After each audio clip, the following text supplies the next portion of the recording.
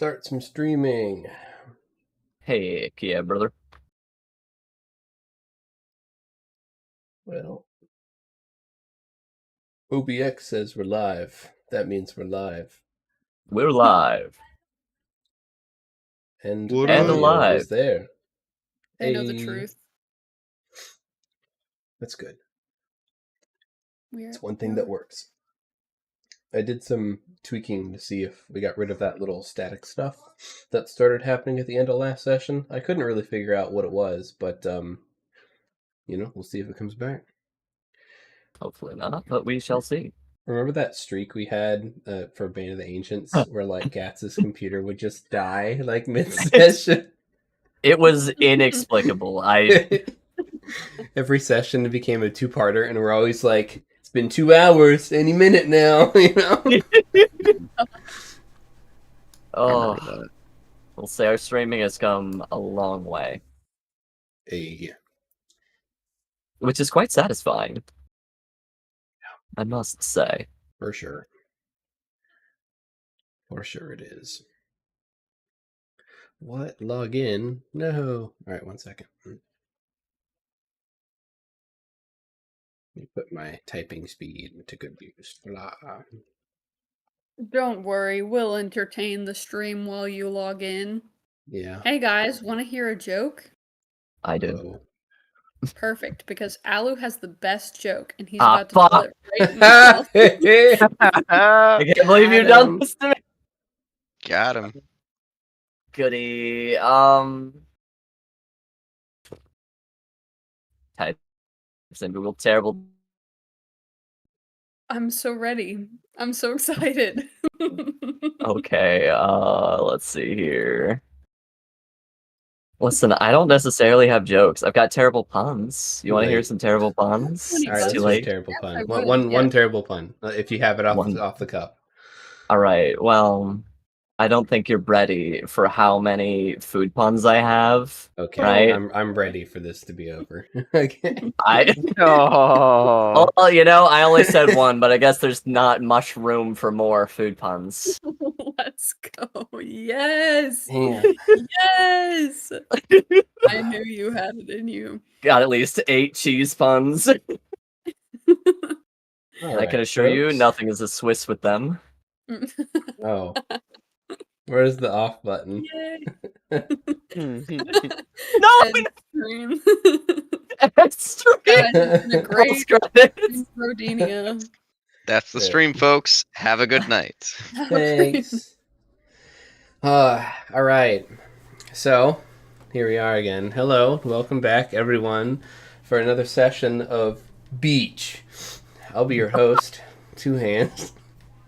And before we begin our grand adventure, who do I have the pleasure of playing with this fine evening? Whoa, it me. Hello, I go by Aludriea Luna. I'm cheesed to meet you. I will be playing Anbasal Erlenor this Jesus evening. Christ, what have I done? Not created Local dude. Oh, goodness. That's me. I'm not doing another. Yes. Somebody please take the mic. They're just waiting for it, too. Yeah.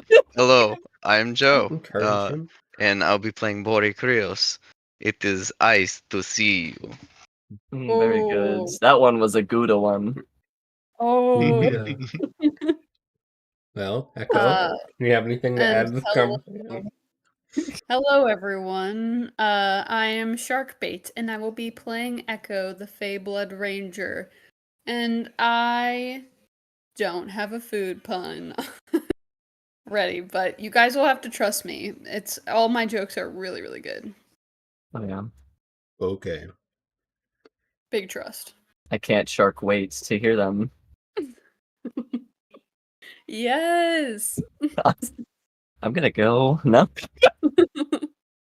So last session was a session. Session 35, if I had to summarize it in 3 categories, it would be trauma, volleyball, and evil board games. That's the recap. I'm just kidding. After a night of celebrating victory, the Storm Crows woke up in typical fashion. Echo strolling along the beach, Anvizal confidently escaping tangled blankets after a romantic evening with Calcut, and Bori experiencing sleep paralysis after maxing out his strain meter twice. It's just another morning in Calgully.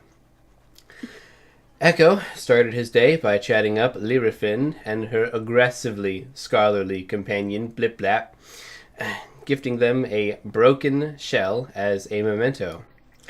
Lyrifin decided she'd make a necklace out of it, promising one more thing to remember you by, which honestly sounded more ominous than intended. My bad. Or was it? Boring. Our shadowy Shadarkai elf, renowned for his dedication to family values and avoiding romantic entanglements despite being constantly pursued by powerful women, woke up to find his wife Emma sleeping soundly beside him. Ever the responsible husband, he immediately suffered sleep paralysis. Yep. Bori handled this with his usual charm, calling telepathically for help because psychic bro code demanded it. Psychic bro code. Meanwhile, Bori and Anvizal debated political intrigue, casually discussing the ethics of raising an undead labor force from fallen hobgoblins, while Bori sat comfortably in his underwear, sporting his characteristic fake abs, boxers branded with words like juicy and strain to maintain. Ultimately, they debated the ethical implications of rebranding the undead as the Risen, since Jammin's throes are known as the Fallen, and finally settling on the term mostly because it sounded cool. It does sound very cool. Breakfast itself was a culinary masterpiece titled The Morning After, consisting of leftover fried duck and explosive potatoes. Food which, if it didn't cure your hangover, would at least ensure your arteries knew you loved them. Echo took the opportunity to speak lovingly to a kitchen island. Don't ask, it's Echo. The island cryptically praised itself as a silent sentinel to generations of happiness, revealing past memories involving the girl and the counter, causing Echo to regret everything. Sorry. It's true. I'm glad that I stretched your acting chops in that day. Yeah. Your I improv. couldn't even stop myself. I'm like, yep. Yep. Deciding the day needed more trauma, the group ventured into Oh yeah, we nearby- did kind of do that, didn't we? Watch this kid, like, somersaults into a shark foot, like, ugh. We literally find it wherever we go. It's true. That's true. Even when I'm like, they won't find this, they find it. Maybe that's my fault. Pretty miraculous. The group we're ventured traumatized. into the nearby haunted Whispering Grove. Ooh, whisper. Echo, Master Ranger of Natural Ones, somehow refound the elusive grove that apparently can only be located through spectacular incompetence. Each Stormcrow faced disturbing visions. Reliable, that one is, Echo. Consistency and accuracy are very different things in math, but both are important. True. Holy heck. Oh. Ugh. Each Stormcrow faced disturbing visions. Echo saw unsettling glimpses of himself and Orin, his not-so-secret crush, having an argument he couldn't hear, but totally knew he was losing. Bori witnessed a heartbreaking vision of his mother cradling a sleeping bag as if it were a baby, because apparently emotional damage was my brunch special, I guess. Oh boy. Anvizal, meanwhile, relived a school lecture on magical ethics, confirming everyone's suspicion that his villain origin story involved excessive homework. Even Bori's non-adventuring wife, Emma, got a glimpse of Bori becoming literal death incarnate, leaving her understandably unsettled about their marriage plans. As they emerged, Bori proclaimed the forest might be less cursed and more of a spiritual introspection site, which sounds like something you'd say to justify why your family vacation photos are all blurred and covered in ghosts. Oh no. I digress. Yikes. A particularly profound moment occurred as the Stormcrows encountered a mysterious golden life thread guiding them through the unsettling, whispering woods. Anvizal, displaying impeccable timing with a rare and well-celebrated natural 20, managed to delicately capture a shimmering fragment of soul, originating from an ancient creature of both fey and celestial origin. As the ethereal thread danced and twisted through the air, Echo felt a haunting familiarity, recalling vividly the past scene involving airy dark woodlight capturing the soul of Neotra Ciota.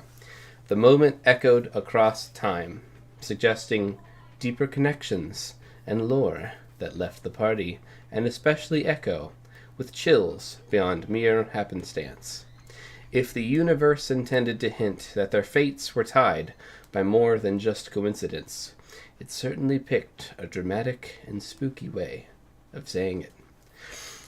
Emergent, shaking, yet philosophical, they returned to lighter activities, like beach volleyball, a match pitting the Stormcrows against Team Wife, featuring Calcut, Emma, Mogra, and Orin, because, yeah.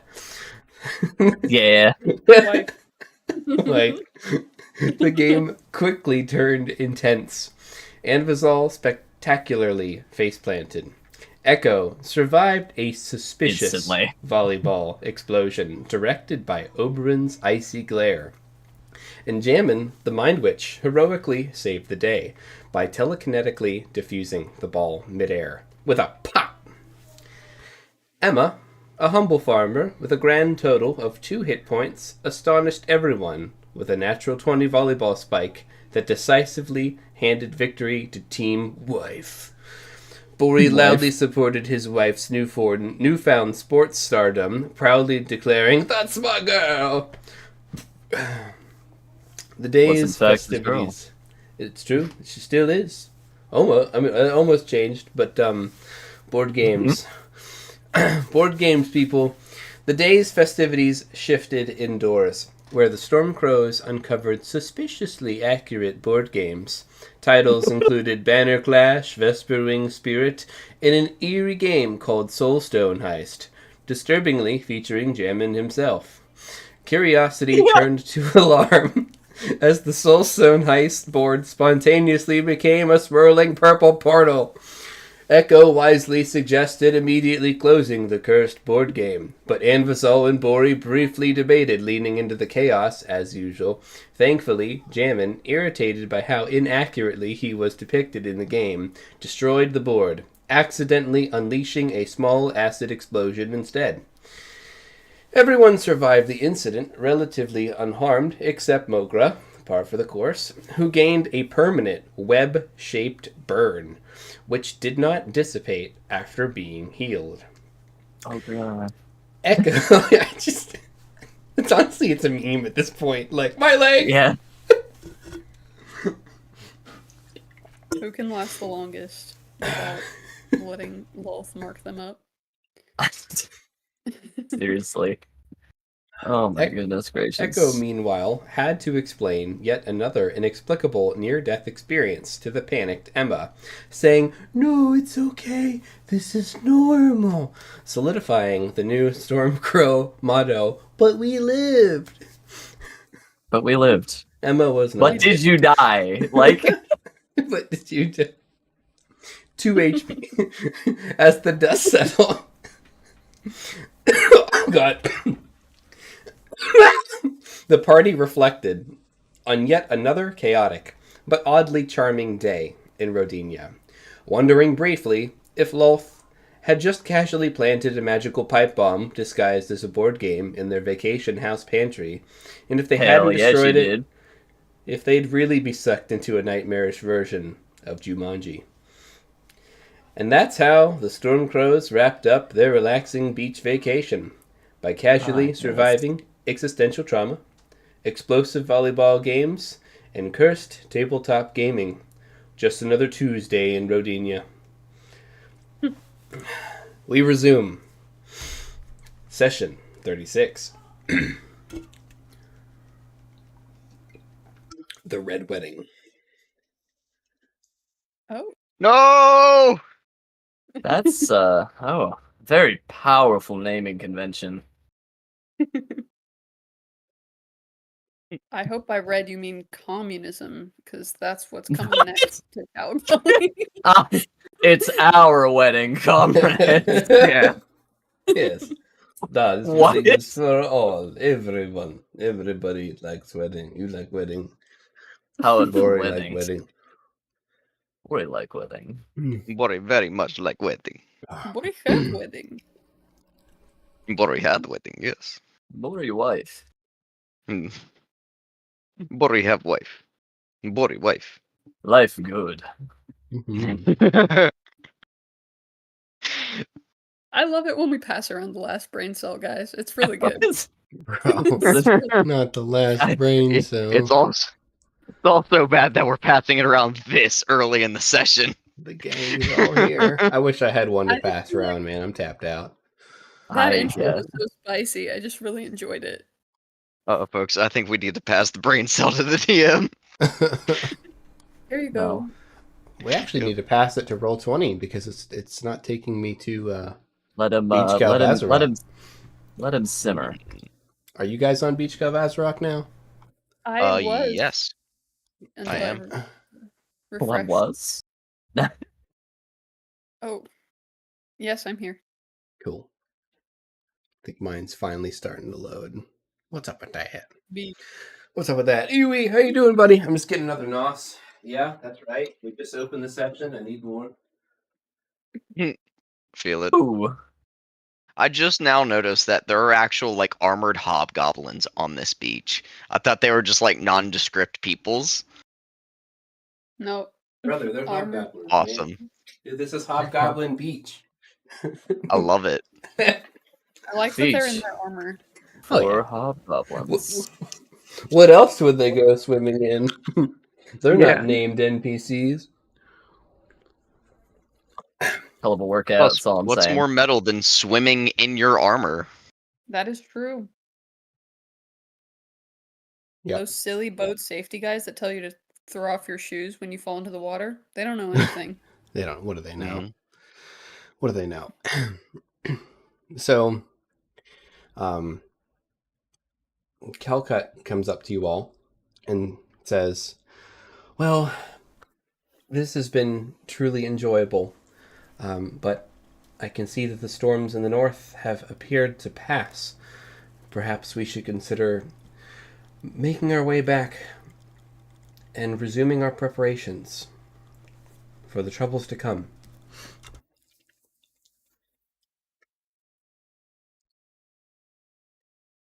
Assuming you guys are all in the vacation Yeah. house at this point. Yeah. Yep. I'd Is there imagine any so. last things that you guys want to wrap up? Things that you want to do or talk to before we leave the lakes of Lake Calvazarok? Don't know when Nothing you'll of be mine. back. Well, hopefully there's The- less magical pipe bombs for me. Yeah. Yep. I don't like This- that face. This has been a very nice vacation, but Hmm. I don't want to be out here too long.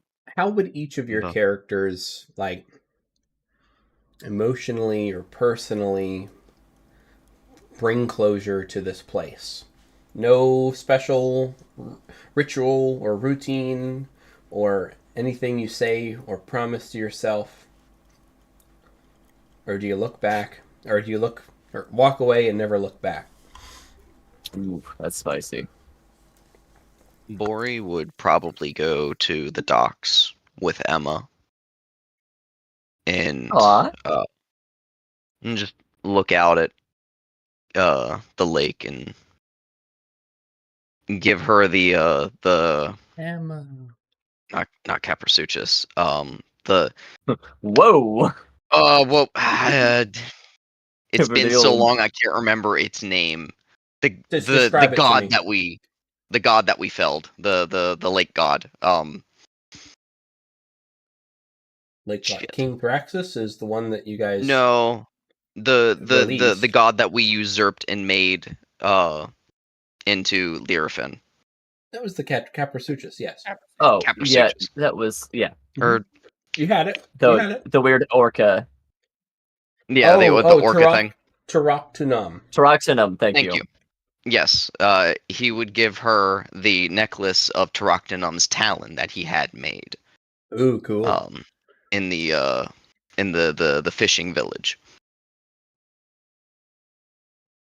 And then he would also give her the little seahorse figurine that he got down in the Koatoa city, and give that to her to give to Liliana, because he is assuming that she is not going to come back to Cow Gully with him.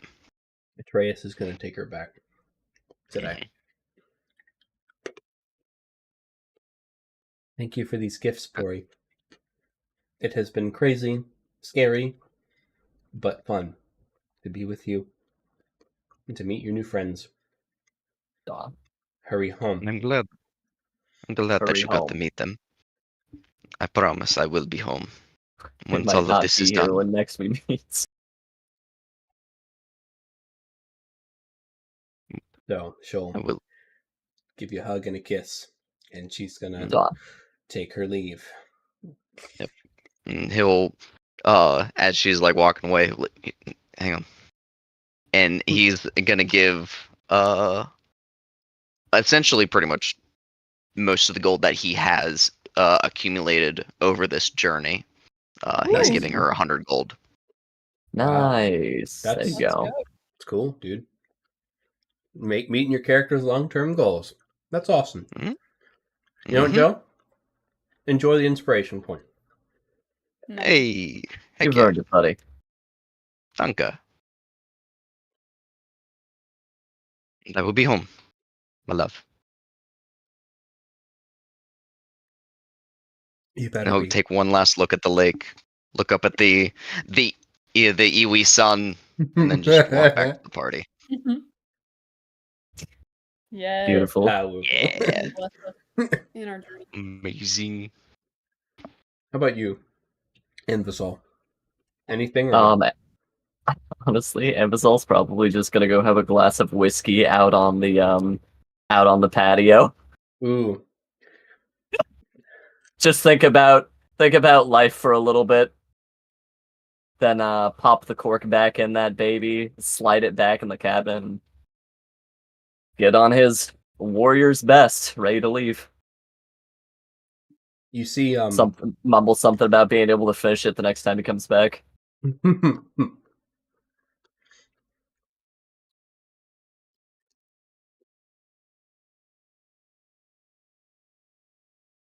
What me a does he perception see check. specialize? I can do that.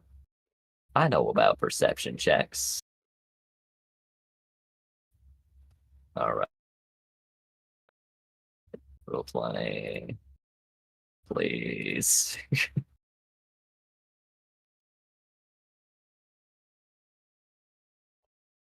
Alright, should just be a second here. My apologies. There we go. That is going to be a 12. 12, not bad. It's It's a not peaceful, bad. serene scene. That's The my lake preference. tide is slowly, lazily rolling up across the beach, washing around the pillars on the pier as you enjoy your whiskey in silence. You can see the occasional fish jumping up, and out on the horizon, you can see twin red sails and the shimmer of a bronze masthead, one that you very Yeah, I know much that boat. remember Yeah. and recognize. Yeah. So I'd like to think that Nice. you smile to yourself. and think about the journey along the way. Nice. And with the 12, you see a single drop of rain or a drop of something kind of splash into the water in front of you. Maybe like a little fishy, fishies that'll come up and boop. Maybe it was rain. Hard to say. And that's it. Terrible day for rain.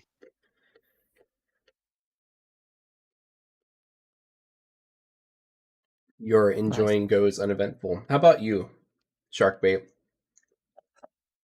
Echo will gather Orin, and he is going to ask him if he will help him sage the house after the near miss with the interesting board game. Yeah, what's your strat for that? That sounds really cool. For bringing Orin or for just saging the house? Saging the house. I'm assuming he has just like a bunch of little herbs on his sure. side that he's collected. And so he'll just grab some sage off of his little rack of herbs, and he will light it on fire. Hang on. Somehow he will light it on fire. You can have access to fire. That's not a problem. All right. He'll have a little match and he'll light it, and then he'll just go around to each room and make sure he gets like all four corners, and he's saging them. Just it can't hurt. You know what I mean? Yeah. Roll me our religion. Ah, yes. Religion.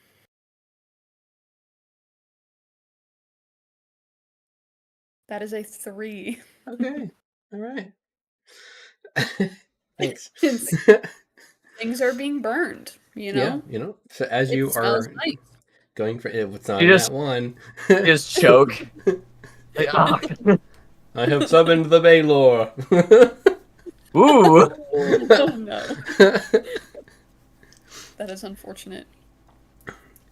You and Orin are going room to room, saging it up, burning some incense, trying to cleanse the place of any lulth ick. Yeah. And dang. Yeah. The also, ordeal is pretty uneventful. Okay.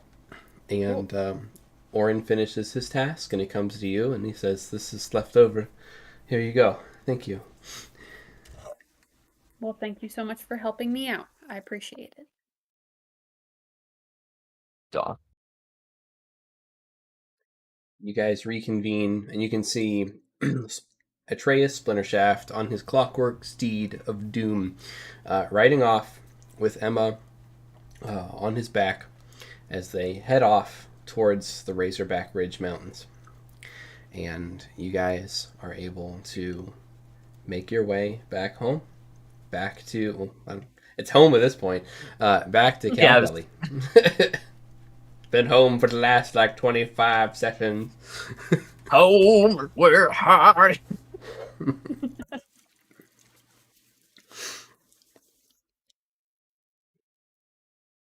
Let's see. Kind of want to pick on Echo to roll me a survival for the way back. Just to see. Oh, that would be hilarious. You should absolutely pick on Echo for that. Just to see. Mm-hmm. This is going to go well. Can she roll in that one?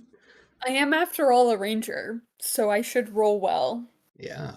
Ranger things. Well has a myriad of meanings.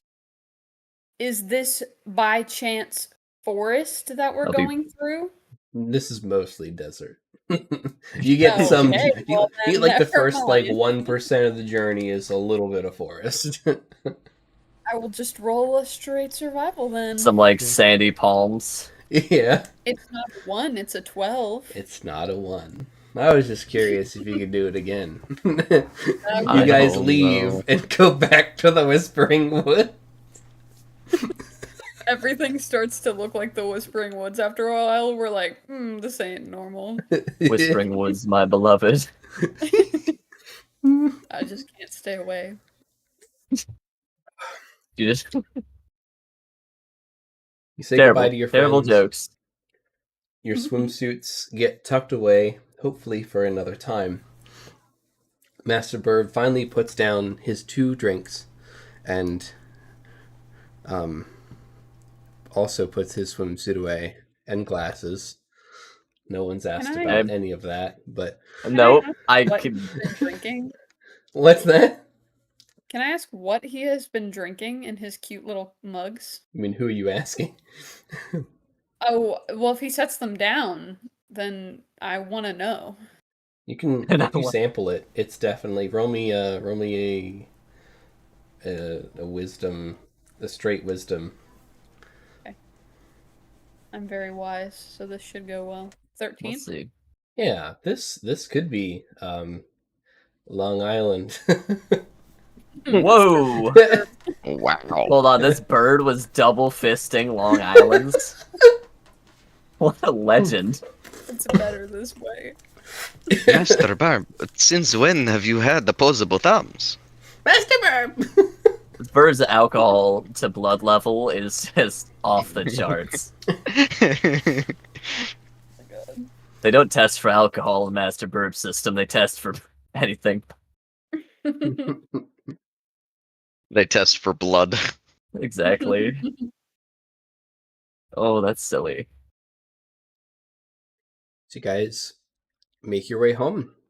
And the journey is fairly normal. It's about as normal as it was when you came down this way. Oh, excuse me. Got some burps that, they need to come up sometime. Never any time appropriate. The journey back to the city, is there anything that your characters would want to ask or talk to anyone else about as you guys are making your way back towards the city? It's okay if not. I'm just curious. I don't think so. I mean, I might ask. Now that wouldn't be a question for Kelcut. The freaking princess. Hey, babe, you know any good blacksmiths? Nah, I got nothing. Okay. I think we can drop Orin's disguise token now. He doesn't need it anymore. Oh, free me, rip. I haven't used this one in a while. Oh, no. No?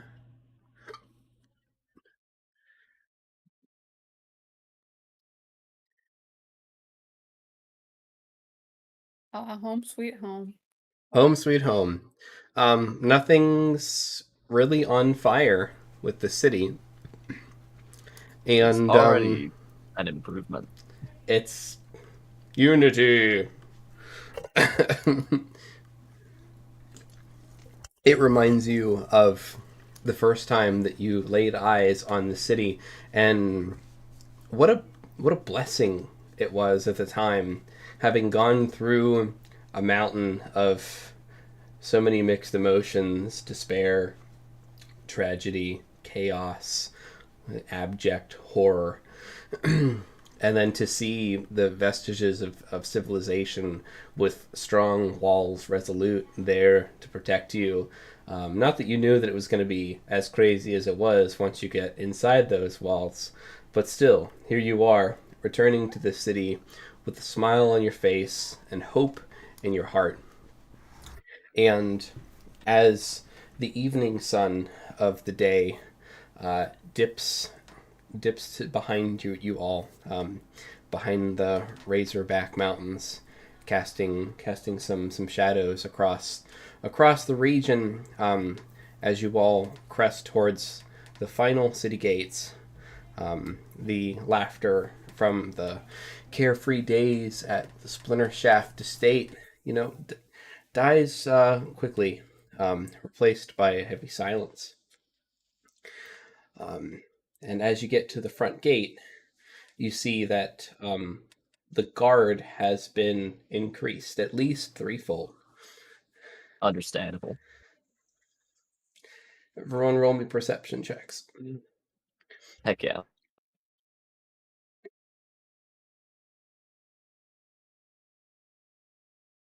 14 for Echo. 3 for Bori. And 7 for Annie. Interesting. Echo. Those goblins, they're diff. Oh no. Oh, diff in what way? Hard to say with the 14. I'm gonna nudge the party members and just like frantically like look back and forth between them and the goblins like this something ain't right. Oh, it smacked you. It's rude. He blinks in Morse code. As you guys get closer, Blinks in Morse. you can see that at least 2 full platoons of they appear to be hobgoblins in hobbled armor, pieced together, almost rags, line up at the gate and stand at attention.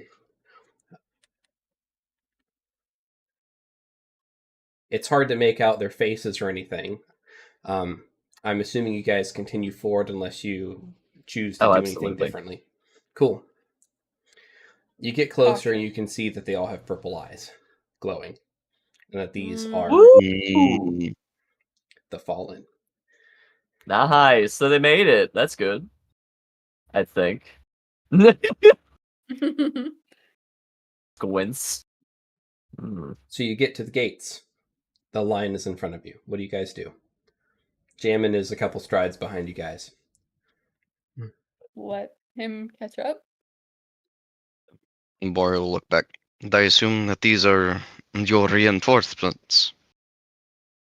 They have arrived. And he looks at the line in front of them. You may open the gates. And the 2 platoons stand crisp at attention, pikes raised, and they part in front of the group. Oh, that's cool. On the Mind Witch's orders. And you are now permitted access into the city. As the city guard watches and is like, whoa, cool. Bro's been down here playing with his dolls for too long. So the hobgoblins are cool with the other hobgoblins? I don't think they're trying to get into a fight to, like, say otherwise. Yeah. You can roll me a perception check. Or no, you can roll me an insight check. Ooh, insight? Yeah. Sharkbait. Hey. Evanzel's tired. He doesn't care.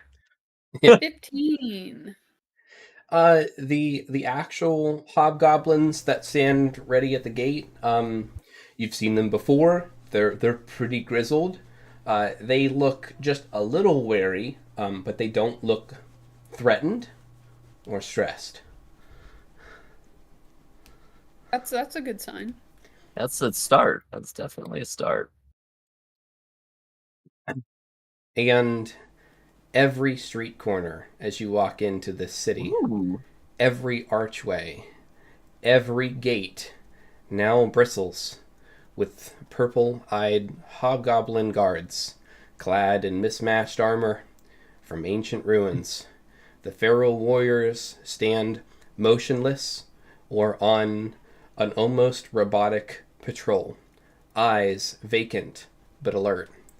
The familiar sounds of bustling commerce and cheerful banter replaced by an eerie silence broken only by faint whispers of confused town folk. You know, this actually isn't going to be that different if I raise them again as undead. Let's get them in early.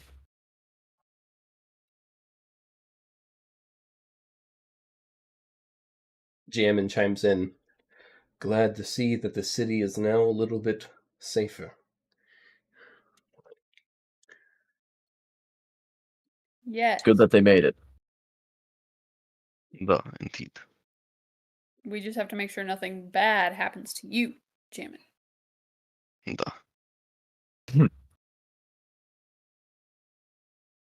Luckily, I'm somewhat hard to kill. That is true. But yes, I'm not trying to lose control. We're all taking many risks. And he looks to Bori, and he looks to Invisal, and then he Heck looks yeah. to you, Echo. What's one more? We're not going to win by playing conservatively. And no money in poker is ever won by playing it safe. It's win or lose, all or nothing.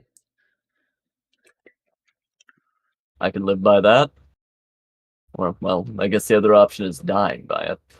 But I have no intention of that. Oh. He turns to the, like the 24 warrior strong at the gate. Close the doors behind us. Do not let anyone pass under my order. Ooh. And then they block the gate, and they go back to their posts. I see. All right. All of our friends are inside except for one very notable and named person, Atreus Splintershaft. Where's Atreus? I assume he'll be back very soon. But No, probably he was from taking him back points home. over there. Yeah. He'll likely come through that gate, considering that's He's on his closest to the Harley. mountains.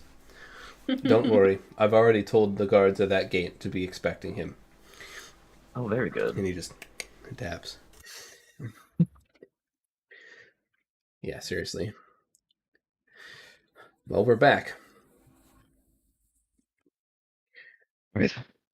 Where to? The sun is going down, right? Yeah. You basically took the day to travel. Heck yeah. We may want to rest and recuperate and do stuff tomorrow. Oh, I could use a rest. There are some things I'd like to discuss and get in action before I completely call it a night, though.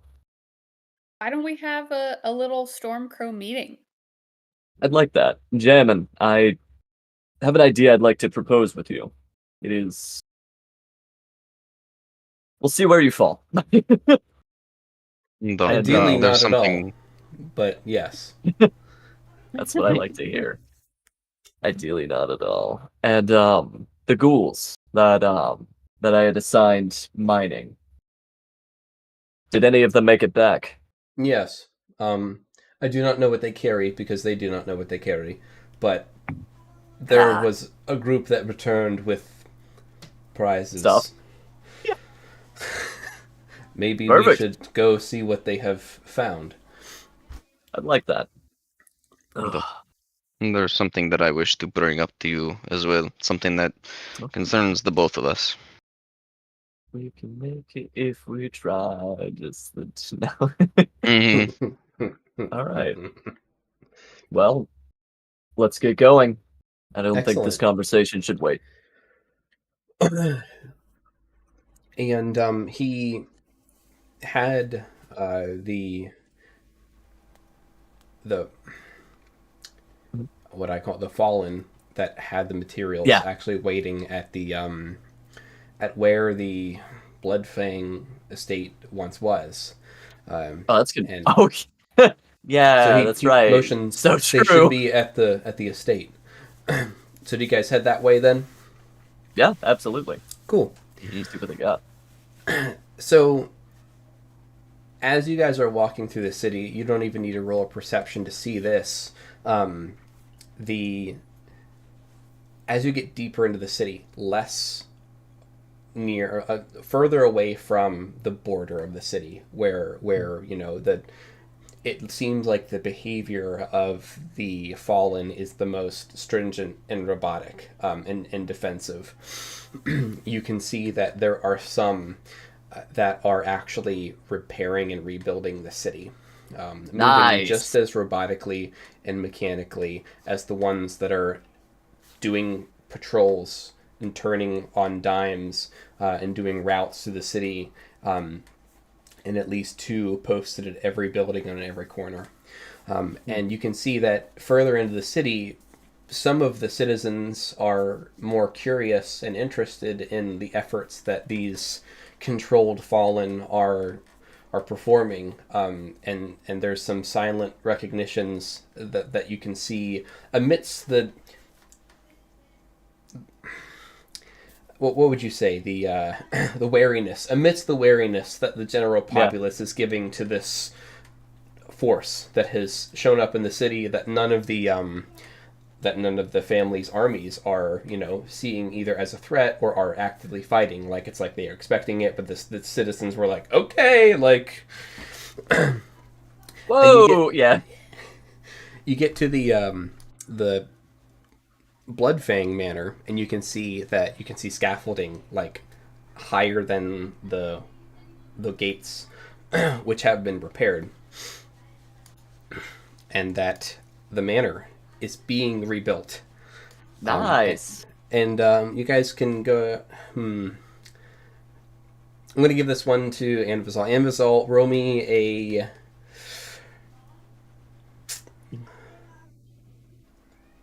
What would it be? Roll me a straight intelligence, Anvizal. I can roll straight intelligence. Straight intelligence... Click. 23. Nice. You can tell Anvizal, that baby. Your knowledge of the Hobgoblin infrastructure, that this estate will be even bigger and more grand than the previous one that was already pretty big. That pretty was posh. Damaged by fire. All right. Nice. Let's see. I'm going to pull you guys to the He's like, estate. and we're going to have a hot tub there. And we're... Yeah. I want an outside deck. No. Oh, Sandusky! Iwi, no! Iwi! I'm Dead. sorry, little one. I miss him. Alright. Don't we all? This is a beautiful map. Oren, thanks. Big fan. Haven't really had a chance to use, like, the estate maps much. This is pretty exciting to me. I'm very excited. Much excited. Oren, where are you, buddy? Where are you? So, everyone's still going to have their swimsuit tokens because I haven't updated them yet, but I don't think anyone's going to complain. It's fine.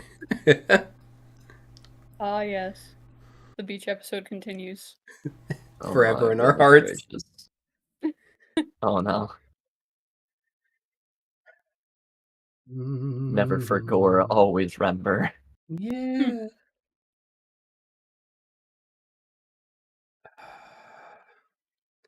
I think that's everyone, right? You Yeah. four, I will core say, four. Core there's a 4, second baby. on the layer. He's What's just up, in the Sharkbait? courtyard. There's a second Orin in the layer. He's on the Oh, little look at that. fountain. There he He's by the is. fountain. Sweet. Well, do you want beach Orin or regular Orin? Definitely beach Orin. Beach Orin for sure. Yeah, I was glad we're in agreement. Correct answer. So you guys return to the Bloodfang estate, and there you see some hobgoblins that aren't really looking like hobgoblins, some feral boys. Oh my. And they're all just kind of like, they have a Jesus pile Christ. of things, Now, luckily they're not snarling. You see, this is why I'm going to give them a mask when I bring them back. Everybody gets their complimentary, you're kind of hideous, and we need better public opinion. Yeah. So we have this group over here. It was like 12 of them, I think, something. And their orders were essentially just like, mine what you can, find what you can, mine what you can, bring it back. It was pretty open-ended, and I loved it. Figure it out. You got it. It's also a good test of, like, autonomy. Yeah. They line up, and the first one presents you with... everyone roll me a history check. And we'll just see, like, if you can figure out what these things are that they've found. Oh, hell yeah. Now we're cooking. DC's 20 on this one. Oh, Lord. 17 for Bori. All right, let me see if I can get my history check in here. 12 for Echo. All right, Amazon, you're gonna need to remember Simba. History. There we go. Click. Wow, that was really bad. 14, baby. I rolled a 2. That's wild. So It's not meant to be. I've never seen this before in my life. The fallen warrior takes it off of his head. It's got 2 handles on the side. And he brings it over and offers it to you all with a bowed head. Nice. And yeah, it's a squat type ceramic jug that looks like it's very intently here to hold something. It's got some not very elaborate decorations on the side. Okay. Do you guys want to figure out what it is? I do. Smells like. That's what I want to know. Yeah, roll me a perception check.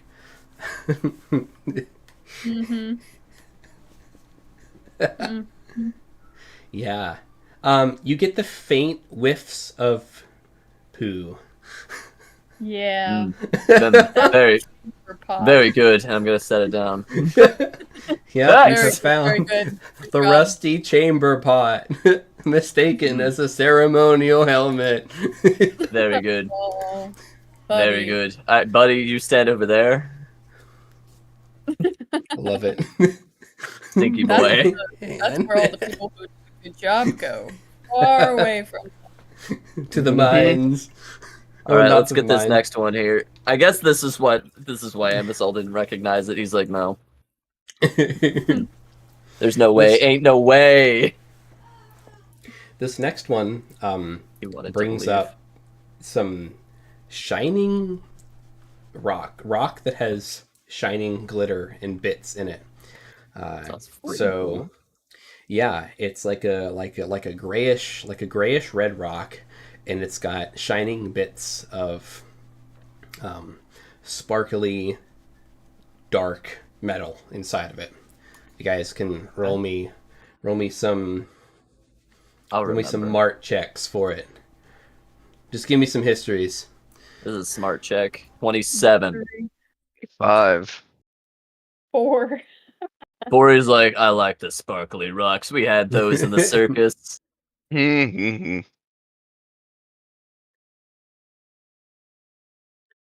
So, Borean Anvo, you guys brother. recognize this because probably of your shared interest in, magic items. This is probably astrolite ore, which glows softly when it's refined, and it's prized for making for enchanting magical weapons.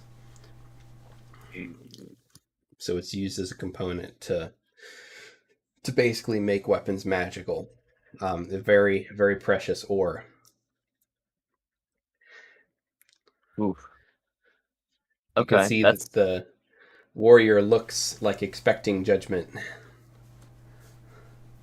I'm gonna reach in.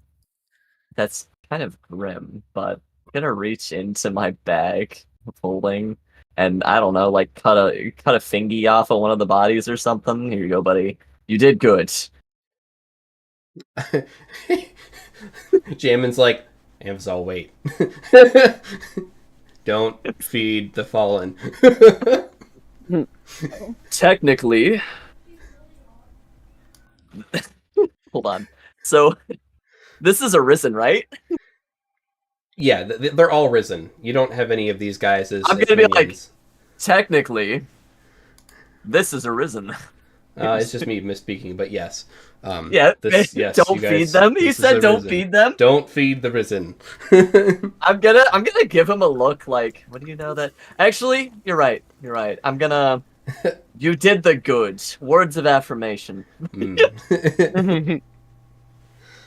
Here's something. Ambasol will like kind of dig around in his pack. He'll just pull out... He's got tinkerer's tools. Pull out something shiny. Here's a silver coin. That's the stuff, man. Exactly. Here's something to covet. You did it good. And now I'll look judgmentally at the next one in line. Don't You you can feed a see- Manbo. Yeah. Valid. The next one comes up, carrying reverently something in their hands, cupped hands, and they open their hands up, Oh no. and they are glowing Glowing. mushrooms. Oh, that actually sounds pretty sick. Oh. They are ore mistaken as precious ore, but nonetheless, they are glowing. Okay. Are these mushrooms radioactive? Would I have seen these mushrooms before in the woods? Have you done much spelunking? Probably Comically not. enough, Anvisol actually he had a tenure with the dwarves, so he might have seen some of these. So I'll give Echo and I don't know if you went that Anvisol deep. a chance for a nat 20 requirement for both on the Understandable. on the survival. Let's do a survival if you've ever I was encountered them. Okay. I was gonna say it doesn't matter what I like. Yeah, it doesn't matter what number I get or my modifier is. If it Correct. need at 20. All right, so you guys. Yep, we're both you know, right. Those are definitely glowing. Yep. Echo will be like, "Ooh, can I see those? Sure. They're yours. I'm gonna try them later. Yeah. But They look delicious." all right, I'll remove glowing mushrooms from my character sheet, and you can add them to yours. All right. Let's go. So Thank you. the next hobgoblin provides a set of fossilized hobgoblin dentures. Sick. All right. Great. Another one presents a crumbled foot of a statue. That's actually pretty cool. Nice. Yeah. I'm gonna look at that one. Nice. Not cool enough Yeah. to get a coin, but nice. He holds on to it. And then Jamin's All like, right. set it down. And he sets it down in the pile. Oh goodness. My statue. One of them produces 2 handfuls of shiny tin spoons. Nice. This is so good. Yep. And then one of them, the last of the junk squad, brandishes an actually petrified bread loaf. Wow. Episode's more just impressed than anything. Like, it's like, wow, They're how digging in a cave, right? Like, how long? Yeah. Bro took his bread with him to the afterlife. But yeah, the fall of the original Calgully was like 1,000 years ago.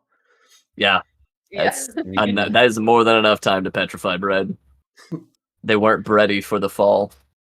Oh my god. Okay. No, Yeah. rip. More horrible. My music ones. like stopped playing just as that Here's pun was you. delivered too. Have you know, 7 days without a pun makes 1 week. Ooh, that is Okay. my left all right. arm. I'll see you later. Boom.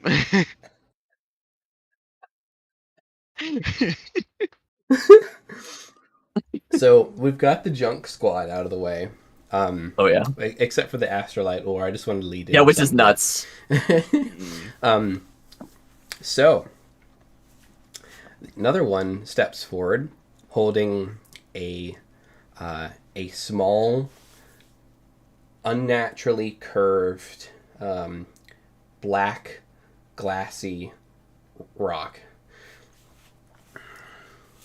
So you guys can roll me Checks. roll me a history. Checks for obsidian. No. History, go. 18. 26. Oh, Bori. Dang, Bori. Dang, So- ma. Bori, that makes a lot of sense why Bori would know this one, because this is coveted by armor smiths. This is not obsidian in the sense that Anvisol could use it for his stuff. there's all different types of volcanic rocks and glasses, right? This is black vein obsidian, and specifically black vein obsidian is exceptionally durable. It absorbs spells. It's coveted by armor smiths. So while the shape of this structure might be difficult to make something out of, because it's basically it looks like it was a lava flow that crystallized and turned into this black vein obsidian. That's so cool. Think of like a gnarly tree, like twisted tree looking formation that fits in the palm of your hand. That's like the size and shape of this black vein obsidian. But that's just kind of telling you, what they're finding down there. All right. Yeah. He did good. He gets a tooth. Here's a tooth. Tooth. Oh yeah, that's. I might make this an economy between the risen teeth. How many teeth do you have as your marks of honor? Oh my God. Just wait till they go. I mean, never mind. I was about to say it would be good because we'd have masks and you could remove their teeth to make them less threatening. Just wait till they go, scavenging for teeth in the city. Not that would happen, but I'm just thinking like, oh no, It might. The children are easier to harvest from. They're slower. No. They're not worth as much. They got those little baby teeth. No, they have double teeth, dude. Are you kidding? They're Oh treasure dang! troves. Actually, you're. I am right. Thanks. They got I double hate it. teeth. Yeah, right. They're treasure troves. Shut up! Don't let the risen hear you. You gotta crack open the skull, but there's another set in there, my guy. Oh no. Some cool commanders like That's fucked up. I'm sorry. Mhm. That's pretty dark. All right. Yeah, it's got dark real quick. The last two, Risen, they have some special stuff. Oh snap! So the second to last one holds up several flecks of what looked like worked metal. So maybe shavings, maybe waste from like a smithy or something. That's you guys good. can roll me a history for these. I will. History. Remember Simba. 24 for Remember. Bori. Bori, you're nuts. 20 for Anbo. 20 for I mean- Echo as well. He Dang! was raised. Let's go. His father intended him to be a blacksmith, but We're like, oh yeah, we know what this is. Wait, do you have blacksmith tools, Bori? I don't think so. Do you have experience blacksmithing? Like, is that something you have proficiency in? He technically doesn't. Okay. It was I was in his about to hire backstory, you. but he doesn't have the proficiency. I was for it, about to so- hire because you. Is what I'm he saying. really didn't want to be a blacksmith, so like he didn't really retain Okay. any of that experience. Oh, good. You're like, you can't tell me what to do, Dad. But more or less, yeah. So, That makes it so much Sharkbait or Anvizal and Echo, you guys know that it's not iron. That's all you can glean from the shavings here. They're small bits of metal. Joe might know a little bit more. Mm-hmm. I see. Or just like it's just kind of like TK's the scraps like into like a small like into a sphere, and it's just this is mithril. Whoa! We've hit the. Is there enough here to like maybe like try and use these to like reforge them into something? No, How much do we got?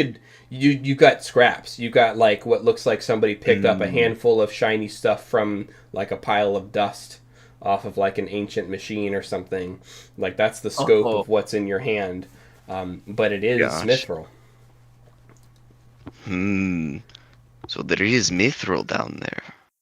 Okay, easy. Hmm. But yes. This one did good. Very good. You get back yank 2 teeth. All right. So the last thing that's brought forward, it's in its own box. Ooh. And the Got a box box too? has a symbol on it. Okay. A symbol with like it looks like a sun, but it's directional. And when they open it, it's a fine powdered crystal dust in a very ornate bronze worked chest. A tiny, tiny chest about this big. So go ahead and roll me some history checks. This one's a high Heck one. yeah. 23, 24. Ooh. Yeah. Nat Shark 20. bait. Yo. Let's go. Very Good. good. Oh. So what you found is ancient stardust crystal. And that's, you connect the dots. That's what the image is on the little chest, is a picture of maybe a shooting star or a meteorite or a comet. But this is the residue from fallen celestial bodies. Yo. Hear And me with out? the Sharkbait, with the nat 20, you would know that this can be used as a substitute for diamond dust if you wish to expend it that way. But it's probably more valuable. More better used for other things. Okay. That's pretty nutty. You know that That's celestial pretty awesome. spirit that I have trapped? Yeah, I no. was just thinking. Put him in that box. Let him seep for a week. Oh no. What do you do with that info, Echo? Since you seem to be the only one that recognizes this stuff. He'll tell the others. He'll be like, "This is stardust," Like, and was all. like actually start. Yeah. Do you think that's what happened? Well. No, I mean to the city. If they were hit by a star. Oh, I don't. I mean, it's in such a nice, fancy little box. Like, I feel like. I mean, this might be a passed down artifact. So this might be before the fall. What do you I mean, what do you know about it? How is it used? Well, I know it can be substituted for diamond dust. Well, that'll be good for Mogra. So That's sad. that's about all I got. But It's two for yep, diamond dust. love this stuff. But Great, what else great could it be used for? Huh? But what else could it be used for if not diamond dust? So many things. I mean, you could use it as seasoning. You could you could World's wildest chili dog. what else can Ooh. you use diamond or sorry, the stardust for? Stardust. Probably magic. Magic. With what we have here, how much would you say this is?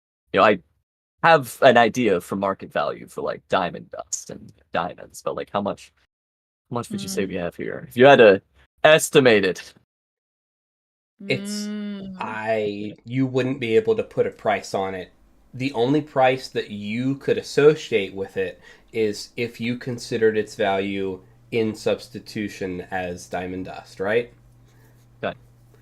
But How much would that be? The true value, you really don't know because you don't have something comparable to appraise it to. Okay. In comparison to diamond dust, how much? In comparison to diamond dust, this would be the equivalent of 500 gold in diamond dust. Okay. It can also be used, as I have known all along, as a conduit to otherworldly / celestial beings. That seems helpful. Putting that out there. I would argue that is incredibly more valuable than using it as a diamond dust substitution. Yeah, absolutely. You're right. Right. Gonna, But, if you're in a pinch. But if one of us is dead, duh. Right. Let's not get there. We could keep close. That would be my preference if I was so allowed.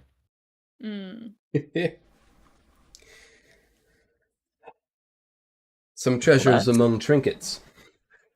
Jammin chimes in. Truly. And he'll motion to these 12 that are here.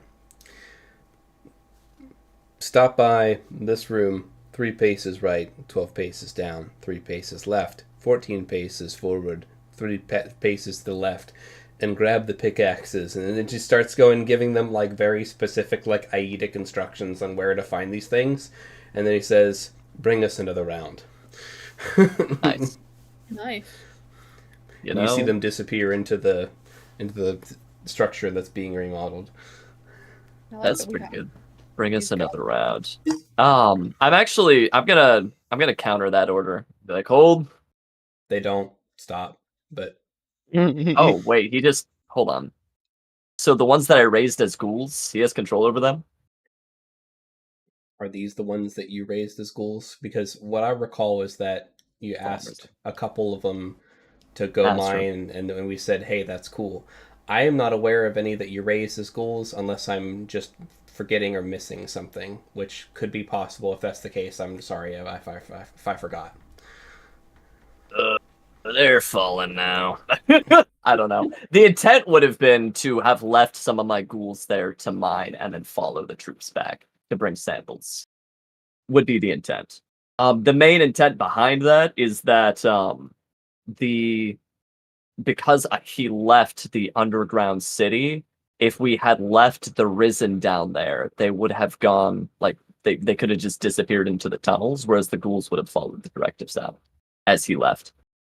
I think, unless he can control people all the way, like, down. So you guys are within his lair, right? His lair extends to as far as he can. If he can see the city, his lair is in effect. And inside his lair, he has total control over any of the hobgoblins, any of the feral hobgoblins. If they're raised as ghouls, then they're yours. Basically, if it's a feral hobgoblin, he has control over it. If it is a ghoul, that makes sense. Then you have control over it. The point that I'm not, I guess I'm maybe not as sure about as I thought, because it was a while ago, is the ones that we had set mining. If they were ones that you had raised, you guys didn't kill any down there. So I don't know. I had brought ghouls down with us. Like when we were going to go do the raid, I had brought like a handful of ghouls with me, and then I'm like, well, if we didn't find them, so I'm like gonna leave these and let them mine. I'm pretty sure I like gave them picks. I'm like, go free my children. Do either of you remember? I do remember that we did kill some of the fallen that were down there. I don't remember if he had risen any of them. I remember that we had set a couple of ghouls mining way back at the estate, because remember one of them tried to kill I mean, yeah, that too. Absolutely. Yeah. So I thought those were, I'm getting confused, I guess, between that mining and this mining. The result would be the same. The only thing I would say is, like, let's send a bigger contingent. If they are fallen, I'd be like, let's send some more boys if we can spare them, just to bring back a larger surplus. If they are risen, then it would just be like adding them on. I'll go back and watch the stream just so we don't get caught up on it, so that way I can familiarize myself. I don't think it matters. All we have to do is just change these guys out for ghouls if they're yours, and if they're not. Yeah, I was gonna say it literally. It doesn't change the outcome. What, Sam? Mm-hmm. Yeah. I can go back and watch. I gotta get Sammy a Band-Aid. Okay.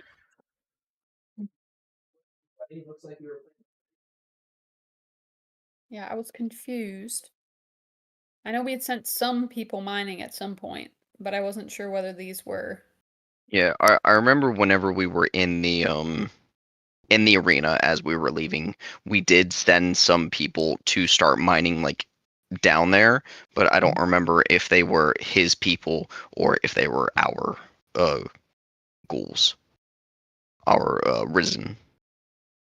I can go back and try and figure that out, because I'm not certain. It's been so long, and brain is mush at the current moment. It is mush. That is very real. Yeah, I feel that. Oh yeah, it's been a long week. I'm on midterms. You're on finals on your end? Yeah, I have the spring semester. I have the fall semester, spring semester, no summer. Okay. So I mean, yeah, if you're on semesters, I'm quarterly. Thank you. Oh, quarterly. Just quarterly, which is I'm on leave. Ooh, yay! Just gonna rub also that in everybody's nice. face. Heck you now. Yippee! Perks of being with a company that gives you PTO, and they're like, "Hey, use your PTO, please." Oh my god. That is nice. I wonder what session that was. It's been a while. It has been a while. It was when we were leaving. Yeah. Wait, it was before we beat up the prince, right?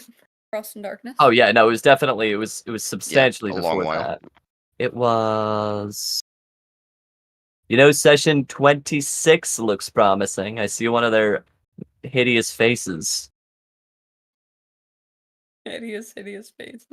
I do. They're such cutie pies. No. Yes. They're just a little guy. He's just a little guy.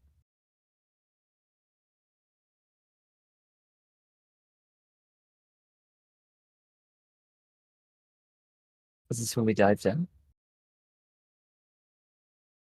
Okay, I think this is when we first headed down, so it might be the next episode. So I'll take an action from the session and figure out because if what I remember is after you guys agreed to go back to the surface with the Mind Witch, that's when the ghouls or the fallen or the risen were tasked to go mine. Yeah, because absolutely. You guys saw them marching up like the spirals of the Underdark, and then there was the ones that were going to go see what they could find. And we just got to figure out if they were the ghouls or if they were the other ones. And I mean, the outcome's the same, or is the same. And so, if that's the case, then we can just assume that they were reporting to you if they were yours, and that you send them back if you want to send them back. Sound good? But the loot's still the same. And if you need picks, Jammin will lend you some. We got Fang picks. Dang, nice. Because they didn't have any first time around. It was kind of a free for all, which made it fun. Why is session 27 called Super Bath Time? Because Echo was abused as a child. Oh yeah! No! I remember Super Bath Time. Rip. Rip. Okay, I just skipped to the perfect spot. I guess I did raise some ghouls while I was down there. I skipped to like the midway point in session 27. I'm like, they shouldn't have died if I didn't want to raise them as ghouls. Mm-hmm. Keep skipping around here. I can't believe you didn't let me rob the exhibit of Bori's. Okay, yeah. Bori didn't let you rob. Bori didn't let me rob the exhibit of Bori's. It would have been one of the craziest moments, I think. It would have been one of the craziest moments in our campaign.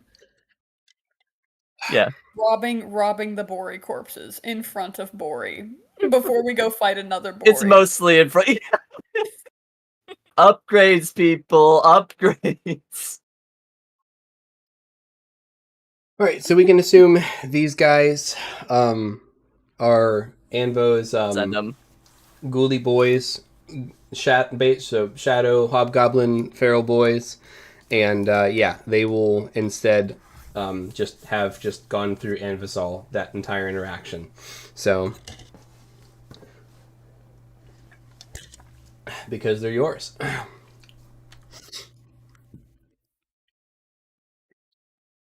So they do their thing, and they go off.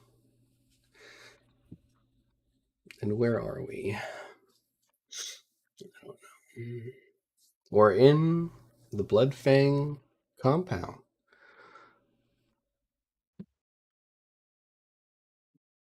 You guys are back. What are you doing?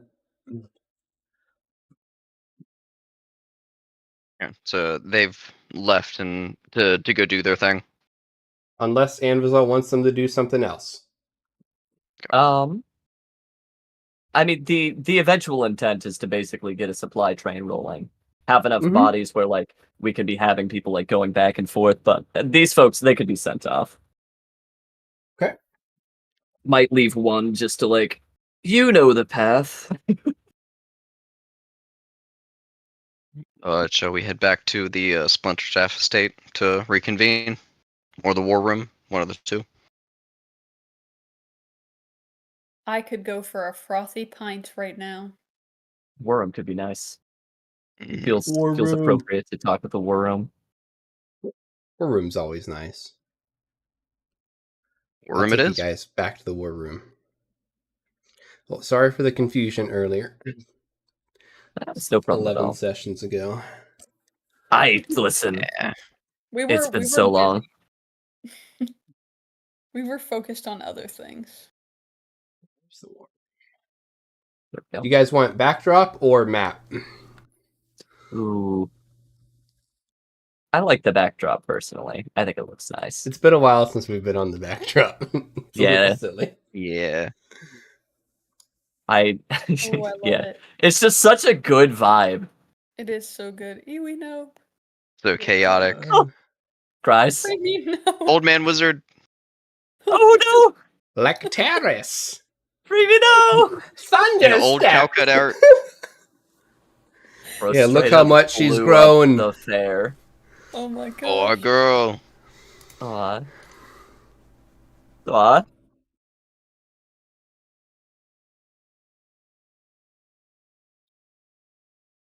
I do like how in almost every one of these instances, there just can't not be some sort of bar fight happening. They're like, no, it's in their blood. They are rowdy. Yeah. They're just the rowdiest boys.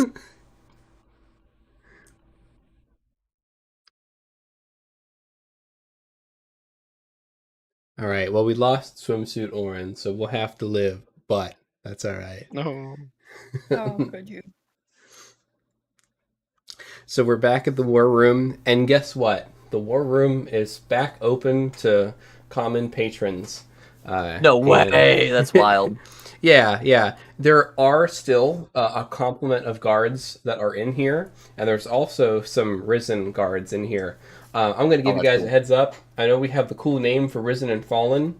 I am and will get them mixed up, so bear with me. If you know what I'm saying, let it be. If you don't, pause and ask for clarification, because I probably won't realize I'm saying what I'm saying. At this point, I imagine it's all going to mean purple-eyed, like, Mind Witch troops until I start making plays, if that happens. In which case, then we can clarify.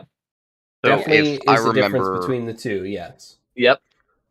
So if I remember correctly, the Risen are the ones that Anvizal brings back from the dead. Like we kill them, bring them back from the dead, and mask them up. Am I correct? That's your Am I plan. correct on that? That's the plan. His or your two's plan. If you do that, that's what they will be called. The ones that the Mind Witch controls are all fallen. And Anvizal's got, a certain number of ghouls, shadows that he's raised that he's got. I think he's got a couple in his bag, and it looks like he's got these minors and a couple in the basement. I was going to say, the numbers right now are inconsequential, but give me a 10-day, and and I'm pretty sure I can have 160 of them. Oh, Lord. Yikes. So, Grasha greets you all at the door. Hello! Oh my gosh, it's so good to see you guys! Look! The bar's back open! I don't have to hide anymore! Grasha! Something foamy! Foamy! Please!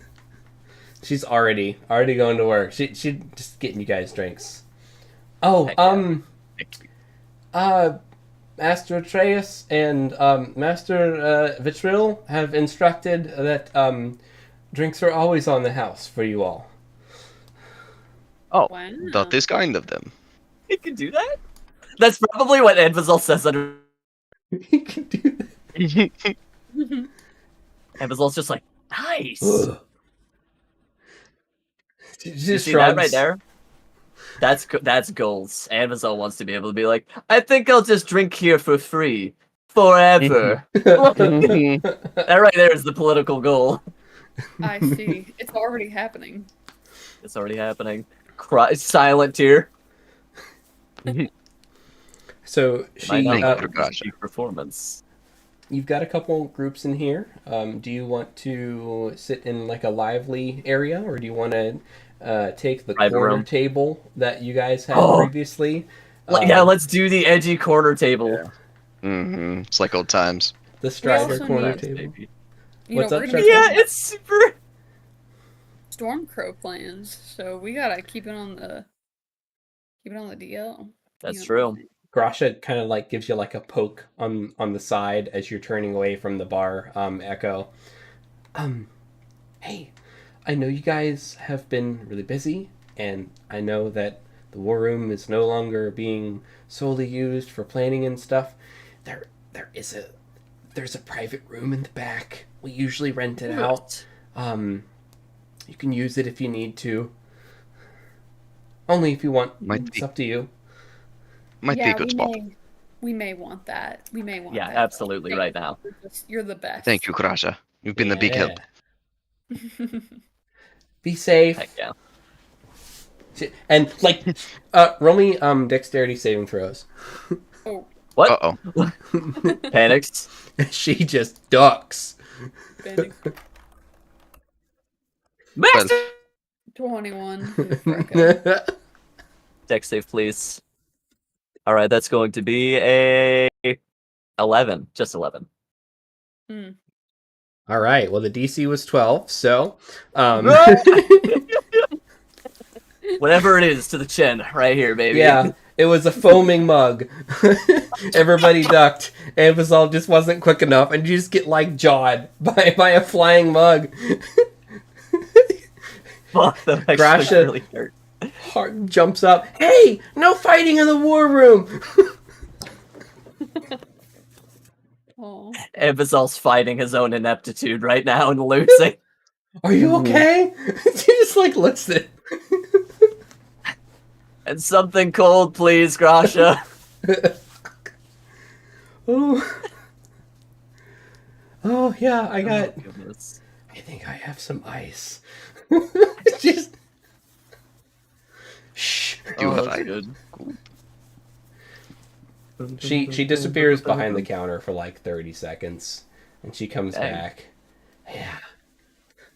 Icebox. Shh. Ooh, Just. that's Very nice. that's You can actually see pretty fancy, yeah. It's like a chipped corner off of an ice block from the ice box. And it's wrapped in a cloth for you. Oh, that's nice. Did you So always definitely- have that, or Chunk. did you have it recently installed? I mean, they better have been paying her nicely after everything she's been through recently. Yeah. There She's, are she's a into it. handful of beverages that we do keep chilled for some alternative tastes. Those that don't like the foamy drinks. Vitril likes wine. We keep it chilled for him. That's super. Yeah, that's pretty mature, actually. He's so That snooty. is good. That is good You information would. to know. He pays a decent amount to be able to have a cold beverage available to him Ah, at any time. so it's his icebox. That makes a lot more sense to me. I mean, Yeah, it does. it's like a service. Like if you want to be able to have a cold drink at the war room, you can basically pay us, so many silver a month, and your drinks can be cold. And enough people do that, and it pays for the ice box and the trips to the, So Yeah, I was about to say. Girl's got a subscription service going on. it actually works out pretty well. That is pretty smart. Because That's you know pretty what? The best sale of chilled drinks is when you don't have one, but that guy next to you does, and you're like, oh, how do I get that? What do I gotta do? Well, that's pretty funny. Very nice. Oh. So you guys... Tab suddenly just goes up because he put us on the house. No. Oh, betrayal. So, Love it.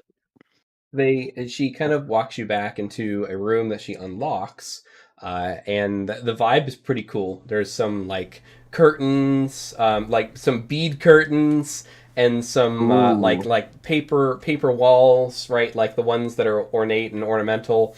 And there's this nice like cherry wood polished like conference table with some candles and stuff that she lights for you guys.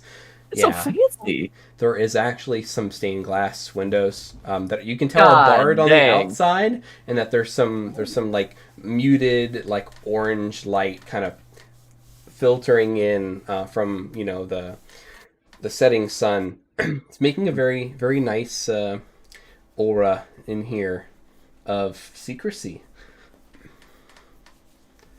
Now I feel like we have to do dastardly plans. Roll me some insights. Heck yeah. Alright. I'm like, yes, this is where Vitrill normally sits now. I can smell him. Ugh. Ugh. I do right. not like that. Bait, can you save us? 14. All right. You guys just noticed that it's a really nice room. Very sturdy build. And she closes the door behind you, and she gives you guys the key and just asks for the key back when you guys are done. And she kind of locks the door behind her, and she closes the door with you guys having the key. Okay. That's very secure. Yeah. No, you can't just leave your private room unlocked in a bar. It's just that is true. People are going to will end up in your private room. Yeah. Yeah. We should bar behavior. Jammin's like, nice place. Wasn't here when I was around. But the war room was? No, it wasn't. That's what I'm saying. It's a nice place. This is the first time that I'm really enjoying the war room for what it truly is. It's a drinking establishment. It's not a war room. It could have fooled me. Could have fooled me. That is right. He did get brought up here when we were using it as a war room. Dude, I just thought it was the war room that had a built-in wet bar. I mean, at the time I thought kudos to them, like they know how to live, but they've got it figured out. It's a bar. It's yeah, it's a. Welcome to Cow Gully. He's just betrayed. Just this feeling of like. Yeah, welcome back to Cow Gully. Man, you're telling me they don't have a fancy war room? And he's just like, maybe we could build one. Ooh, he's planning. Evans all step up. He's like, I am on board 100%. He's like, right. That's war room.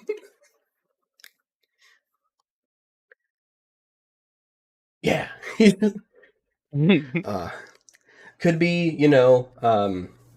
neutral territory, like house allegiances just are not allegiances, but like house rivalries are left at the door, house rules. Sweet wet bar. Yeah. Hopefully, after everything is done and over with in Cow Gully, there won't really be any houses left. It will all be one. Caladoon. Yeah. That's going. At the end of the day, Evans all writes that down. Caladoon, baby. Our country. Our city. Full circle. If there's one thing that I've learned in my years of experience is that no matter what happens, people will never forget where they come from. And whether it is for good or bad, old allegiances and old grudges will remain And it is up to those that lead to remember these things and to never forget about the people. And to always keep in the front of their minds to know that we need to stay unified. The day that you forget that is the day that you invite anarchy back into your home again. Or that the lines of your truce, of everything that you've built, begin to fracture. He's like, I'm getting worked up. So, we're in this private room. This is a nice establishment. What do we want? What do we need to talk about? What's up? Before we get down to brass tacks, let's take a look around the room. And Bori's gonna look around and make sure that you start poking the room, canvases. Like that, and just looking to make sure that this place is actually private. Like, is it like soundproof? Are there like magical enchantments to make sure voices don't go out? Are there like magical surveillance on the inside? Like, roll me big ass an camera on the corner. Okay. What is and this? A perception and an arcana with everything that you're doing here. There's a lot of stuff that you're checking. That's a lot. 13 all, huh? Wow. 13 across the board. Very consistent. Lori, your intent is there, and you scrounge the place, and you look for magical surveillance, and you look for magical essences or items, or any wards or sigils or runes. You don't necessarily find any, and you conclude that if this room is warded magically or otherwise, you are not aware of it. Unless you want to try to test that in any way, then I'll have you roll for something else. Okay. I don't think you would really have any way of testing magical surveillance or magical wards. And Vizol? Amazol technically could do just like if you wait 10 minutes, he could do a detect magic, identify. I could You burn could a do that spell sort slot. of Yeah. We're about the rest, so. Wait 10 minutes. I don't ever believe we might rest in Rodinia. We're saving the spell slot. Okay. Yeah, I just cast detect magic and then I do a sweep of the room. Yeah. You can see that there is some type of abjuration over a 10-foot radius from the table, from the center of the table, from one of the candles. Oh, interesting. One of the candles that's lit. Evazol's gonna lie to it. Nice. Just say a lie. You are able to lie. You're the most beautiful candle I've ever seen. Alright, so it's not that. The candle burns and does not waver. I've got no idea, but there is some sort of abjuration magic coming from this candle here. I could take the time to identify it if we really wanted to. No, I think we might have a gist of what type of magic it might be. Yeah, I'm not too worried about it. Okay, cool. If you guys did you want to then... you did detect magic, right? Yeah, okay. Bor, I'd say with your perception of a 13, you didn't really quite hit it, but as you're listening for you don't know what, like all you can hear is all your activity in this room.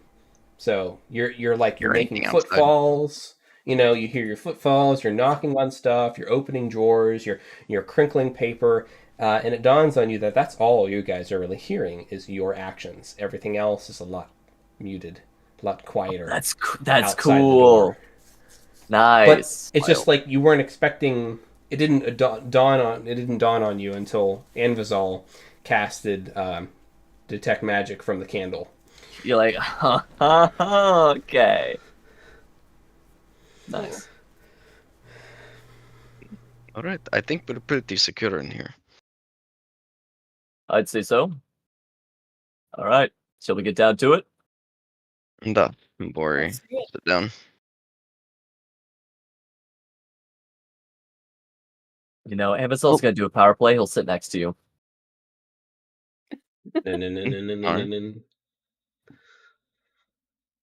Memorial look at Jammin. Well, the thing I wish to talk to you about, and really the rest of the group, there is at least between you and me, there is a common problem that we have.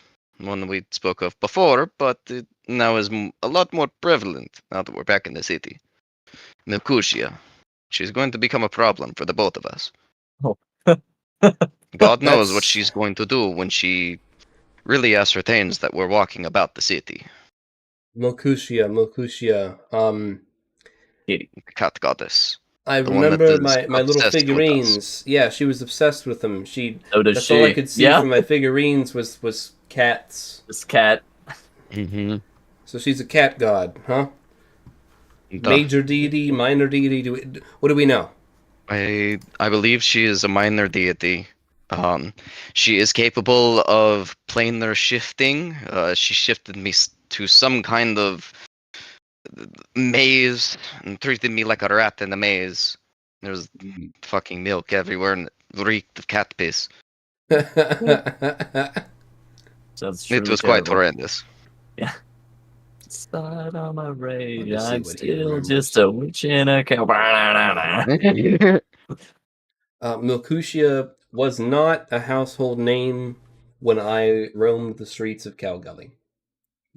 So maybe she keeps to herself, or maybe she's a newcomer. Hard to say. I didn't know everybody and everything at the time. So I don't know. No. What does she want? She wants, like, what does she actually want? You. She wants me. You. And that's to right. An extent, that's right. Me. So I remember before we became allies, you guys were discussing handing me over to her. That's right. It's coming back to me. No. Yeah, we did do that, didn't we? On all those shenanigans. We had made a deal to make sure that she got off my ass. But now, since you are our ally, obviously we're not going to hand you over. But So she's going to be pretty pissed about that. What do we know about the power that she can wield? She's capable of controlling house cats and much larger cats. Okay. And, she had a white maned raider hunting cat, like nothing I've ever seen before. Big Chungus. Biggest Chungus. Just like what? And Bori just like taps his head. I guess he really was a big Chungus. Oh.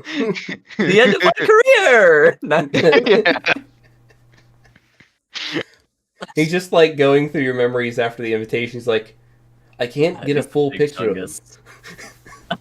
That's because he could never fit inside of one frame. He's just too big. He was the big Chungus. It's terrible. How Big Chungus does.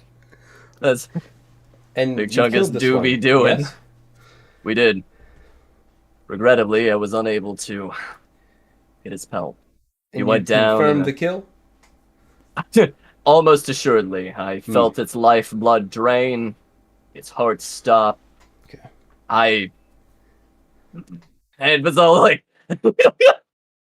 Rory gets like this really wild look in his eyes. Like, what if she's capable of bringing the house cats back to life? That's preposterous. Wait, no. It's starting to show. Actually, that would be kind of convenient if she could bring them back to life. Everybody has an answer these days. She would have a never-ending army of cats. Well, that's not necessarily true. I have ways to sway undead to our side and to bind them to all of you. In fact, it would be her undoing. Could you imagine, eaten by her own cats? Would love having commanded by you cats following him, bound to him. Actually, I think that would work quite nicely for him. It would be the most amusing thing I could. No, cats, no, kill them all. Well, they're more risen than cats. You know, it's kind of a catch-all term I'm still working on. More on that later.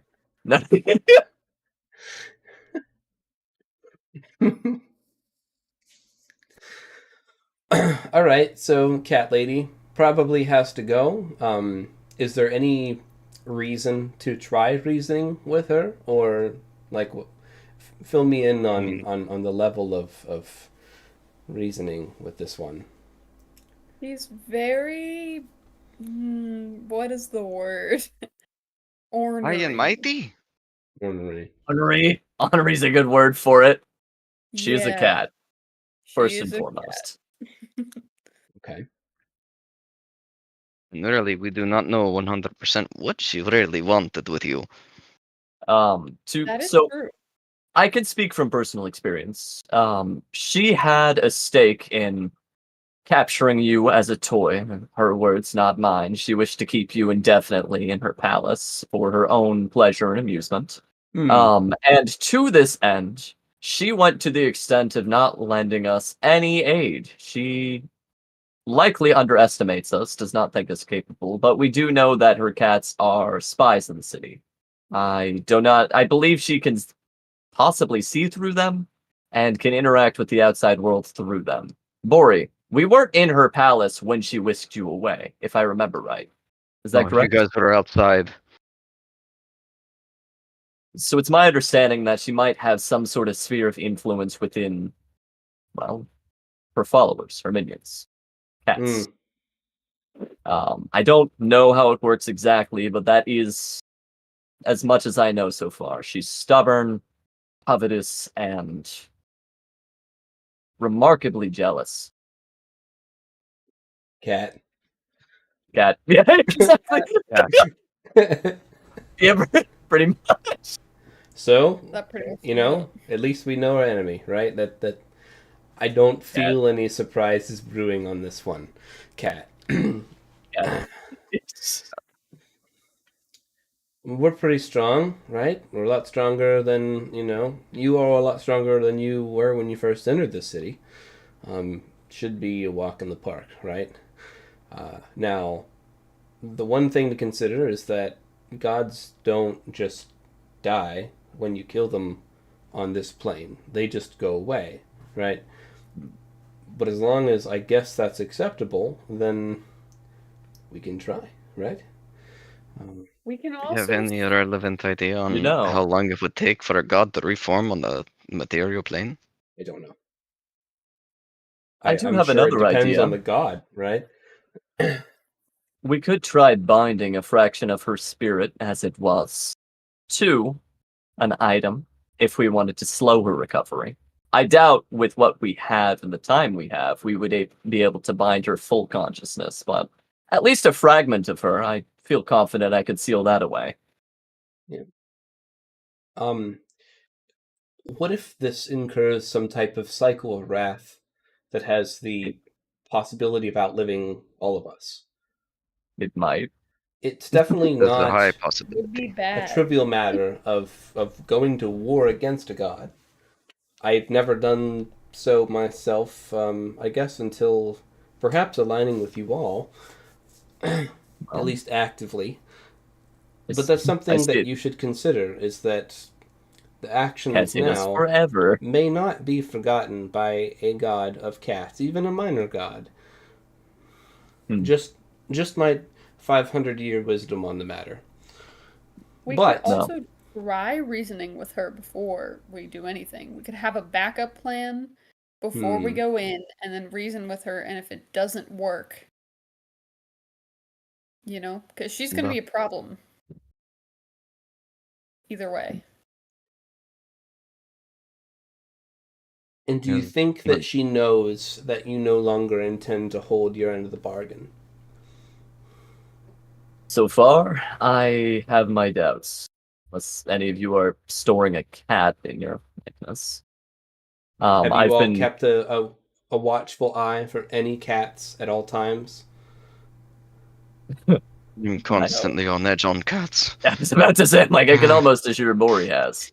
For me, though, I can't say I've kept my eye out for them specifically in these coming days. Though, Are- we haven't explicitly talked about turning you over or not turning you over until just now. Our alliance is relatively newly formed, and we haven't addressed the issue of Milkushia until this room.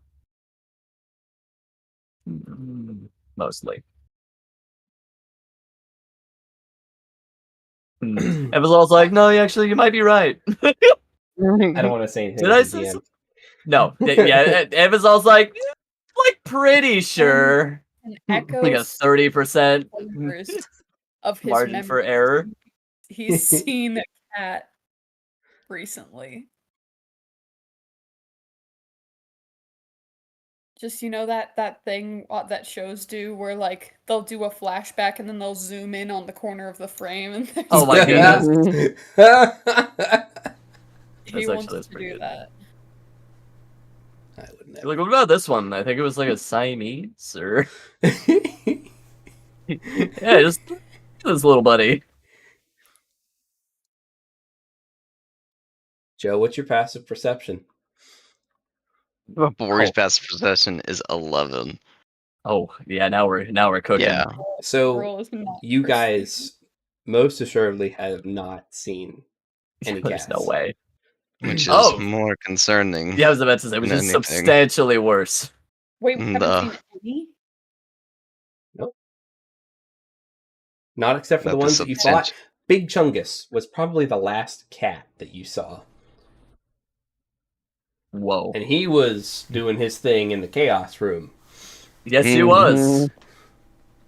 He really was a big Chungus. Cat. Are we cooked? I feel like I say that once an episode now. That's because we're always getting into mortal peril. Hey, you guys always survive for the next episode. Even the beach, but did you die? Yeah. Exactly.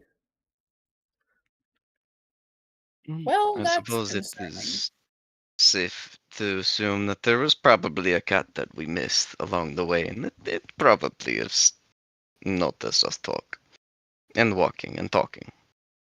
Yeah. This business of she sent you into the maze when you weren't in her field of view. Yeah. Has me concerned.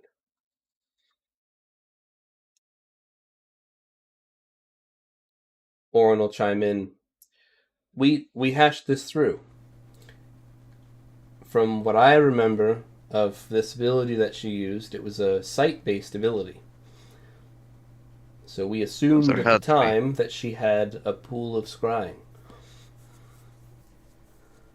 Right. But we never confirmed. There was a pool of milk next to her. She... Sheesh. Nah.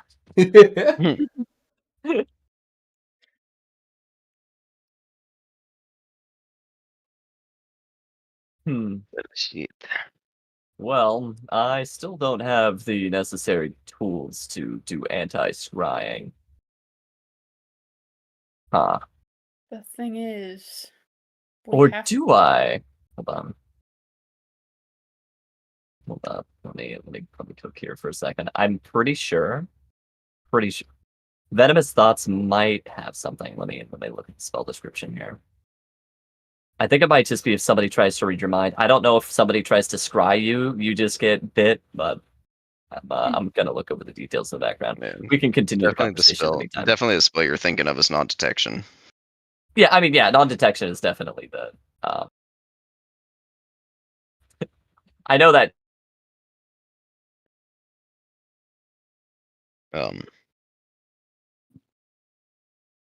But how would we try to reason with her? What would we say? Echo, any ideas? Wait, I might have something for this.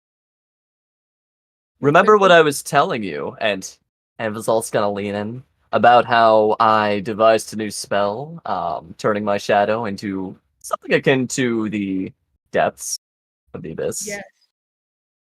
We could try that. She wouldn't have line of sight on you if you're in my shadow, and I doubt she has much interest in a scrawny human like me. But she would have to not know that Bori was being contained. Because if she did, then she would just take you and Bori. Well, here's the thing. I am really not the target. I'm not the one that she is ultimately coming for. It is Jamin. That's true. Roll me a history check, Bori. Oh, shit. 17.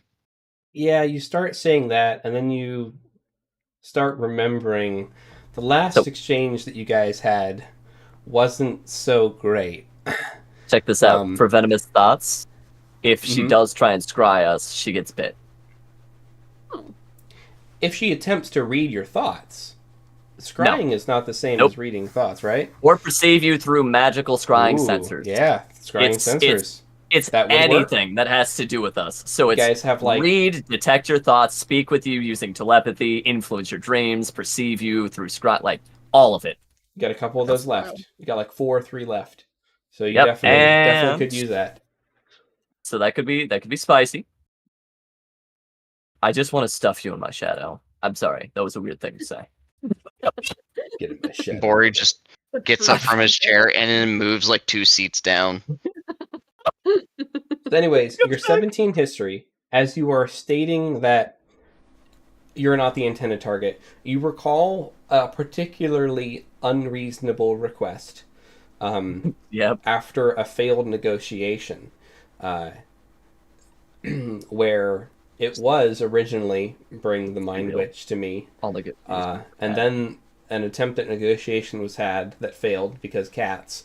I was going to say all attempts at negotiation. And the stakes were upped to you will only return to me with yourself and with the Mind Witch, or you be eternally cursed to be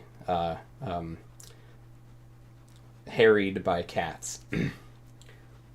I do think that's freaking hilarious. Yeah. Into the believers. Well, I just remembered that if I do not return with you, I get cursed eternally. And just that she wants you both now. Because she wants both of us. You guys kind of teased Bori, like, but look at Bori. And she's like, yeah, actually, I want Bori and the Mind Witch. And you're like, wait. yeah, thanks, guys. Yeah. That's what Amazon's doing. No, it was 100% Annie. Actually, I take 0 responsibility, but it was his fault. What if we feigned your guys' death? Technically, I have something for that too. Of course you do. We say you guys got in a knockdown, drag-out fight and then both died, and then she stops looking for you. But what if she wants their cadavers? Cats are weird, man. I've seen them put things in. Just saying. We'll just say that we can't do that because of out of human custom. Multiple problems with this. One, if we were both to be feigned death, I'm assuming that we have to get close to death, and I don't want to risk that with him. Valid. The other thing is, the other thing, I don't want to get fucking dead or get close to death. You don't have to actually die. We could just pop you in Alu's Andrew's shadow and think of it more like a temporary reprieve from reality. From life.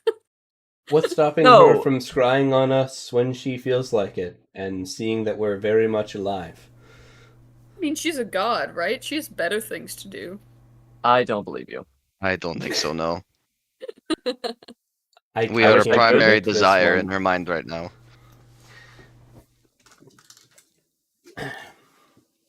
So, again, speaking because I don't know the full story, what are the consequences of us not doing anything? What's at risk? I think Bori and you get cursed to be harried and harassed by cats for the rest of your days. Fair, right? At the end of the day, I imagine that a curse like that that's not the worst. Could be removed, right? I'm sure that a strong enough priest or cleric could maybe remove a curse like that, even if it was from a god, right? Perhaps. No, I have been studying curses. I also know that at the end of the day, I mean, they're just cats, right? Like, I mean, you saw Big Chungus. Well, yes, I acknowledge that. Like, if we're traveling in the mountains, we should like be keen on mountain cats, and if we're in the jungle cats, the plains, lions, and like he's listing all these worst case scenarios. But like, if we're in a city, I mean, they're house cats, right? I mean, surely it should be not that big of a problem. I've never been attacked by cats before, so I can't. Somebody, I don't have anything to compare to. Somebody cue the clip with Sandusky, please. Yes. Yeah.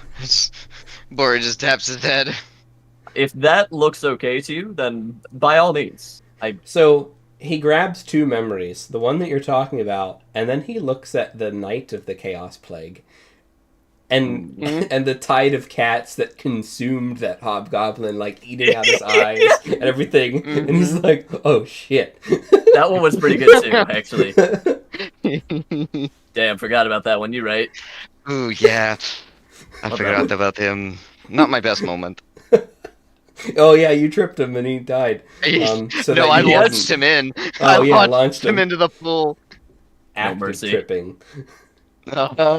Okay, so the stakes are higher than I expected. Wow, that's interesting. Wow. He was not ready. Wow. Not ready to watch him just get straight eaten by house cats. Yeah. Oh my, how horrifying. So we probably do need to do something about it. She seems unreasonable.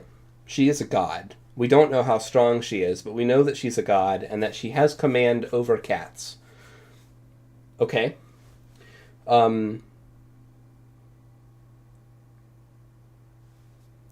understand the situation as much as I can, I think, at this point. At least at this point, we're united in that we're not going to meet her demands, or do we think there's some room for negotiation? Do you... well, Bori will queue up like the negotiations the first time and how bad they went and how it just got worse. I'm up to speed now. That sounds like a no.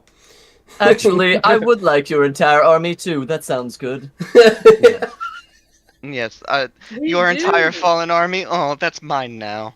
I hate to keep pushing the play dead thing, but we do also have several corpses that look exactly like you at our disposal. I never even thought about that. Holy shit. We do. Bori. You see, Bori? I'm just saying.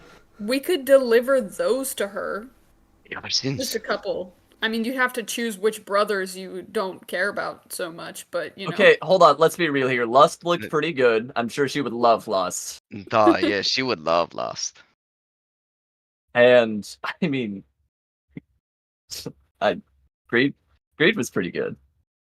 I really like the Greed exhibit. That one was very artistic. I like that one. Right. Kudos for you. I mean, damn, but that was a bit of artistic creativity there. Oren chimes in. This might sound uncouth, but Bori, just listen.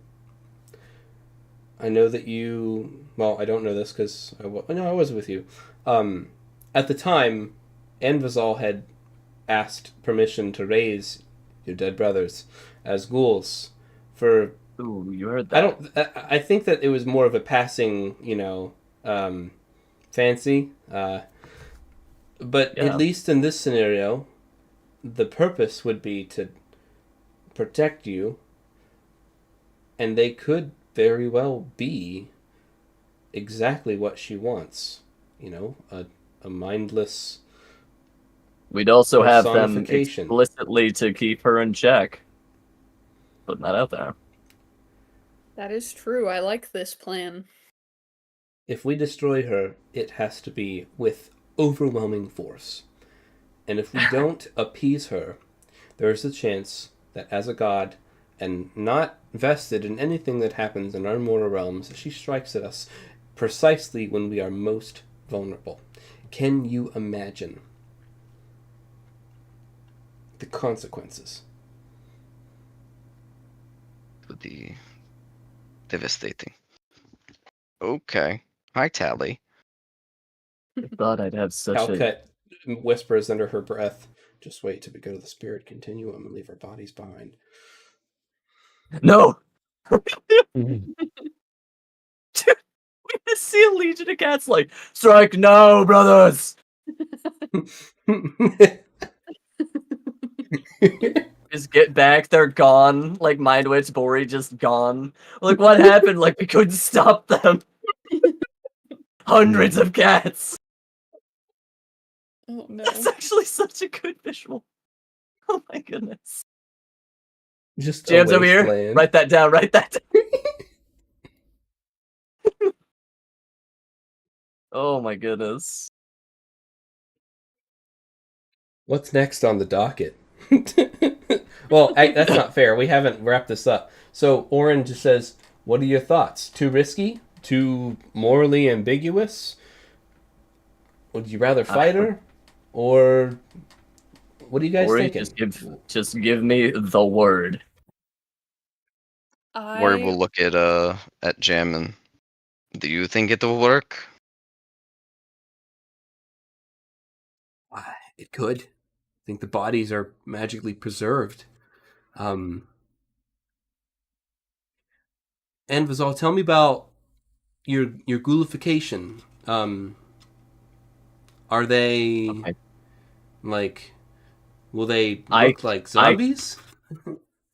So they raise in the state at which they were fallen. If you have cast magic to preserve their bodies, then the effects of raising them with necromancy, I do not expect to twist them in any significant way. It is uncommon that we have a corpse that well preserved, and so I cannot speak to the longevity. I'm talking years down the line, where it might become an issue. But otherwise, they would be indistinguishable from both of you. Well, they would be as they appear.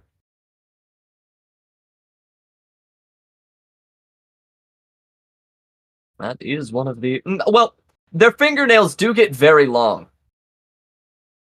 That's... I haven't figured that might be quite pleasurable to her. Might sure be good for scratches. Thanks, I hate it.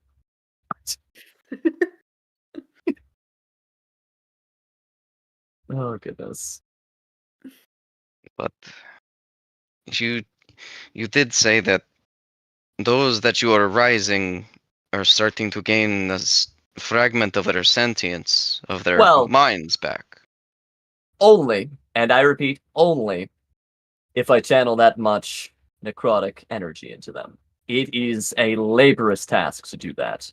The typical ghouls that you would expect to see me bringing back, they have enough to function under a master, or masters, depending on who we bind them to. The ones after that, they're no longer ghouls. They would be ghasts, a greater form of undead. And then, well, I'm working out how to channel more without them exploding. That was an issue. The sentience, them coming back with some of their sentience might be worth it. You think so? Jammin', is that something you're okay with? They were sent there to kill you. And I'm not saying they're going to come back with their own personalities. What I'm saying is they might have quirks from when they were alive and retains some small portion of autonomy. There's also the fact that they may not agree to be enslaved. Oh, that's not an issue. If they're sentient. Well, sentience is more of a spectrum, I've discovered. Oh, I see. No, quite nice then. Sentience, but eternally bound is how I like to describe it. If you need something that can make judgment calls in the moment and needs to be a little bit more robust, I would recommend them. For Mucrucia's purposes, I don't think they need any amount of critical thinking. She seems the bossy type. For our protection, the least amount of cognition, if we choose this, would be desirable for all of us, because the Raven Queen is searching for a host. Oh, I can bring them back with practically no cognition.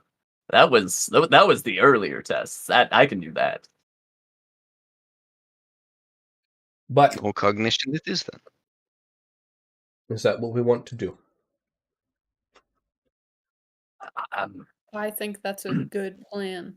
If you're asking me, badly, but I have less of a I have less of a stake in this horse. Less of a That was, yep. You got it. Keep going. No, He just keep the ball rolling. looks embarrassed for half a second. Shut up. It's a hobgoblin saying, you don't know. Oh, yes. Sure.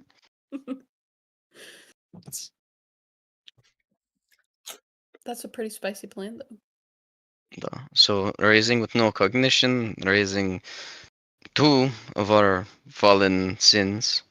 Well, why stop at 2? It could be good to have backups.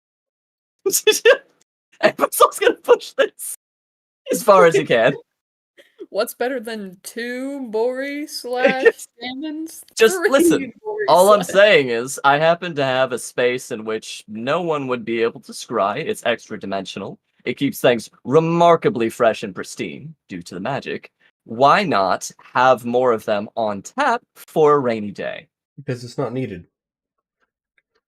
Any more than what is needed is a disgrace to Bori and myself. This is not lighthearted jest.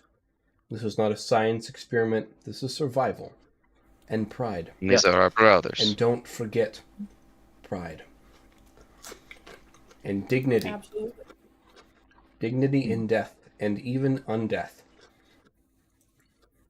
You know, Evazol, with that, he's gonna straighten up. In that case, let's not make their sacrifice in vain. We give these to appeal to her only long enough so that we might then someday create a more permanent solution to the problem when we are ready. Or, if they pass on, if the magic does fade, perhaps she mourns, and perhaps she moves on, and perhaps that solves our problem. It's pretty good. Great idea. Evazol's over here like, yes, mourning. Huh. Oh, the human emotion. Yes. Forgot about that inconvenient one. Pretty good.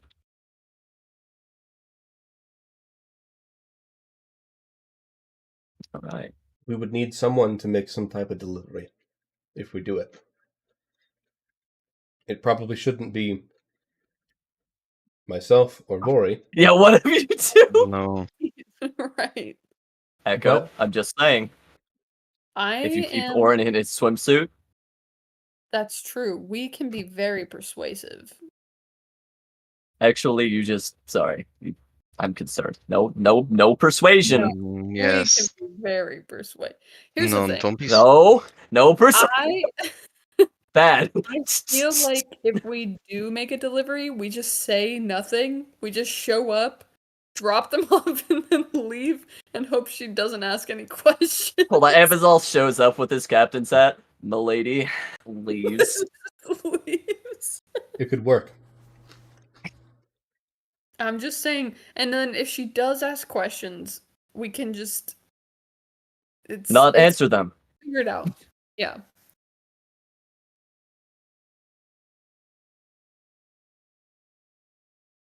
And then we'll be safe, and we won't have to kill a god. And inspire a year's worth of wrath. Generations, probably. Yeah. Right. Not a year. An eternity.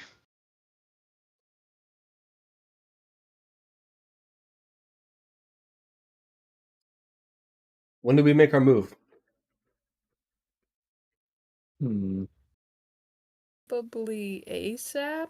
At least before we go fight the Raven Queen. No. We don't need her sneaking up on us when we go inside. True. You And know, if we're with making your a Vesper sneak- wings. Oh, that's what I'm saying. It'd be Yeah. a quick trip down and back up. Otherwise, it would be a several day journey. I'd rather not. You all would have to go without me. Why is that? Why? Why? Yeah, everybody. Why? Here just holds up the non-enchanted ring now. My Vesper ring is gone. Oh. Yeah, I'm sorry, I can't do anything about that. It shattered into like a million pieces. That it did. My condolences.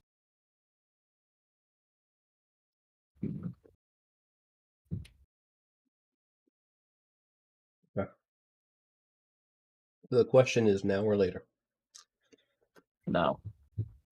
I feel like it has to be, because if we're seen by our cats making a speech to the town of Calgully, with Jim and you by our side, she's gonna have some questions. And then by that point it may be too late. If she is appeased, then the questions won't matter. Yes. She is a cat. And we can always claim to her that we are just mere imposters. I do have an idea. Oh. It's not as if these Vesperlings are bound to us. There are some things that I need to get done in the city. If you could bring the bodies back, Bori, I could lend you my Vesperling, and that would give me time to wrap up some loose ends here. I can do it. What say you? Sounds good to me. Jamin, I've been meaning to ask you. What do you foresee as the likelihood of socializing and culturing the entirety of the fallen forces? How mad are they? How far gone? Is it a mix? They are what they are. They seem to generally live anywhere between bare consciousness and primal level thoughts. If I had to compare their intelligence to a creature that I've heard of, it would be like the Tundra Yeti. Smart enough to be dangerous. That's not okay. That's so much worse than I was imagining. Dumb enough to not be integrated into society. Okay. It seems that the ancient bloodlines, the family bloodlines that have passed down, there seems to be a spark of recognition of intelligence long gone, seen in cultural leadership that is almost in their blood, and that is followed in some type of very loose caste. But these are very, very, very low-level concepts and systems. Savages, what you're saying. I do not believe that these fallen can be anything other than themselves. And I will never be willing to change their nature, because they are fallen, so that every hobgoblin that you see here lives as they do today. Their curse, their nature, was a sacrifice. It is their death after death, and I will never take that away from them. Nor do I think that they could ever be anything else. I'd like to push back on that. I believe they could be more in line with what you said. A death after death, as it was. We just brought thousands into a city whose main stockpiles of things such as food and trade wares have been burned. There may come a time where famine, disease of unknown varieties. I worry about the future, as well as your ability to settle down. What I'm proposing is to take small contingents of the fallen and to bring them back under what I would be dubbing the Risen. They would be given a mark of honor in society, denoted by ceremonial masks. They would not require food. They would not only follow you, Jen, without your need to micromanage every one of their movements, their actions, laboriously, day and night. It's not laboriously, but... But they would also be able to follow the other ruling houses. It would be a way to unite Khaldun. Do you want me to cede power?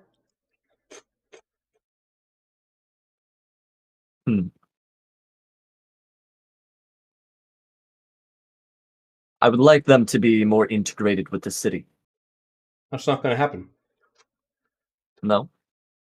Once we're done with them, if any survive the battle, I'm just going to send them back where they belong, to their home. They might not be rational creatures, but they are creatures. And while we are using them in the context of their culture, we are giving them the opportunity to have the death that was taken from them, the death after death that they deserve that they don't get. Undeath after death, I don't think is the same. And I know that you're a necromancer, but I'm not. And that's not the hobgoblin way. Isn't it, though? It is in my blood to be guiding those in the afterlife. I understand it's in your blood, but it's not the hobgoblin way. So, I'm trying to remember. I'm pretty sure Anvizal's, ancestor dabbled a bit in, the spirit continuum and, right? It's not the hobgoblin way. It's not the hobgoblin way. Necromancy, undeath, is different than death. That's true. It's not the hobgoblin way. I appreciate your concern for my welfare, but if I feel like I do not need them in the city anymore, I will send them back to, again, their home. I think that it would be worse to take them away from their home, to make their sacrifice in vain, to use them as servants. They can't be acclimatized. And yes, we are using them for battle, but that is for purpose. That is... You're using them for battle, are you? Is that what the new manor that you're building is? Using them for battle? We have to be able to have houses to wage war. Of course. To the Spirit Continuum. And do they eat? Do they require sustenance? They will. But I have plans for managing these things. I would love to hear them. The sake of the city is my business. It's mine too.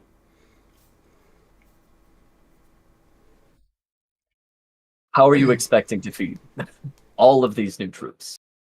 I've been sending them on hunting raids outside the city. And they eat what they kill. They also brought some food with them. They're smart enough to be able to have food stores. And if it gets to a point where I can't feed them, I will send them home to their natural hunting grounds, where they are more than capable of feeding themselves. There's also a surplus of food in the city that I don't need, but if it comes to it, they can be fed. They don't need that much. They do look pretty... That was also like, they look pretty emaciated. But the other point of the idea of, taking these fallen and raising them as undead, I won't do it. I have no reason to. I would not suffer this upon anyone else, and I don't want to. I just no one in good faith would give their toys away like that. They're not toys, but that's just a child saying, right? So I understand. What of the bodies? What do you mean? If they're to fall during their hunting, if they're to die in the war that is coming, what of the bodies? They have gotten their deserved death.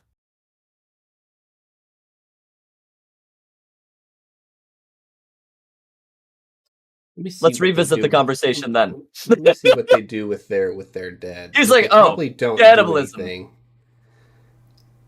anything. Most likely.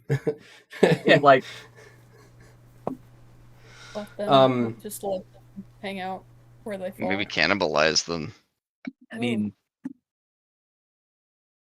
yeah, which isn't necessarily something we would need if we get the infrastructure to feed the living. So that'll be Anvizol's pitch. He's like, yeah, listen, the bodies I'm not trying. could be up for debate, but that's good enough. Anvizol's gonna leave it there. Not trying to. Which is gonna make eye contact with you. Oh yeah. If we ever agree on bodies, that's not an excuse for my soldiers to start disappearing. And he just kind of looks up and he sees the southeastern district of the city. It smells like urine. I just lost 2 soldiers there. What's over there?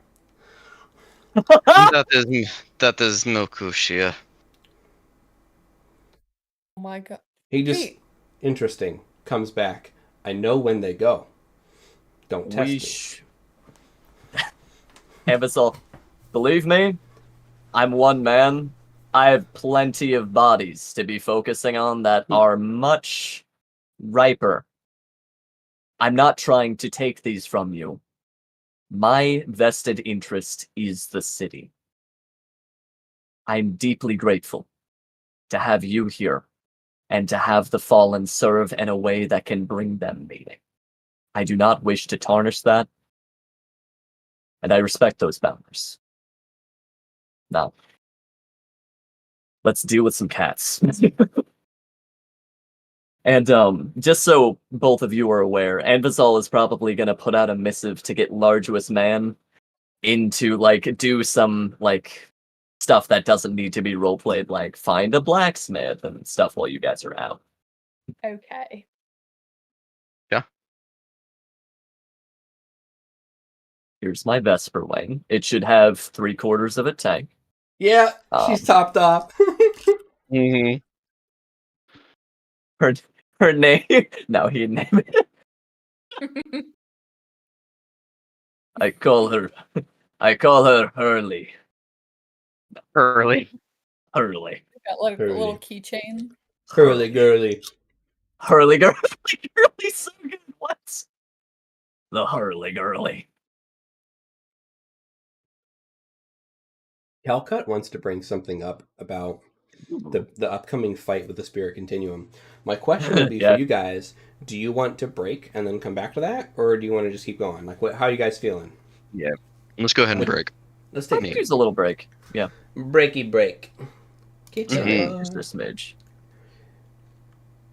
I have a break screen. There it is.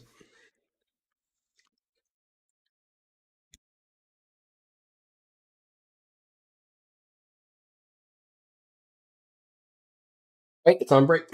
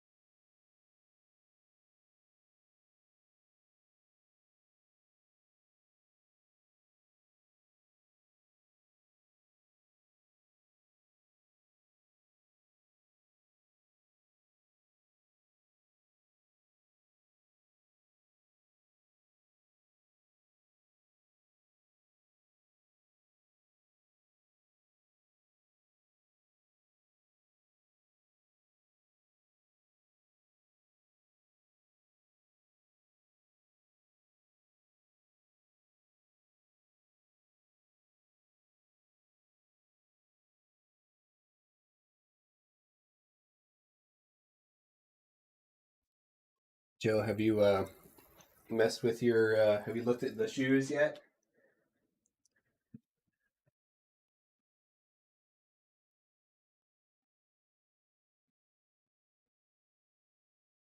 Check it out. Do they look cool? And they fit really well too. I'm glad I got a 12.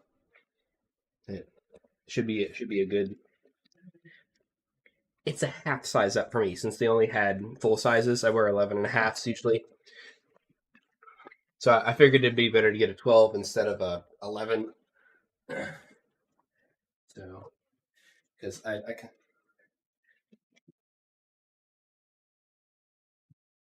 Mm-hmm. Well, I think it'll be fine for you. I have like bunions and shit, so like my feet are kind of fucked up. So I figured a half size up could be a little more wiggle room.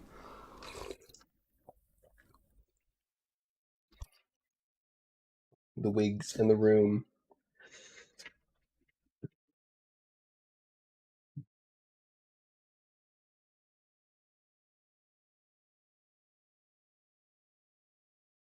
Oh yeah, so mine came the shoe box and the Nexus and the box that contained the loco sensors came, and then mhm,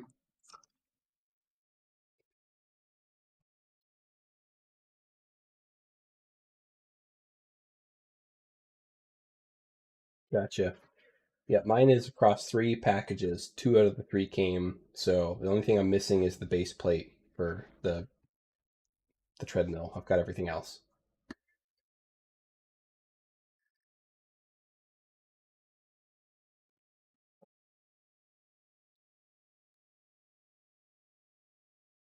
Ah, it's such a good combo. It's just like the triple threat. That's so good, dude. Every now and then, like when we just don't want to do anything crazy for dinner, but like we want to do something, we'll just get like one of the big platters of that, and just be like, all right, it's a Lunchable dinner. Like, enjoy. Charcuterie. Oh, I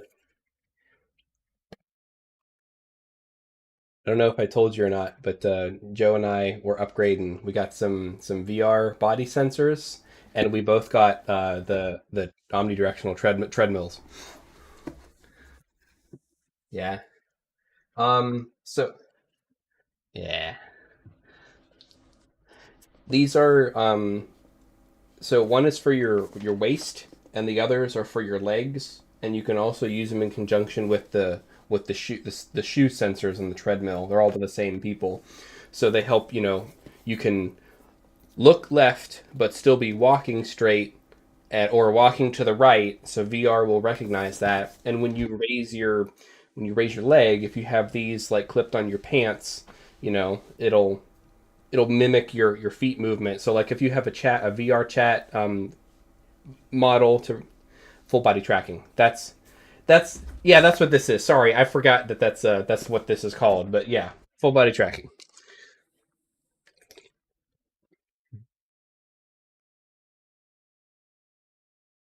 No, no. The full body was 200, and yeah, we got a pretty good deal on a lot of stuff though. Like, yeah. So the treadmills, we got them for 200 off. We got them for 1200. The treadmill like 12 or 1300, and that include like all the accessories for them for free. So we got like the shoes, right? The lifetime warranty for the shoes, so you get a new pair of shoes every year because apparently these shoes wear out. And the shoes are $150 each. So like we got the shoes taken care of. And like a bunch of other goodies with it were all free. We happened to get a really good flash sale, so that was cool. I texted Joe. I'm like, Joe, I'm thinking about a treadmill. He's like, hey, actually, me too. And so we're like, oh, let's just look at him. It's like 2 hours. You were like, nah, we're doing it.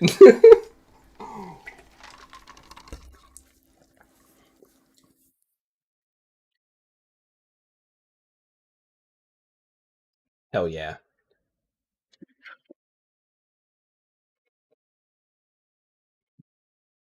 That's what I did today. I didn't have time to use it, but here's the little buddies. Here's the little sensor pucks. Yeah. And there's a little like router that comes with them. That like this is what reads them. Look at this cute little buddy.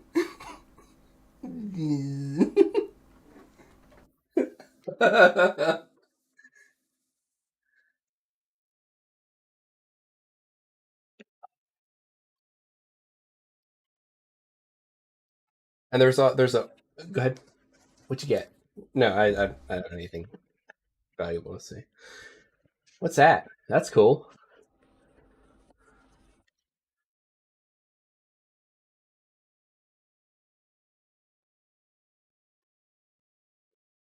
Sounds cool. Whoa.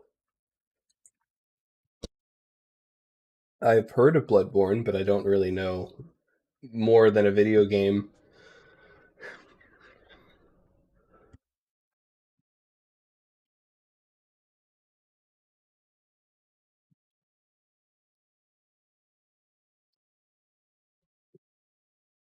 Whoa. Monster Hunter Cthulhu version.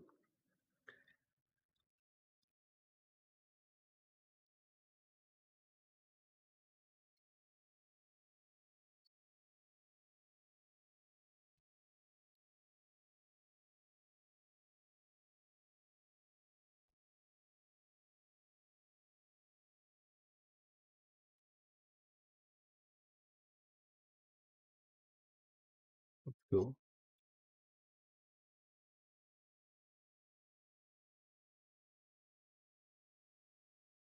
Oh, yeah.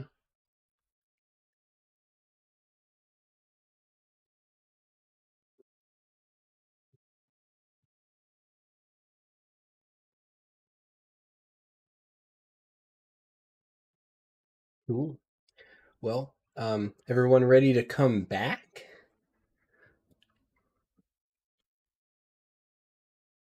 I love it. Big mood.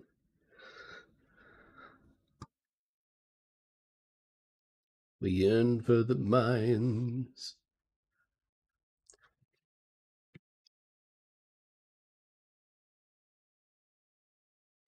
All right, let me take us back to the beginning.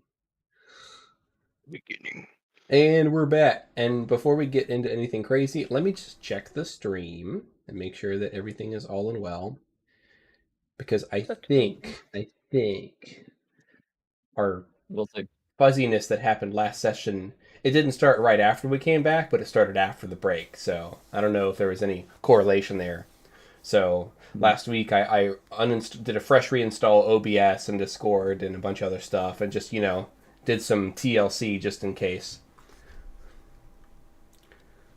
which always helps. Mm-hmm. Audio sounds good. I'll make sure that you guys sound good. Hey, I'm talking now. Hello, it is me. I am talking. Hello. Hello, I'm talking. Well, I'm not dead. everyone. I'm gonna give it a couple seconds to catch up.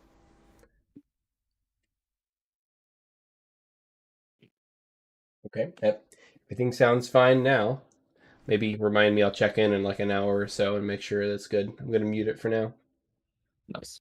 Cool. So we're back, and we're still in the private room, the silenced room of the war room. It's not silenced, but it's something else. It's cool. And yeah, Calcut's like wanting to talk about stuff. She looks a little concerned. Let me pull up her and her beach self. What's up, Calcut? Yeah. Wife. Wife. Swimsuit. So since we're on the topics of Spirit Continuum, we know that the day is coming soon where we will need to move against the Spirit Continuum to close it for good. It's my understanding at the War Room that Eridark, and she looks to you, Echo, and Oberyn, has come forth that Oberyn has the power to destroy the Spirit Continuum. I don't think I need the details on how or why now. I have a concern that comes before that. It's a concern that I've been wanting to bring up in a private space, so perhaps this is the best time.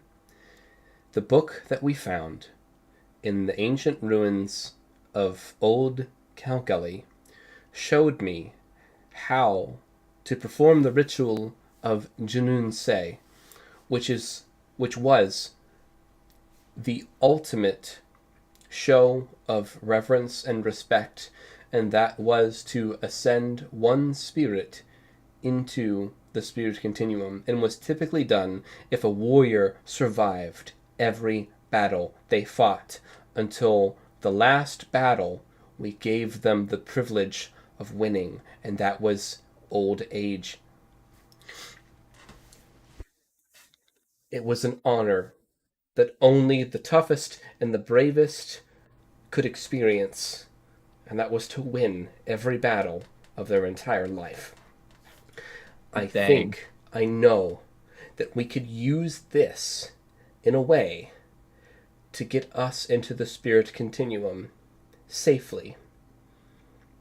There is a risk, and that risk is that if we go into the Spirit Continuum this way, our bodies, our mortal bodies, will stay behind. Unconscious. Not dead, but not connected to our spirit. And if those bodies were to perish, or if those bodies could no longer hold or retain our spirits, if we attempted return, we could not. And if the Spirit Continuum is closed behind us, we will be lost forever. Bori immediately looks to Jammin. Could the Raven Queen use this as a way to take control of one of us? If our spirit is not connected to us, would she be able to use that as a way to make one of us a vessel? The threads that connect souls. Stronger than you would think. I don't believe that while our spirits are alive in the Spirit Continuum, that our bodies could be possessed in the way that she would desire. A cup that is full cannot be filled. I think that there is some existential link between the soul and the body that can't be broken, but that link can be stretched. And I think that, you called it Junun Se, stretches that link, and perhaps old age breaks that link. And she chimes in, yeah, in the book it said once their soul was passed, they were given the ceremonial death. Oh, interesting. Okay. So perhaps that holds true. Perhaps the link is stretched, and that if we are not killed, the link is not broken. It makes sense. It does. That seems, Mindwitch, he chimes in, that seems to match the experience that Lady Lulf, and he just kind of like nervously, almost unconsciously, like his eyes dart left to right, forced me to make. You see, I have the powers of magic, and I have the powers of what Bori calls the talent. We don't know what it truly is, other than we believe it does come from the Raven Queen. I have the power to open a portal to the spirit continuum. I demonstrated it for you when we were in my home, and I showed you a picture of the carnage and of the battle that was happening. But there's a fundamental problem with this. Lady Lolth knew of this power and we had been using it, and she had been trying to find a way in. And the people that fell down the well at my command, while I was made the deal with the devil, so to speak, made the deal with the demon, so to speak. People who experienced those freak accidents I caused. Accidents, yep. You know, yeah, he's got atonement stuff that he's got to atone for. He knows that. But anyways, when we would send them through, they could not come back. They died the moment they went into that portal. We sent them to the spirit continuum.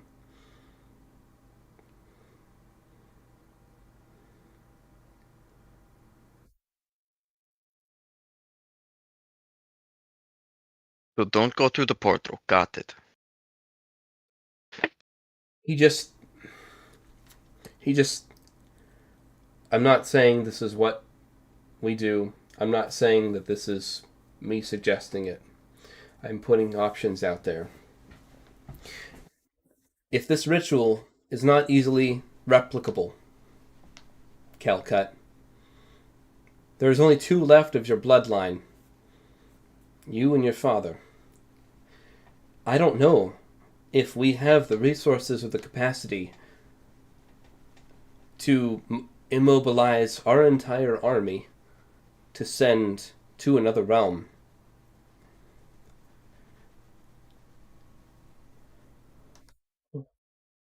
We have seen that there are ways to pull these realms together. There was a portal above the Prince of Frost and Darkness.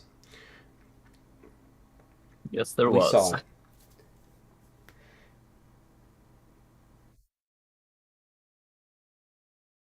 We may have to make a decision sometime soon on what information we tell people that we send through the breach. He's just waiting to see if you guys are like picking up what he's saying. Following. Or if he needs to. What you're saying is we're essentially going to have to send people to their ultimate dooms in order to have an army on the other side. I'm not saying that that's what we have to do. I'm saying that we might find ourselves resource limited depending on how we choose to fight. There's also the consideration, what if chaos breaks through? And what if we find ourselves on a war on multiple fronts? And we're in the spirit continuum, and yet the sky rips open, and chaos and troops pour out on the realm of the material, and we are helpless and defenseless. We might have to wage war on multiple fronts. Some of us might have to be left behind. I see what you mean. We might want to divide our resources to make sure that doesn't happen.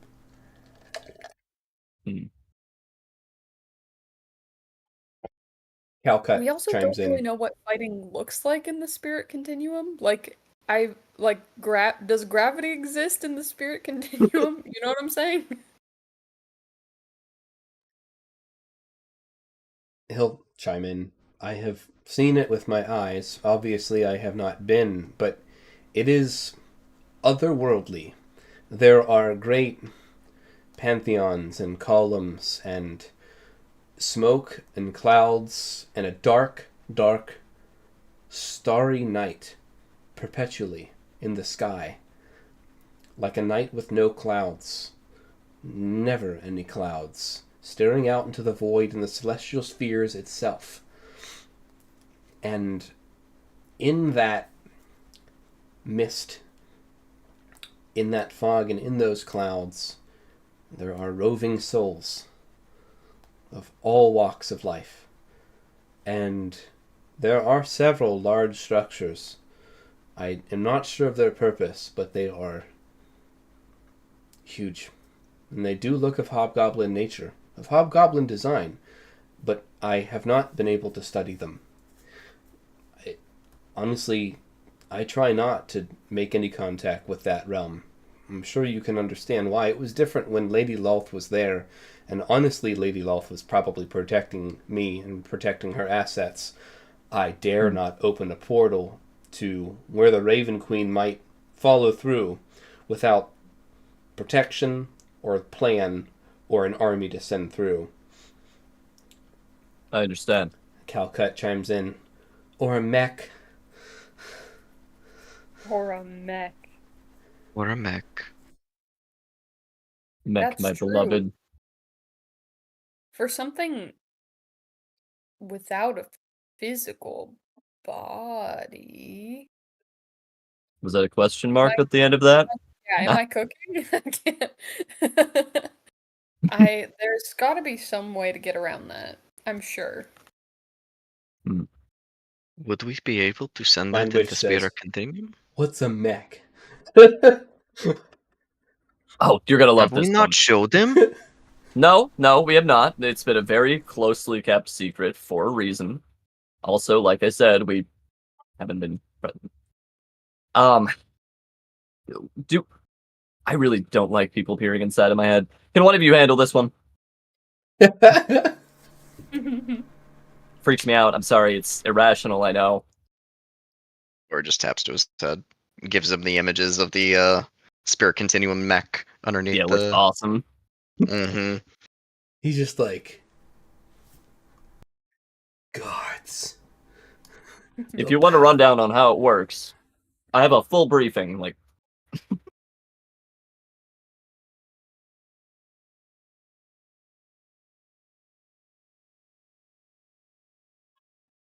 he's just taking it in. Like, is it truly the size that it seems? no, it's bigger. We're still mining it out. Or Yeah, would it be last done tip. by now? It might be done. Well, I didn't. Yeah, I was like, I didn't set too many ghouls on it, though they don't ever stop. They don't need rest, they don't need air, they don't need food. They're quite diligent. Uh-oh. And he just sees in his mind the mech. Yeah! The mech. The claw! The club. Claw! It could be put through with my power. If it Yes. doesn't have a soul that could be pushed through, we could work together. As it should be. There might be a time we might need to use the fallen and the risen Happy to hold Link. ground. We also may be able to convince people that are already over there, souls that are already over there. I'm sure they want an afterlife. I'm sure they don't want the spirit continuum. Maybe. I don't know. Now could be a time where I tell you that they are currently leading an army, Azerock, Splinter Shaft. I saw him Right. a split second before it closed. We Yeah. do also know once the Spirit Big Continuum boots. goes Big bye-bye, boots. so do all of those souls. Yes. I mean, but they'll move on. Well, No, they won't. however, Right? however, Or is They that if won't. we use epilogue? watch Anyone this. who is in the spirit continuum now will be lost forever when it closes, including us if we die there. Including us if our bodies die here. Well. And that is why they fight, because the souls in the spirit continuum know what's at stake. My grandfather knows what's at stake. We might meet him on the other side, literally. It seems likely. I hate to say that, but yes.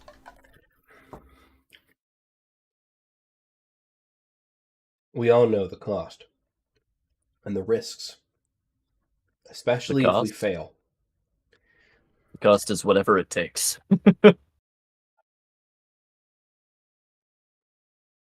Moger gives you a nod to that. Moger's a whatever yeah. it takes gal. Hell yeah.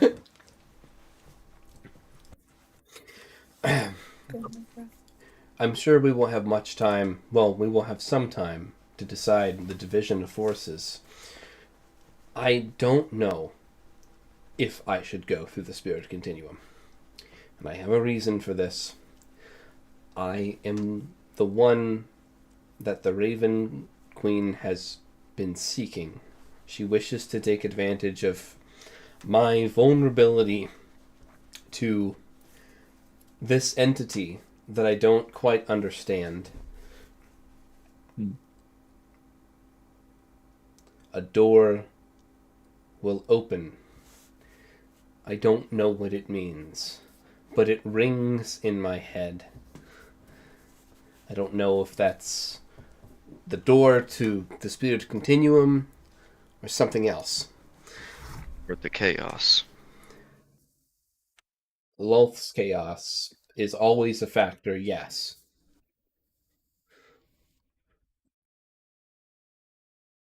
Or it could be something else.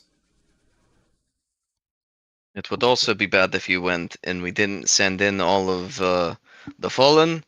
I'm pretty sure you would lose control of them, duh? If we don't send them over? Most And you likely. go? Most likely. Almost absolutely. And what if we were to send them to the spirit continuum and you stay behind? I can't guarantee you'd be able to control them. And they would I do be not love that. They would just be spirits at that point. We are in waters that I have not tested. And I don't know if we want to test it in the field. I'm not saying that Anvisal couldn't control them once they're on the other side. It's very possible he could. I don't know if we have a way to test that. You flatter me. That is an unknown. It is a risk. One that I don't think would be a good one to take. As you say. I might need to I stay wish behind. we could prepare better for it. Would you trust me guarding your backs? So, With my life. You are my that is brother. the idea.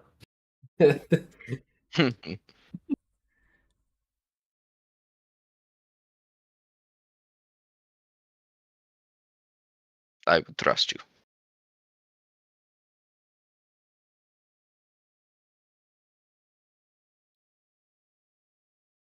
I don't believe I have much of a say, truth be told. Everyone has a say in their own survival. But, regardless of where I'm at, I'm going to do everything I can. So, if you're the one watching my back, it wouldn't be such a terrible thing. If it were my vote, I would say if there's already an army over there, they clearly need something to just tip the scales. I say we take the mech and then leave the other army here to fight whatever chaos is in the city. If it arrives. And to guard our bodies. If the assault would be anything like what you experienced in the mountain, what you've shown me in your memories, it will be quite a fight. In and out.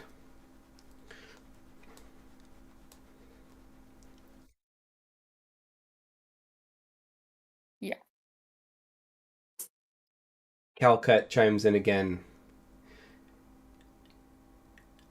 You'll need 2.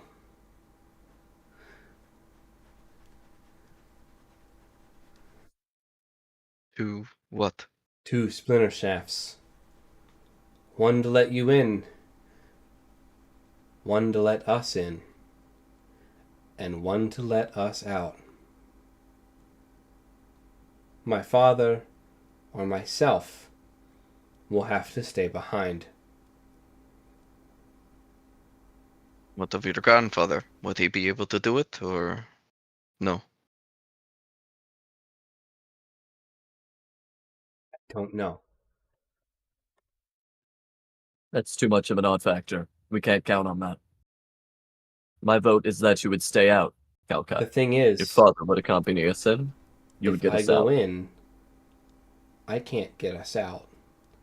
If Atreus goes in, he can't get us out. This ritual was never meant to ferry souls to and from the spirit continuum. We could make it so, but it will take two.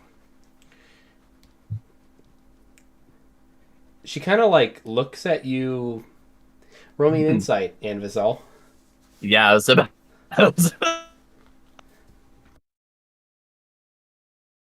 Mac, so cool. All right, insight's going to be a 15. That's not bad. She looks a little upset.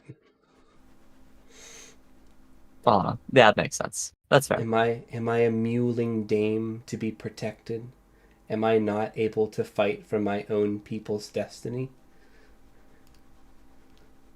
I was a little worried you would take it that way. If I'm being truthfully honest, I'd very much like to make it out, and I have seen you single-handedly seal the Prince of Frost and Darkness. I do not know what your father is capable of. I know he's capable of lifting a whole lot with those broad shoulders. Man, I wish I'd have to ask him about his form sometime. That's not the point. The point is, I would be relying on you to get all of us out.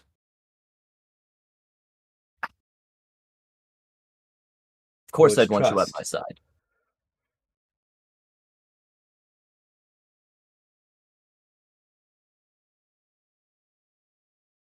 Eva's also torn. He doesn't want to leave you behind. That is the problem. It's an interesting dilemma, isn't it? It is. Okay. Roll me an insight, Anvizal. Will do. Insight's gonna be a 19. Yo! So you said something really profound. You just don't realize how profound it was. You're like, we don't actually know what your father can do. You know nothing about his capabilities. You just know that he's really strong. Like, it's correct. It's almost bewildering. Like, the more you think about it. Calcut, you were raised by him. You've had your entire life with him speaking to you about what sounds like kind of this day. Do you trust him to pull us out?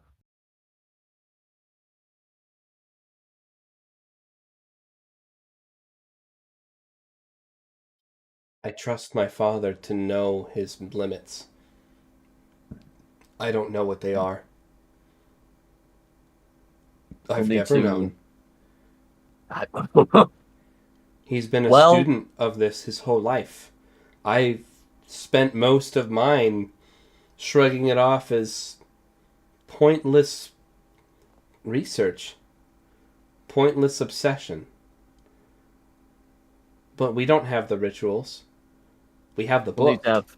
And I've read it, and I understand it. Oh, his book. Like the book that he was talking to me about over dinner. Like the first conversation I had with your dad. That book? Not that book. Okay. The book I was like, ain't no way. The book that we found in the ruins. I understand. That showed the ritual of the Jinunsei.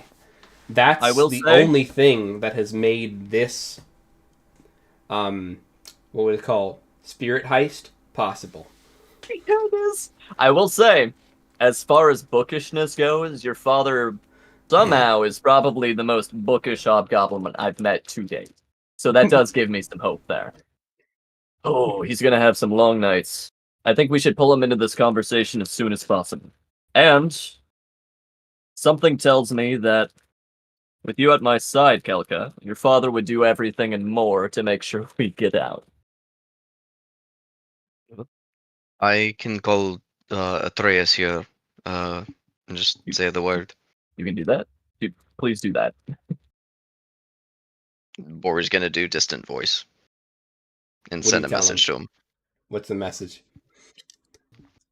Atreus, we have an urgent matter to discuss. When you're back in Calgary, please come to the war room. We have your daughter. Yeah. No. Calcut is here. Sure. You guys in the back room? Duh. Cool. And you hear, boom! You hear this like tremendous clang, and somebody, oh God! Log it off. It'll be fine. I need a new bar. And he just goes. Oh my God. He was lifting. Oh, hell yeah. Bro is ready. What the heck? This one's bent. This bench bar is bent. My guy. Reyes. Let me get him in here. Just comes through the wall. Daddy's home. Daddy's home. Comes in You like were the not Kool-Aid man. Oh, ready. Yeah.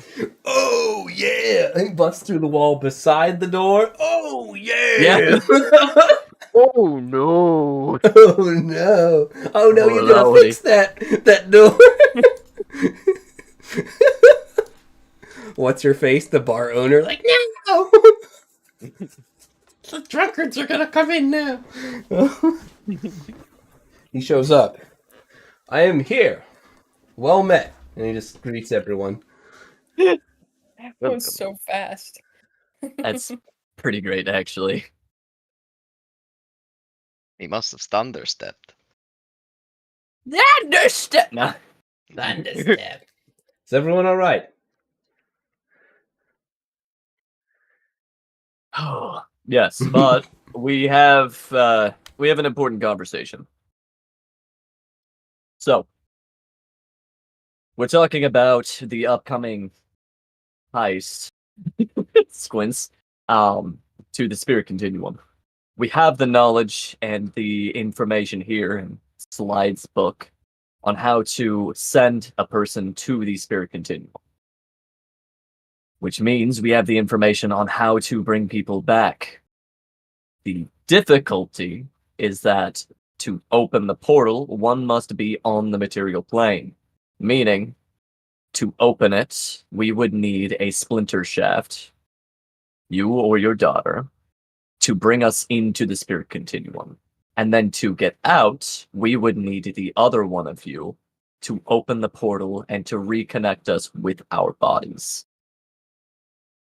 With the caveat, if I am understanding all of this correctly, the one that opens the portal from the Spirit Continuum must stay behind. Yes.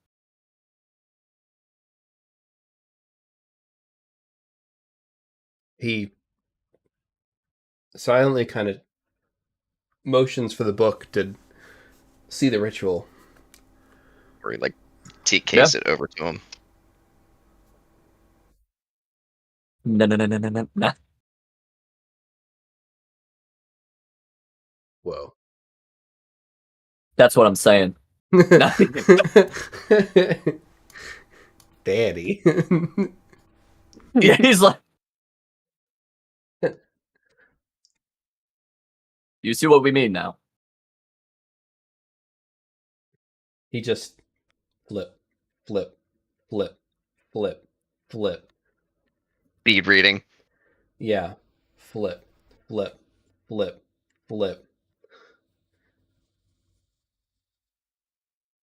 And he flips back a couple pages. And he just stops and just like is soaking one page in particular in. And he's quiet for a long time.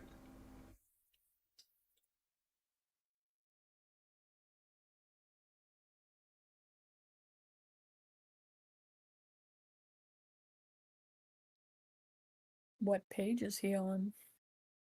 It's the ritual. It's the recall ritual. Nice. And he says,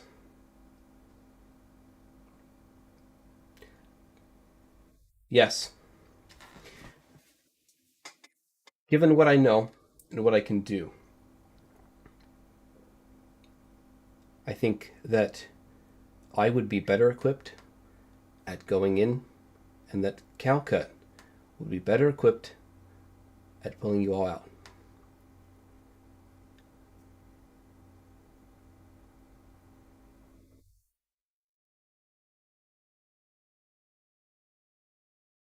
I thought that might be the case.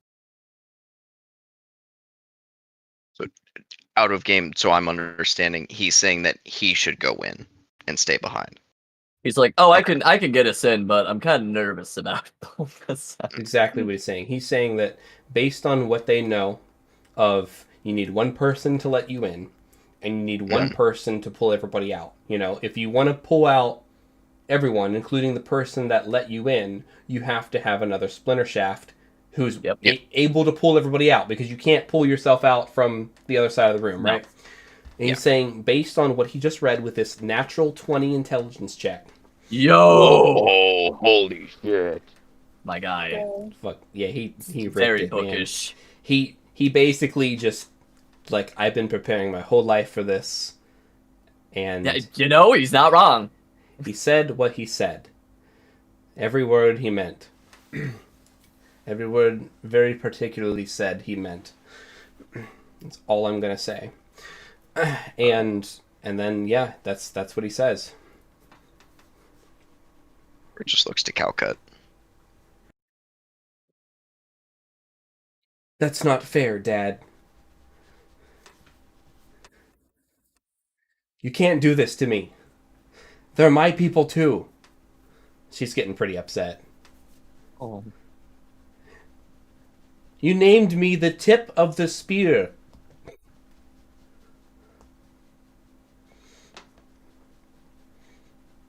And sometimes a true warrior knows when to wield his spear and when to hold up his shield. And he closes the book. And he gives you all a nod. I have things I need to do. Man. And Ooh. you guys give me an insight check. Yeah, happily. Insight. 10 for Bori. 21 Oh! for some my reason. Goodness. Interesting. Refreshing roll 20 for and vote now. Oh no, he froze on my screen. It's been really chugging. Hold on. Do I have graphics acceleration off? That might actually explain a lot. Hold up. That'd be really funny. All right. Insight is just going to be a nice, neat little 19. Wow. That is not bad. Avazal almost got a nat 20 on that. Avazal, I'd say with your 19, you know, And a 21. he definitely seems determined. Joe, it is what it is. Yeah. He's not that great at reading people as of late.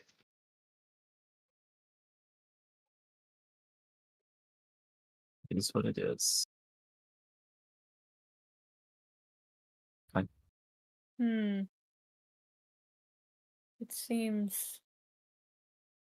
Well, Echo won't say it out loud, but he's thinking it seems like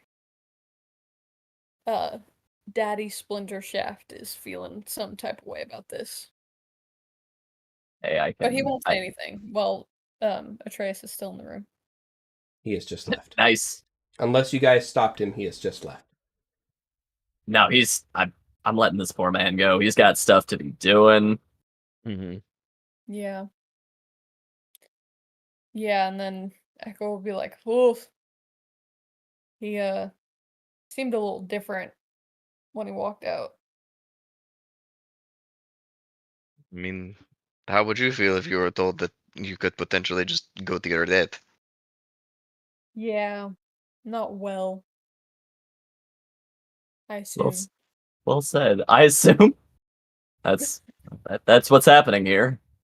Yep. Oh, that is a lot. It's a lot to process. Poor Atreus.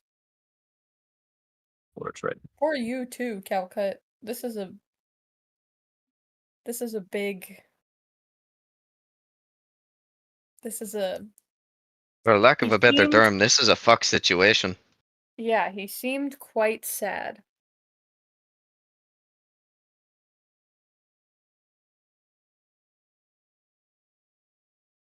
He's done this to me my whole life. And I almost hate him for it, but I know he doesn't mean ill will, but I can't help but feel like he's always holding me back. Ooh, that's spicy. You said you trusted his instincts, though. This is Don't you give me my words, Echo. No. Just because my dad's right doesn't mean I need to like it. Shut up. Go, coach. You're not ready. I mean, I feel like a lot of the hesitation and the frustration right now is that she's like, her dad's been telling her to prepare her entire life, and now when it comes to the moment and she's just started preparing, he's like, you started too late, hon. I should have listened. I don't know. I feel like he's saying he's not ready. I mean, maybe. Well, it's not my interpretation. Hmm.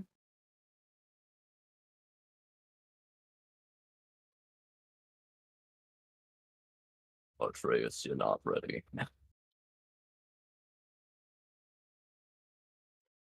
So Mogra chimes in. She's been kind of quiet. What's our next move? Oh. I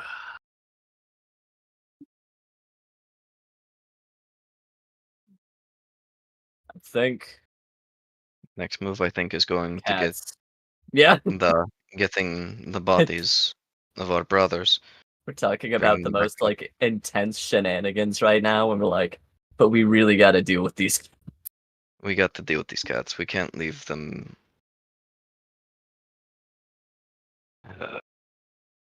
We can't have them coming to backstab us while we're all in the spirit. That would be really bad. Why? But the next thing after that is figuring out the other objects of power that we're going to need to make in order to get in. True enough. The objects of power could turn the tide, either on the material realm or in the spirit continuum. For example, both would be your nice. rifle can hold 3. Oh yeah. How many do we think we can make in a short span of time? Well, to my knowledge, there's no limit. The only information we have is that Cedric Blackwood, Captain Cedric Blackwood, had said that his master, the hobgoblin vampire, Viceroy Gorlax, said that there were that only 5 should be created. I don't know why he has a say in what takes place in these lands or in this war room, but that's what was communicated at the war room. Whether or not we do that or not is ultimately up to us. There's nothing stopping us from making more or less. Watch this. Just ruins this entire... Rory just TPs like the telepathies into both of your all's minds. Do we bring up the time travel shenanigans? My understanding is that he's a traveler of sorts. One that has seen through many realities. And I don't know if it is madness, but I do not seek to tempt that theory. I do not foresee we need more than 5. And I doubt we would be able to get more than 5 by the time we enter this war regardless. I trust him. 5 seems like a good number. Stick to what we know. 5 seems like a good... I got good vibes about 5, keep it in hand. That's pretty good.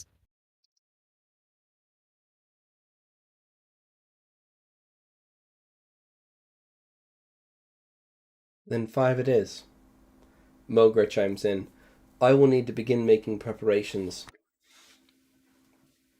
we are able to use the rest of the soul stone, I presume we will need it. Yes. Yes, indeed. Boris sets it on the table. Only we had more time. In truth, we don't know how much time we have. And that's what scares me. I might send a... Amazol's, got plans.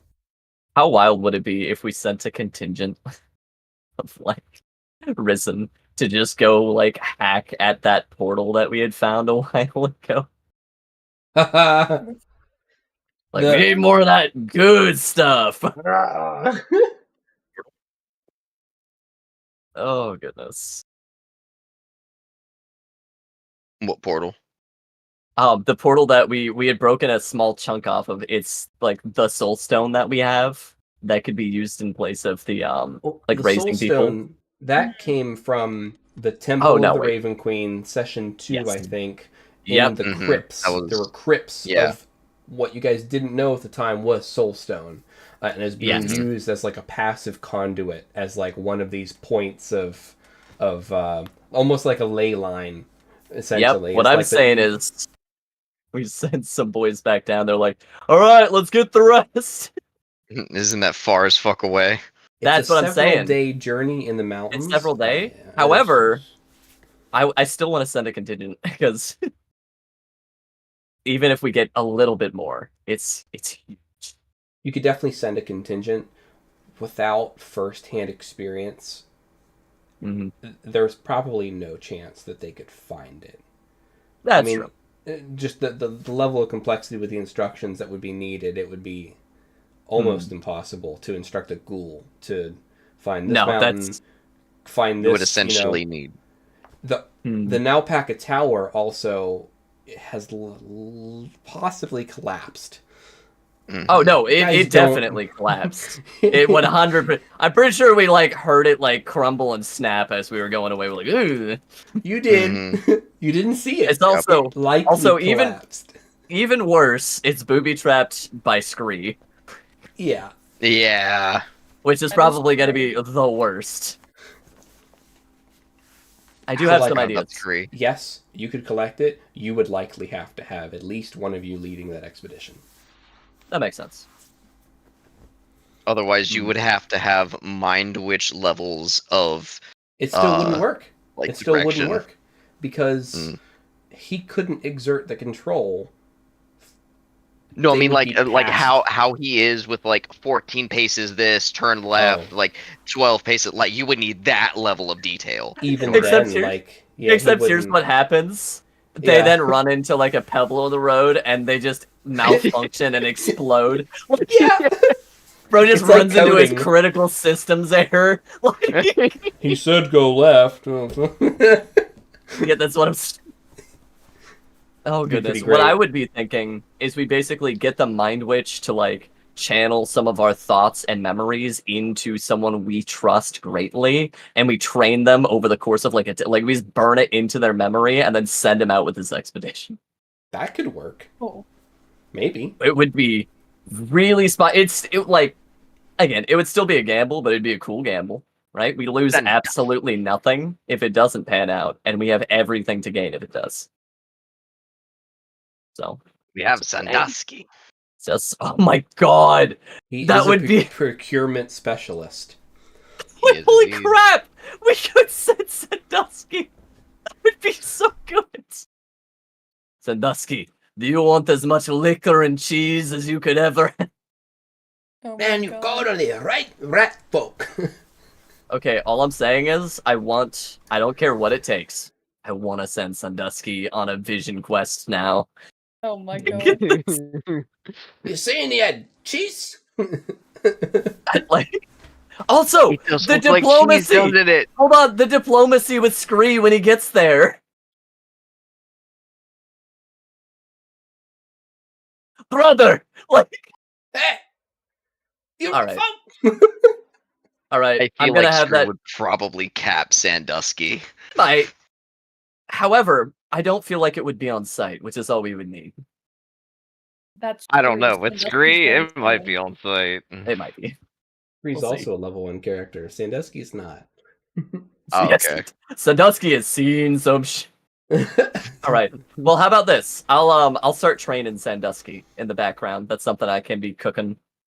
We'll see how it plans out. If you all are okay with that, because that sounds super interesting to me.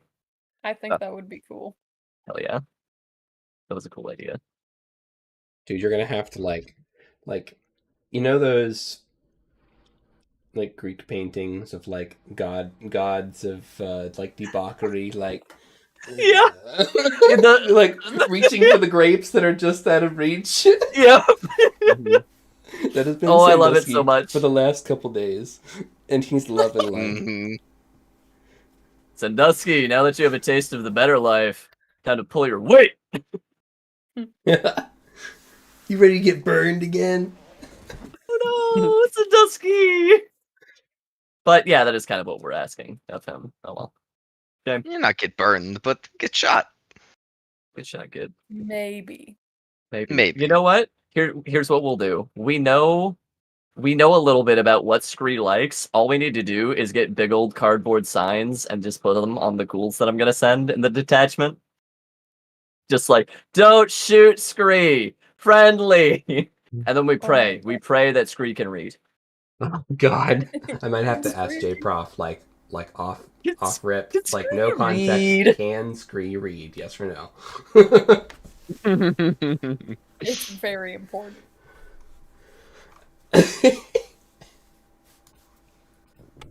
It's pretty good.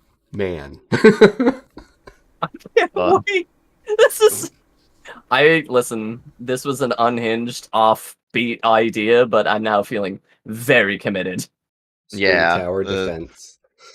Yes. So J-Prof, go. This is J-Prof's. That would be a good one shot. Yeah, it would be. We all get people from this contingent, and J-Prof is.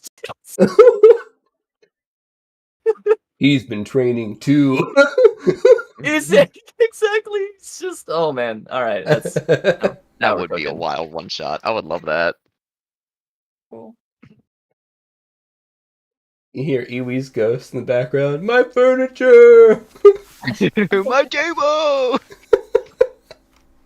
Yikes. Oh, that brings me back to. Well, what do we call that beetle? Beetle scream? Beetle scream. He still owe you guys a favor. He does. I love Yes, he does. Beetle I'll scream. never forget Beetle scream. Oh goodness. Let me just check my stuff. There's other stuff that, Dusky. and I think we can kind of roll for a lot of the stuff that we've talked about. Nice. I'd appreciate that. Where am I at? Not this one. Not this one. I ask myself that every day. Nice.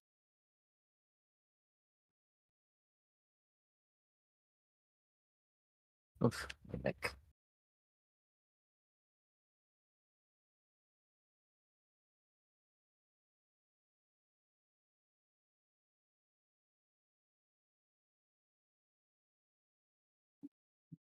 Still looking for stuff.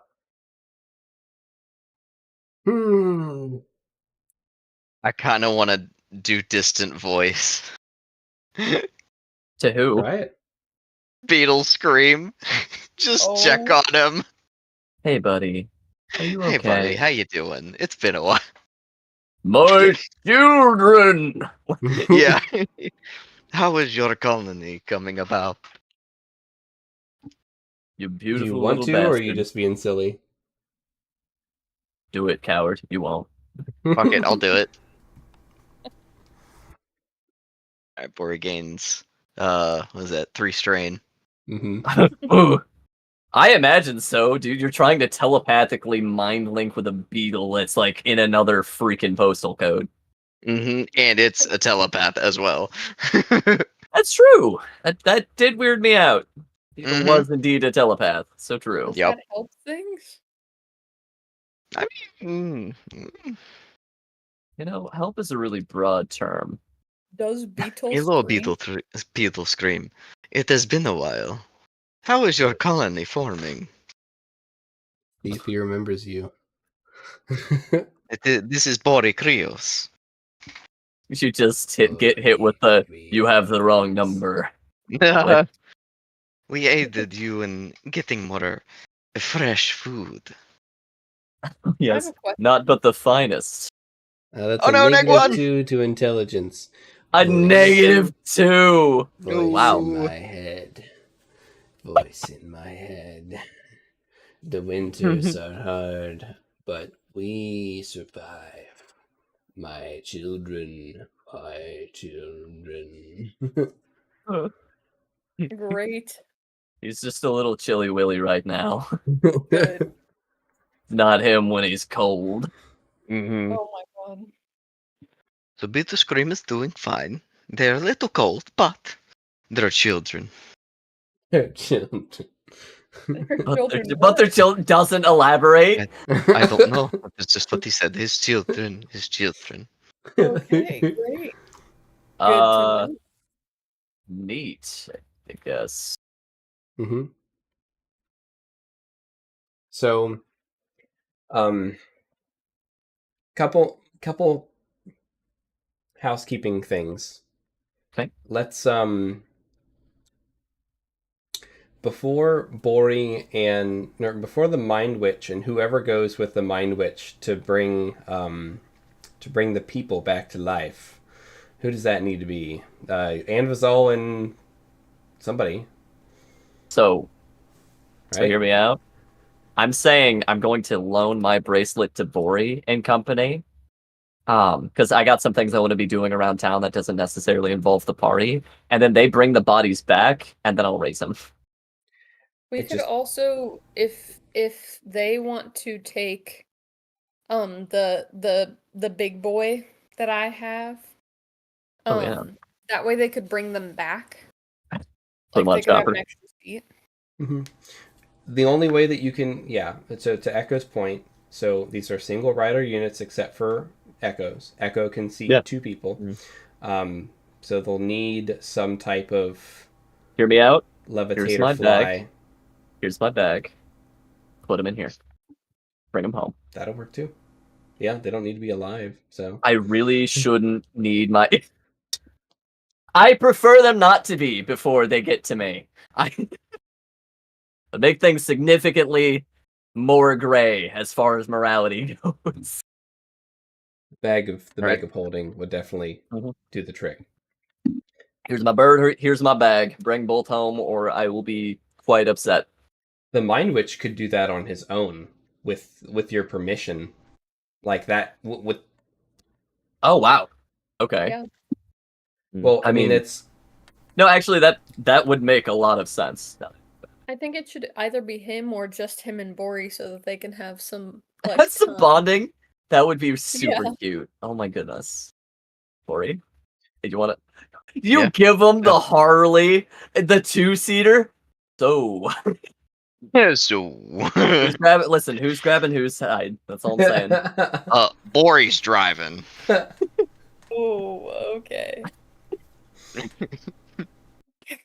Jammin has to decide. Legendary. Jammin's riding, bitch. Jammin refuses to put on a shirt still. Jammin's like crazy powerful. I'm just gonna say this is quite the sight. What an aura! Just these like 2 chiseled, glowing-eyed men with pallid skin. Yeah, one of which Joe. Huh? Yeah.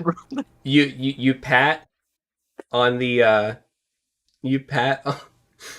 the back seat of the Vesper wing, and he's like, "Oh, that's how it is."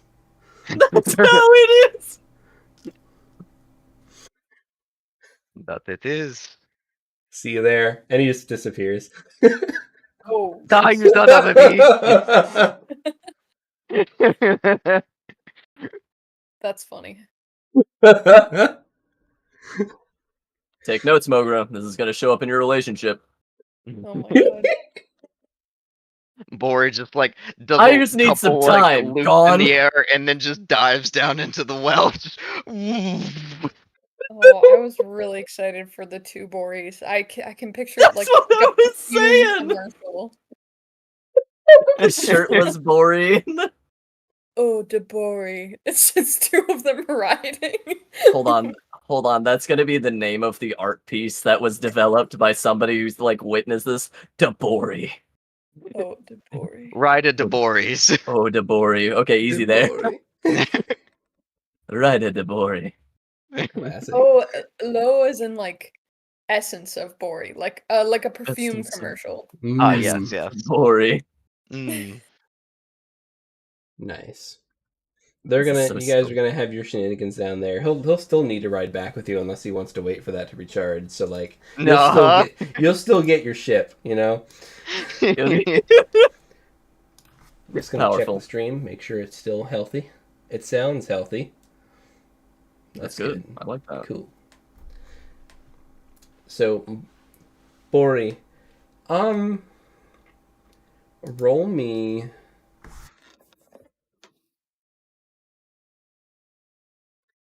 a religion check. Religion. Alrighty. Okay. 19. Okay. So as you and the Mind Witch are undoing the exhibits, and the Mind Witch is pointing out the magical traps, and you guys are disarming them. That makes sense. Telling you which pearls not to touch and which ones not. Yeah, it's pretty uneventful, and you don't have any like intrusions from the Raven Queen, and you guys are able to take two of these Boris with you all. Do you have any comments on the process, or any insights into your character, or like what's the tone, or do you choose to try anything during this process? Bori just. I hate that we are going to have to do this to our brothers, to a certain extent. But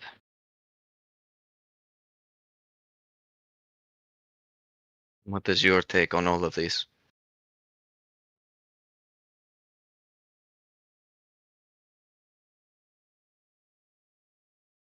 Just remember how they died. That's pretty much it. How did they I die? half expect them to come back to life, to be possessed by the Raven Queen, and to seek me out again, honestly, but I don't really have any feelings about the matter.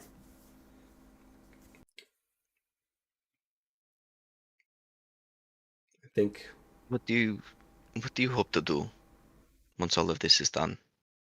Ooh, Say we manage to succeed, we defeat the Raven Queen in the Spirit Continuum, and we're both out back in Kaugali. What do you wish to do? I thought I knew. I thought I wanted to seek the life that I felt I was deprived of, and to be free of it all, and maybe I still do, but I want to do what I can for these people and for this city. And if that means staying, then perhaps so be it. It would be nice if I could get the noise to stop in my head. The connection with the Raven Queen is strong. With the Spirit Continuum, I can hear the noise and the screams. Only Lady Lolth could quiet it, and even that came at a cost. A cost that has since been taken. I don't know if I want to live with this curse, or if I want to use it to ensure that the things that I have come to care about will carry on. I don't know yet. And I'm sure that once we are done with this fight with chaos, that I'll perhaps know a little bit more about what will come next.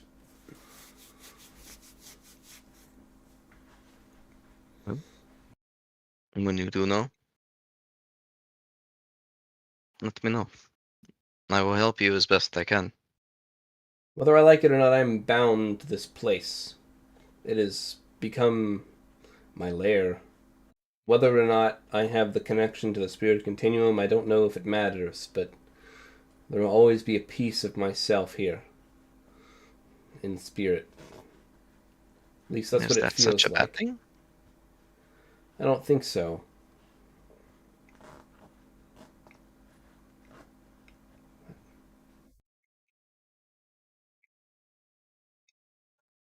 I feel the need to atone. Says that the people in the well, the city fell to chaos. There are many ways to atone for things done. But it is always having to look forward. One battle at a time. And he just precisely starts shoving this Bori into the bag of holding. Mm-hmm. Yep. It's the Bori bag now. The Bori bag. No. Oh no. Yes. Pretty cursed statement right there. So, yeah. Fun flavor, Joe. Which of the 7 sins do you guys take? I'm super excited to see what you choose. So, lust, definitely. Nice. Yeah, that'll help out. Do you take his entourage too? I'm pretty sure. Didn't he? Put him there with two babes with him. Mm-hmm. Also, might as well bring him. Classy that he literally buried him with his 2 babes. Like, what a champ. He assassinated him with his 2 babes. Yikes. He had his babes assassinate, like, he brain controlled his prostitutes to assassinate him. That's how he killed him. Each of these guys were killed by their own vice. And that was the whole thing. Very creative. That's wild. Actually, that makes it so much better. I'm glad we clarified that. Mm-hmm. So yeah, definitely lust. I'm feeling greed, like with all the gems and shit, like stuck in them. Also, real talk, when he walks around, he'll make this pleasant jingly sound. Dude. Yeah, because he's filled with gold. He'll have a really jiggly sounds. Really good center mass too. Mm-hmm. His physics threshold, dude. No, I like this one. He's weighty. He's like, you know those bean bags, the beanbag chairs that. Yeah. But this one, like the little stress balls almost. Hello, Kuda. This one speaks to me. Kuda, hello, it's me. Oh, the kitty. Involved. That was a nice meow. So I kind of want to pan to Gouda and or Sharkbait. Sharkbait, what's Echo getting up to? It's like cute cat. I see you're fraternizing with the enemy. Yeah. I am. Yes, how dare you? I have my cat mug specifically for this reason. Betrayal. Betrayal. Echo's main thing. So, do you mean while they're down in the well? Yeah, I mean, just whatever. Yeah, what would you like your character to be up to as people are kind of, breaking off to do their things that they've been wanting to follow up on now that you're not actively in war? That's a plus. I feel like he would want some quality time with ya boy Orin. Because it's been a lot of running around.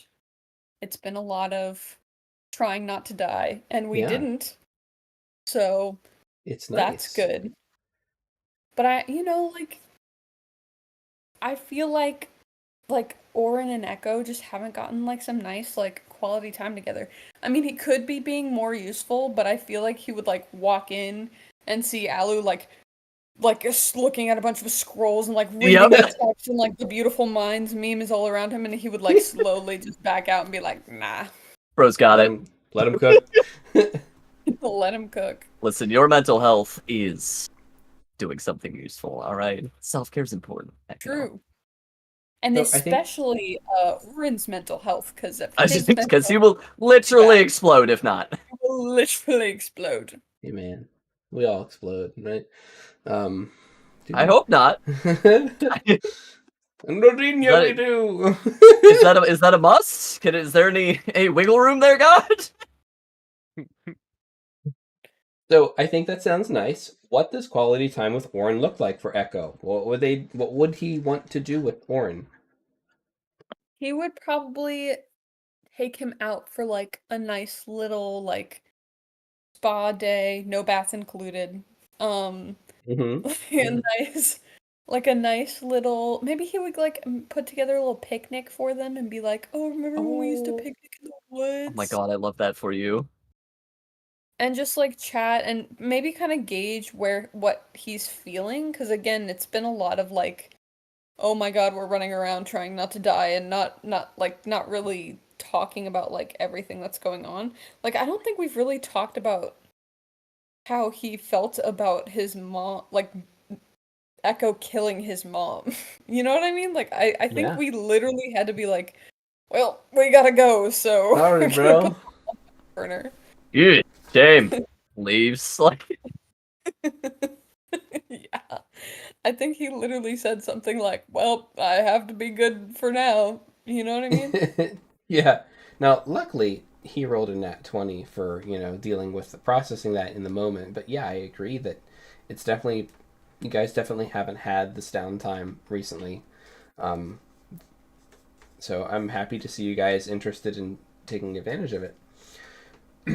I think a picnic sounds lovely, and a spa day sans bath time sounds lovely. And I think that you guys should do that. Yes. So, do I have a spa? I do. I just forget what it's called. I saw that's where he intercepted us. Mm-hmm. Was outside of the spa. Yeah, I don't remember that spa's name, but there definitely is a spa. And you guys could revisit that one. And, go ahead and roll me a d20, just a fate 20. Okay. Nice. 17. that's nice. So the conditions were pretty favorable. You find a nice patch of trees with some actual grass on the Splinter Shaft premises. If you wish to have a picnic, that's probably the best spot. Otherwise, it's going to be somewhere in the city, and it's going to be, your typical dusty Pueblo style setting. You also could venture out the city and look for a grove. It ends up back in the Whispering Woods. Yeah. You thought you could keep me away. Bro, we're back. Did we ever leave? We're so back. Plot twist is that y'all. I'm not ready. I'm not ready for that, GM. Nope. Don't you put that evil on me. No, you wouldn't do that. You wouldn't do that. He would. He absolutely would. He absolutely would not. No, okay, yeah. I think the Splinter Shaft estate is fine. Yeah, okay. And the spa, you actually caught them at a really great time. Just it's not busy. You guys kind of have the place to yourselves. So which one first, the spa or the picnic? Question. Spa first, then picnic. Spa. Nice.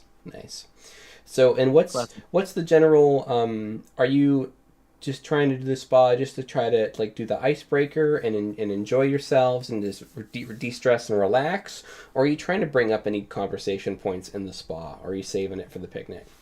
In the spa, we're just relaxing. We're chilling. We're bonding. Okay, we're getting our nails did. Okay. No work talk in the spa. Yeah. I like that. I like that a lot. We're hanging out.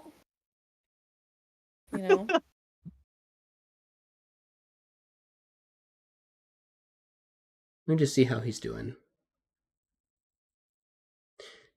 He definitely needed this spa day. Aw.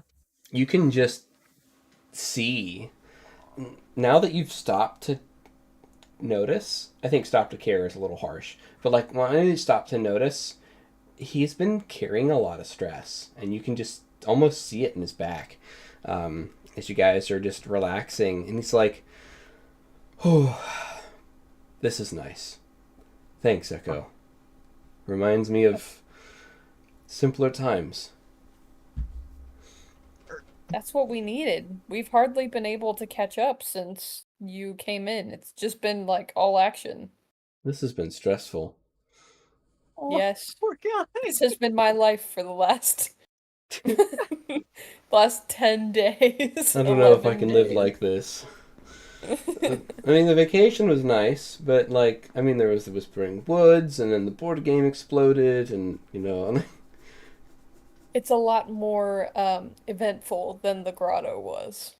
it's almost like we never left Calgully on vacation. It's just Calgully seems to have a way of finding us. This place is crazy. I didn't expect this when I got a message from the Raven Queen saying, "Find you," basically. That's going on the slogan for Calgary. Calgary has a way of finding you.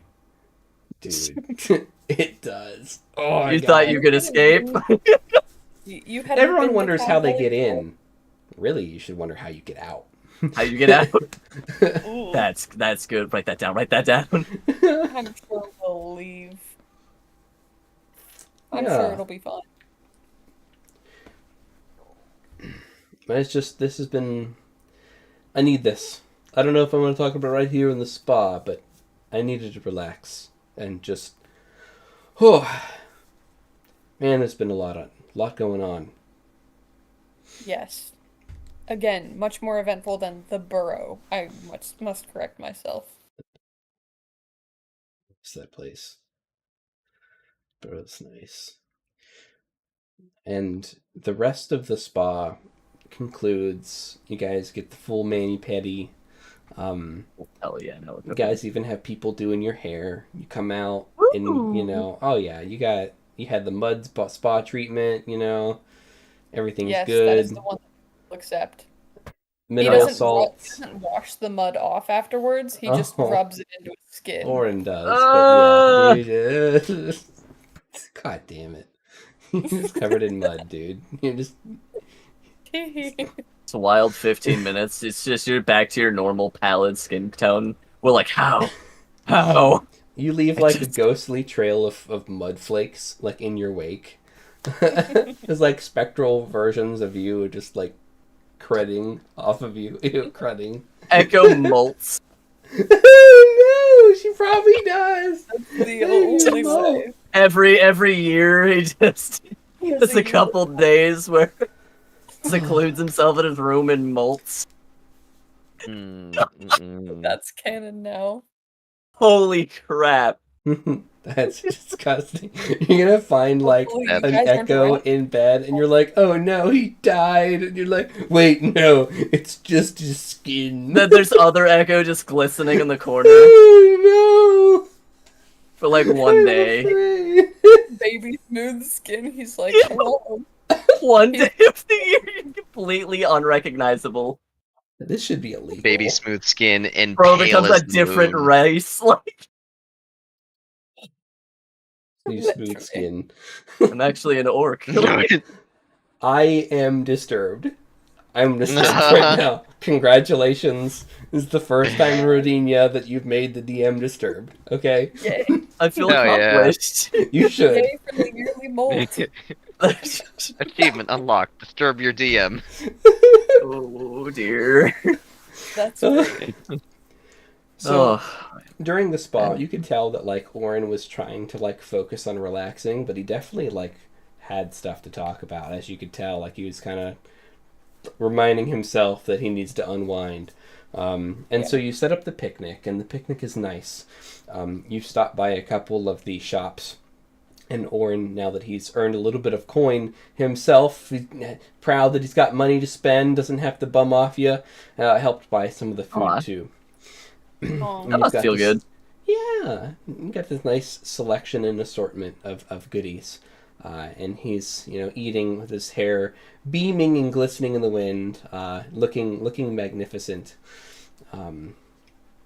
with soft eyes looking at you. And yeah, what do you say? Anything? I'll just relay to him. I'll just be like, I'm happy we're hanging out again. I agree. I try not to think about what my life would be like had I not found you again. It could have been a much different and maybe even a darker road for me. Life. When I had that dream in the Whispering Woods, you weren't there. I was surrounded by Fae, and yet I was alone. I don't know how to describe it. And as I bled out, I looked around, and there was no help was seen in the crowd of faces. What is that? I can't imagine living a life like that. I think that I have a feeling that those visions were showing us the worst case scenario. And what is the worst case scenario? Who am I? Well, I think the question is not who are you. I think it's who else are you? You know what I'm saying? Do you remember all that funky business? Again, before we left to fight the Prince of Frost and Darkness, where you were a little bit different for a moment. What if I'm not even me? Echo. What if Orin, or what if Orin is just a ghost? Just a collection of memories and half emotions and half truths that only suppress this Oberyn. Well, I mean, what are any of us if not a collection of emotions and past memories and that all accumulate into a current state of being? Most people have philosophy. Let's go. one personality, though. Look, you are definitely you. In my experience of being around you, you are you. And from my memories and that I've recovered and everything else, there's nothing that's been inconsistent. You've clearly grown and changed, but it is still you. This Wouldn't thing have it that's any other inside way. you, unless you want to embrace it, Don't be nice, Orin. Bully Orin. No. Yeah, I was gonna say. Bully Orin. I don't want to embrace it. It's powerful, but I know I could be so much more powerful if I embraced it. I worry. I worry about a lot of things, Echo. I worry about the soul of my mother being in that deck of cards.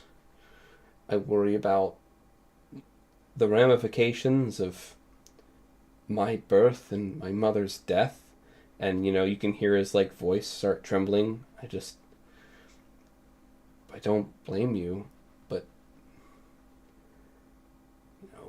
she'd be alive if I wasn't. And if... I mean, you don't know that for sure. It seems like she was in a really bad state when she appeared in front of me. Again, I just have the memory that I recovered. I don't have the full picture or context, so I don't truly know, but at least you were saved, and there's a possibility for her to be saved as well. I'm hunted by the Sealy Court. Even being here, there are those on this realm that pursue me. And luckily they haven't come here to the land of the hobgoblins. But what have I done to anyone? Why am I hunted for just existing? My mother was killed because I lived.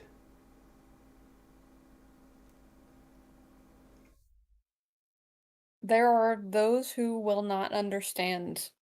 That is what my mother and everyone in the borough, talked about.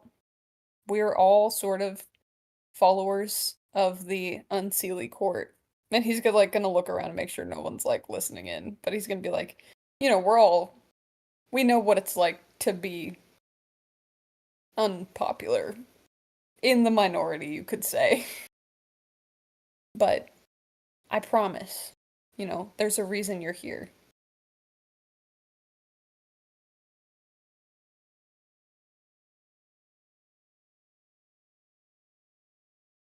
I don't hold any anger towards you for what happened.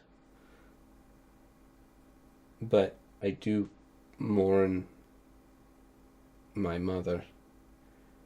And I wish that we could bring her back. And Jesus. I don't know what that means for the prophecy. But I'm worried. I'm worried what happens if we do. And I'm worried that whatever Everdark did, he did it for a reason. And I'm worried what happens if we take that deck of cards into the spirit continuum.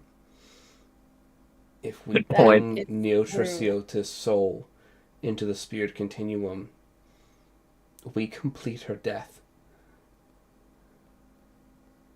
I didn't think about that. That is a great thought. But if we don't, what does that mean for me? I don't know. We know she had some connection with the Raven Queen, this ancient pact, a deal between angels and fae that goes back millennia, maybe longer. It's all connected, I just don't know how. But right now, all I can think about is enjoying this food with you and enjoying what time I have. And he just kind of like absentmindedly looks at his 14 seals remaining on his body. If anything ever happened to you, I could bring you back. And it might cost me everything. But I'd do it. Would you resent me for it? I believe that if I perish somehow, which I won't because I'm in the Stormcrows. Yes. But hell yeah. And we haven't died yet. But if I did die, haven't died yet. Hashtag asterisk. Parentheses. You are much more powerful than I am, and you are much more powerful than I am. You grow stronger every day. That is true. I do grow stronger every day. One day, maybe I'll be crazy strong. But I would want. Obviously, I can't control what you do, what you would do in that situation. None of us knows what we would do in a situation like that. And I would never resent you for the choice that you make. However, me being alive right now, hello, I would prefer that you would continue and honor me in that way. And then he's gonna give him a little shoulder bump, and he's gonna be like, plus, I'm unkillable, so that we won't have to worry about that anytime soon.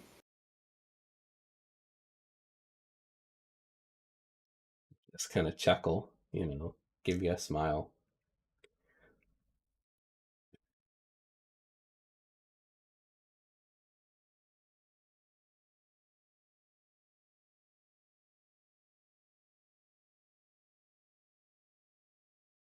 Everdark says that I can destroy the spirit continuum. I believe him. I don't know how I'll do it, but apparently I know how.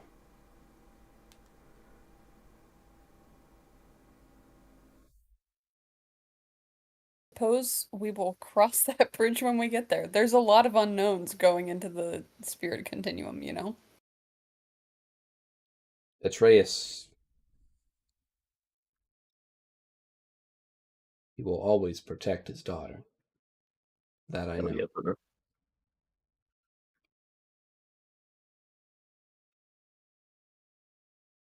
He just kind of nods. Kind of like changes the subject. I know that you're the protector, but I will always do everything I can to protect you. We're partners. That's what we do, right? Echo will give him a little nod and he'll be like, "That's right. You got it. I always have your back." Chips. Crunch. Hmm.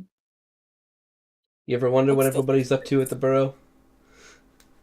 Oh, no. I wonder if I am trying to figure out what the best timing is to go back because I do intend to raise or reunite Neo Triciota with her soul.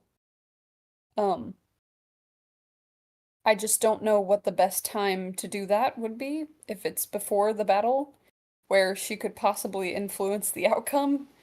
Not in our favor, since we aren't with the Raven Queen.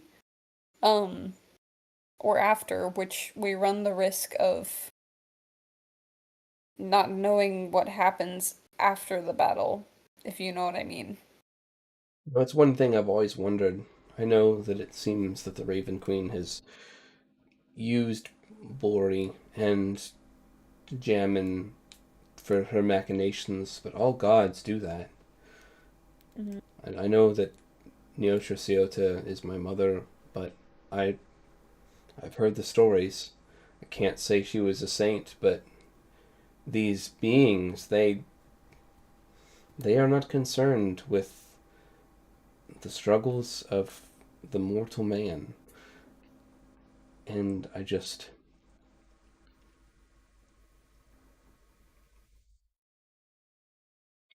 don't know.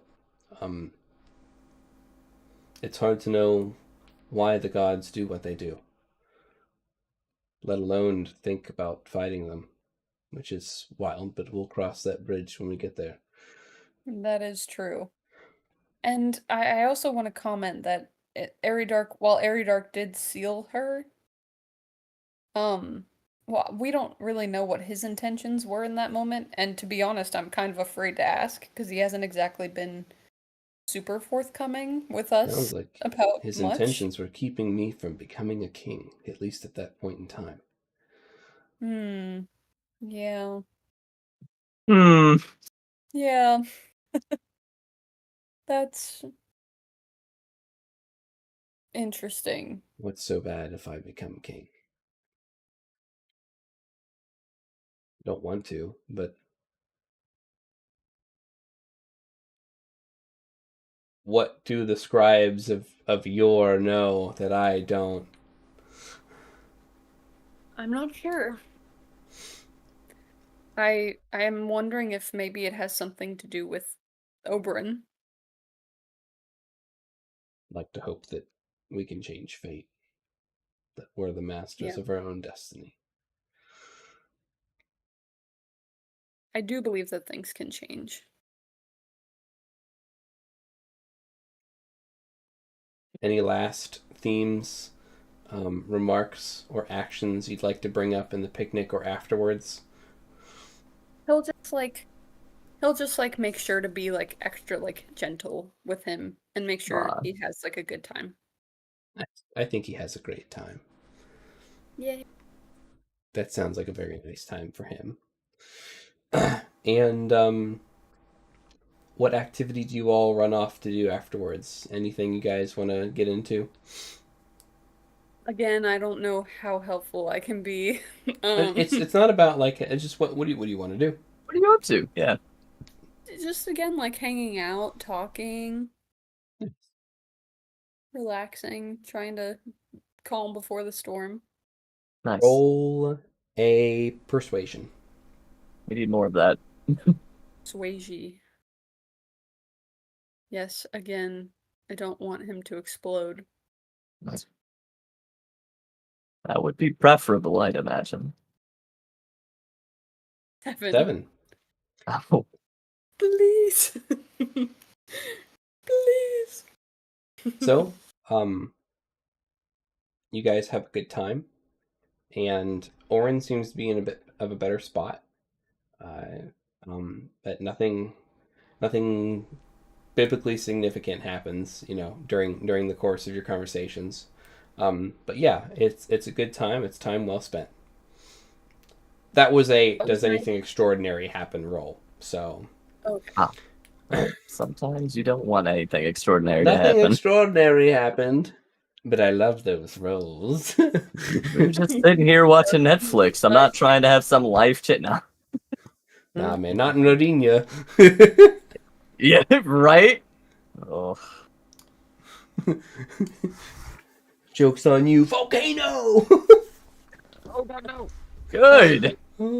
Oh, darn. Was that this year? Yeah. Oh, crap. Sorry, Pele. I don't know. Pele, no. Let's pan to Alu. Right. Alu, So you've got a bunch of stuff that you could want to do. I'm sure you have thoughts. Yeah, I have good news, everyone. I know it's getting late. A lot of the stuff that I want to do, I'll just mention it briefly, and then we can either have it like come down to rolls or be off camera. So there's 2 primary things. I'm looking for a talented blacksmith, and I'm looking to meet up with a larguous man and have a chat with the necromancers. That's 3 things. I'm bad at counting. I figured I don't need to have a conversation with a blacksmith. Just is somebody competent in the city who can be contracted out for a bunch of work? Yes. If yes, fantastic. If no, I might have to reach because I want to find somebody, right? Sounds like yes, that would be fantastic. We can work out those details later. So the next question. Yep. What's kind of the disposition of the necromancers? Would they be open to like being brought into the fold? Like how meek are they, and how like we're all about households as opposed to the greater good, right? Just kind of a general vibe check.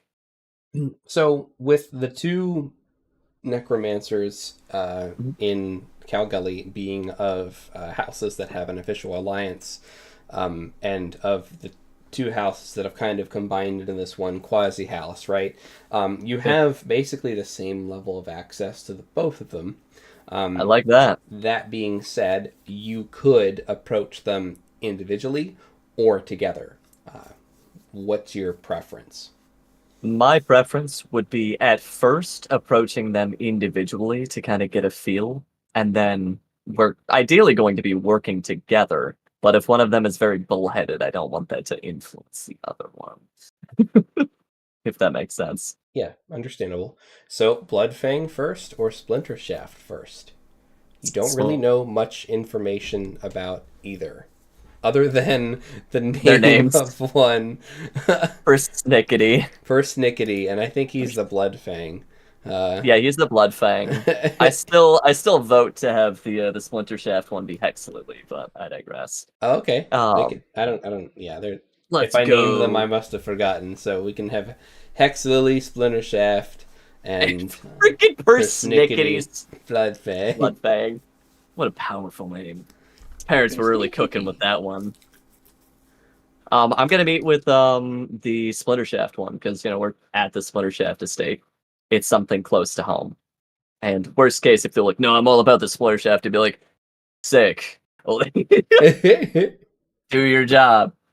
So this is basically going to be, hey, I've got some I'd first gauge what is your level of zealousness and commitment to the household? How long have you been working for them? Think job interview, how committed are you to this?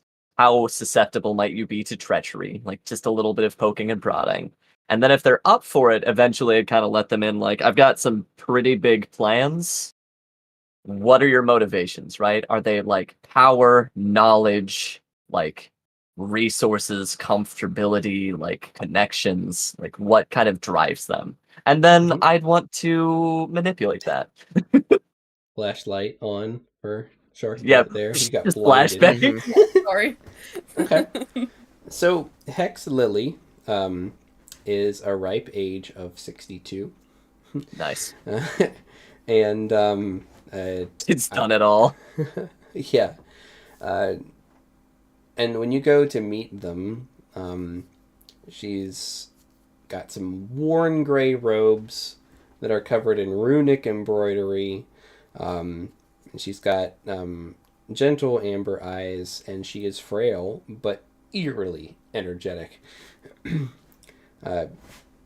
Your first interactions with her, she seems curious, scatterbrained, but ultimately good-natured, eccentric personality, with frequent morbid jokes. And actually, honestly, has a surprisingly gentle demeanor for a necromancer. We can work with this. All right. Beautiful. In that case, just up front, I'd be like, you want to learn something new? Yeah. Roll me a persuasion, and not because you need to persuade her. No, I got you. Easily distracted and susceptible to losing track of conversations mid-sentence. 17, let's go. All right, so that beats the DC. She needs careful guidance to remain focused. All right, don't worry. Amazon's worked with plenty of like ADHD as hell, like undergrads. He's got it. All right, so might not be sitting down with her right now. This will be a group thing, but he'll give her some one-on-one like tutelage eventually. Perfect. Now, in your one-on-one meeting, do you want to do any digging on her specialities and like her work, or was this just a I want to get to know you, like personality and like how well you're gonna work in the for right now, are you compatible as a person? Because like if they've got good work, I mean that's one thing, but if it's completely like incompatible values, it's not gonna. Well, that's your take on Hex Lily. I like this eerily energetic, good-natured, morbid necromancer who is also quite gentle and scatterbrained. I love it. Perfect. All right. Have my one-on-one meeting with Persnickety here. Persnickety. At a middle age of 47, Persnickety has crimson-dyed black robes, of course. Nice. Their hair is streaked with silver from some aging, and they have some elaborate, like, ritualistic style scars all over their face and their body. And Persnickety has cold green eyes. And nice. As you get to talking to Persnickety, they're pretty ambitious, but disciplined. I like that. They have a little bit of tact where some folks like Mogra, for example, hasn't really mastered. They are quietly intense. They speak softly, but they do have this chilling authority. There's that fire. Yeah, I like that a lot. It's interesting, and it's like it's like the quietly intense part. It's like it's not like they're being rude. They're not being like forceful, but like they have that authority when they speak, like they've been around or they've seen some stuff or they know what they're doing. All right. The in your dealings with them, it would definitely come up that he does have a bit of a pride weakness, and flattery can kind of sway their loyalty temporarily, it seems, just based on your read and your interactions. You usually do like to talk people up and flatter them, and Oh, that's oh no, yeah. I was like, well, he's cooked. Yeah. Good, perfect. Well, in that case, I am basically going to say, like, what are you up to in, I don't know, like, before Bori gets home? What are you up to before Bori gets home? Do you have time for, like, a brief meeting? We're convening the houses with, like, the necromancers. There's going to be some important information. You want to be there. Yeah. They ask about the other families. Perfect. Like, are the other families showing up? Because they don't trust the other families. They don't trust outsiders. They really only respect power. And, like, apparently you're an exception there because of this claim from Vitriol that you're part of the Bloodfang bloodline. So, like, you're technically kind of included on the whole, like, I'll just consider you a Bloodfang, but I don't really trust outsiders. So they're not kind of keen on meeting with, like, other necromancers if they're other families. Ooh. They're kind of, like, acknowledging that, like, yeah, this whole one family thing, like, okay, I'm glad that they made that up, but I still have some issues with trust outside of the family. Okay. You know, in that case, it might be a situation where the periphery, right? Like, eventually I'll kind of bring them into the fold as I can show that, Hexaloo has some things to offer. Like, there might be some benefit there as we get the families closer. I might, in that case, kind of take them under private tutelage and try and until things are smoothed over, at least, is what I'm imagining. Okay. For both of these wizards, if you want them to raise ghouls, you will need to share that spell with them and or teach that to them. That would be the plan. Okay. So no, I think that's only like what? It's like I can't remember. I can look it up, but I think it's like a certain amount of hours per level of spell. Yep. Like stuff like that. Yep. It's it would be to teach them, it would be a couple 100 gold, and then double the hours based on the spell slot. So it's a second level spell. So both of them would need to have a couple 100 gold. It would be for each one of them. They would probably be able to cover that, and they would definitely be interested in fronting that. In that case, that would be the situation where I'm like, all right, I'm going to be teaching it at this workshop. That is going to be for the ruling families. Like, really talk it up. Both of you be there, right? Try and make it this situation where I know he doesn't trust, but I'm like, this is to your own benefit. Show up and get over it. Yeah. Makes sense. And then I shall entice thee. I'll need to know how many hours that will take. Really, it's just if it's more or less than a day. That's all I really need to know. It's less than a day. It's not 24 hours. Cool deal. That's all I needed for the timeline, for the secret timeline. Perfect. And then for the conversation with Larduous Man, I'd like to have that with the party, just because I want you all to be on board, and I think Bori is terrifying, and Echo's stinky. So, yes. So I think that could be nice. Would it be possible to kind of table that one, like maybe send out a missive and say he's traveling, and we could do that either next session or... I'm fine with that. Yeah, there's definitely benefit to having Bori part of that conversation and Echo. Absolutely. The more the merrier with that one, actually. That's what I was thinking, right? Bori has Icon of Fear. You have Icon of Fear. Yeah. There's also the conversation of, like, you've got ties with our main clientele I'm going to try and be pushing, right?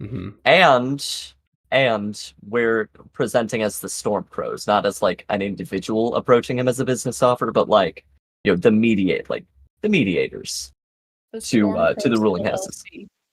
Storm Pros, LLC and Company, TM. Yes. That's everything from me.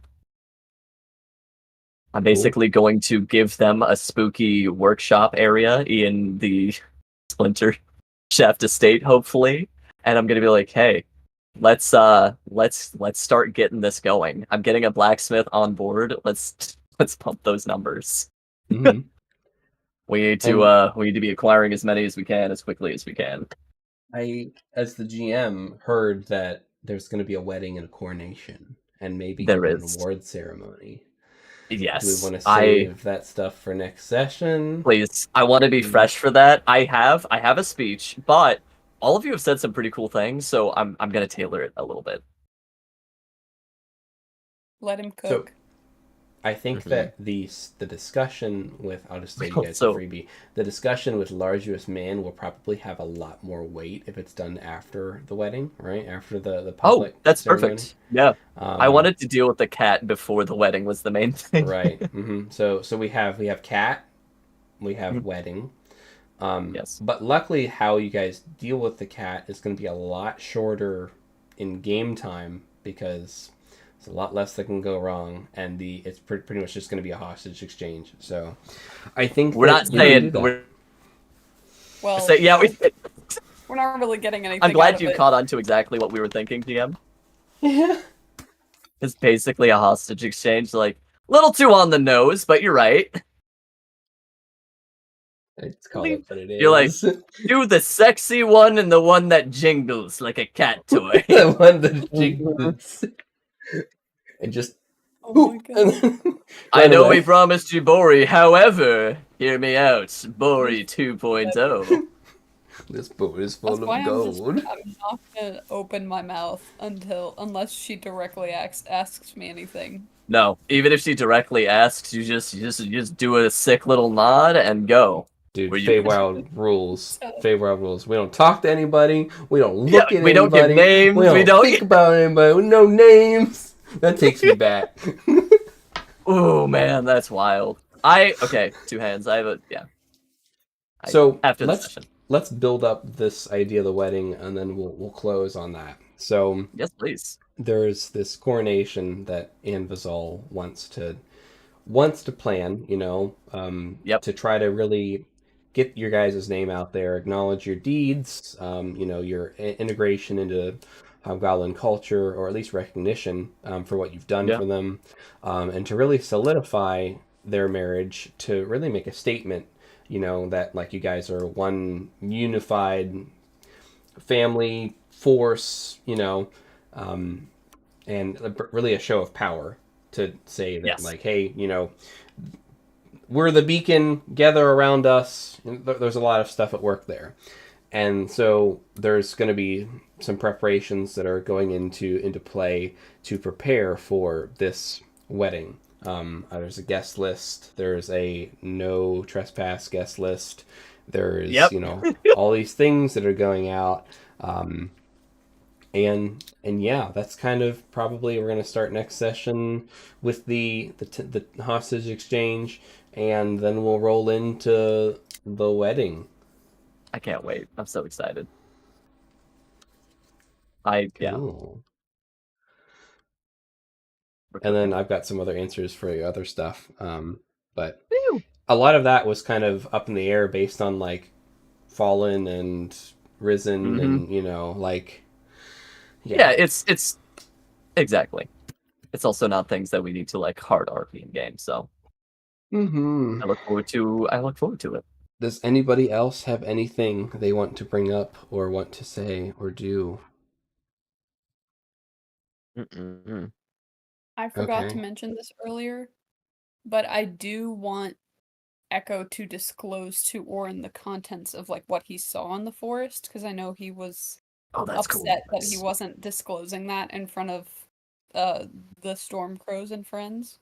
Nice. So he will also disclose that at the picnic. Be like, I don't know, that was weird.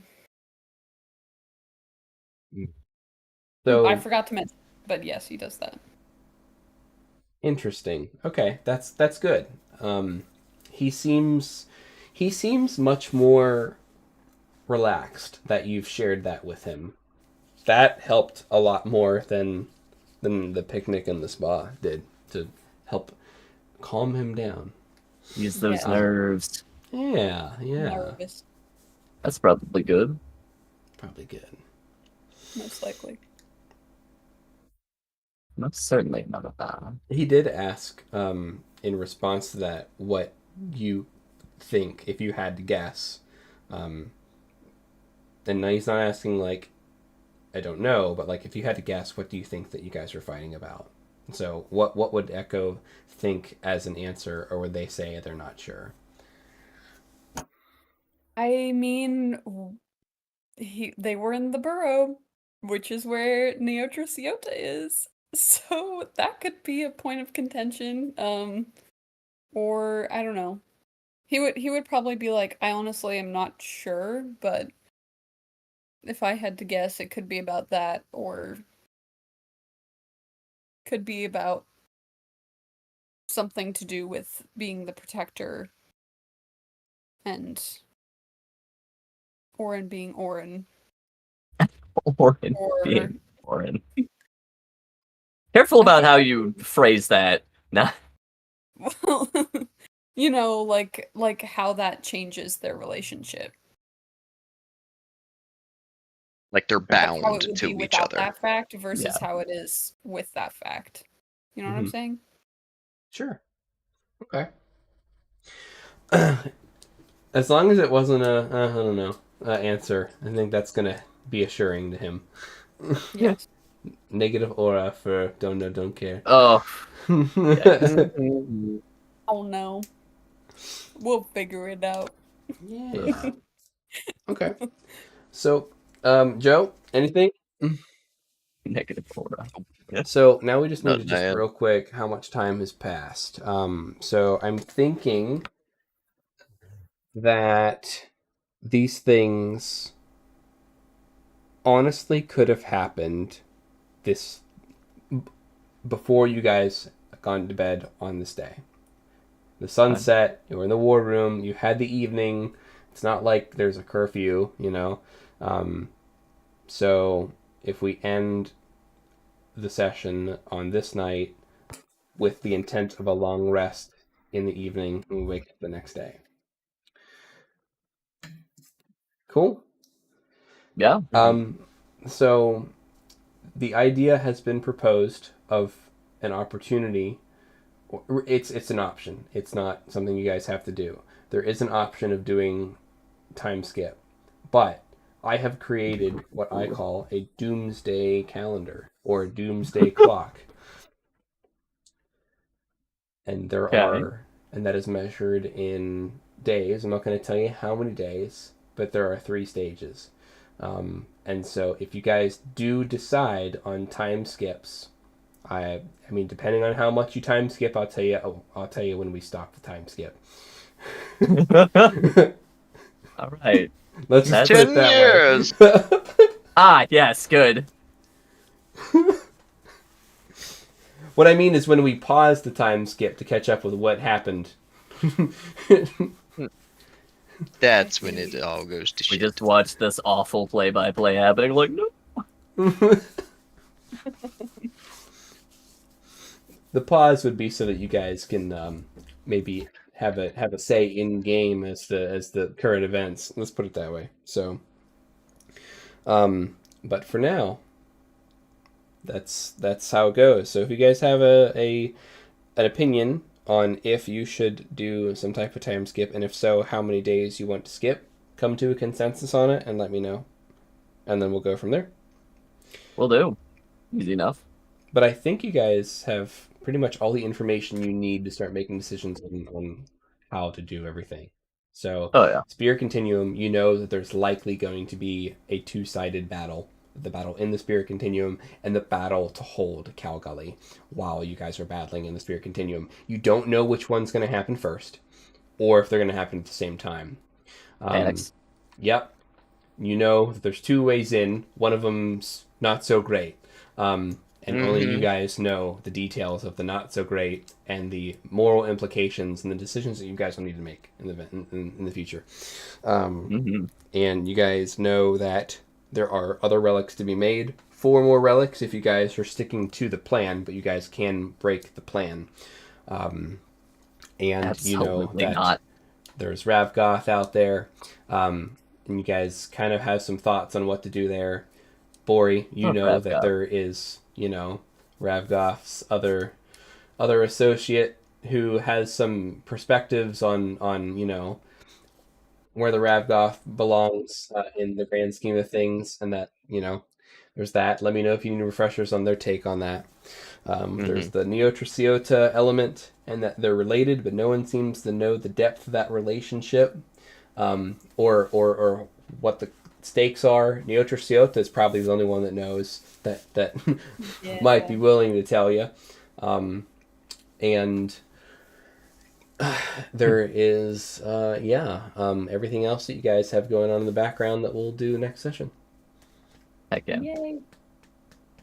Woo! Cool. All right. Yippee. Sweet. So, who is I playing with today? All right, so hear me out. I am Aludriea Luna. I was playing Anvizal Erlenor this evening, local tired boy, and I guess now, like, I don't know, political ally to the ruling houses. Thank you all so much for tuning in. I hope you'll brew well in the meantime. Hey.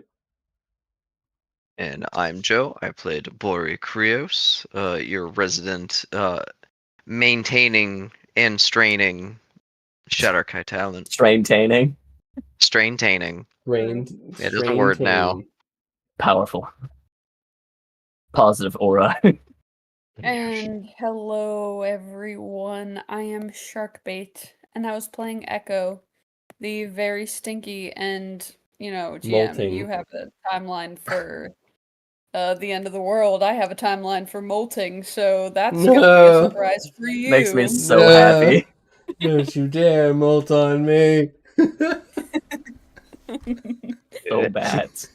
It's so bad. There's going to be just a whole new dimension to your character. You're like, I'm feeling a little crusty this morning. God, it's that time of the year. No. Extra pair of limbs comes out. We're like, whoa!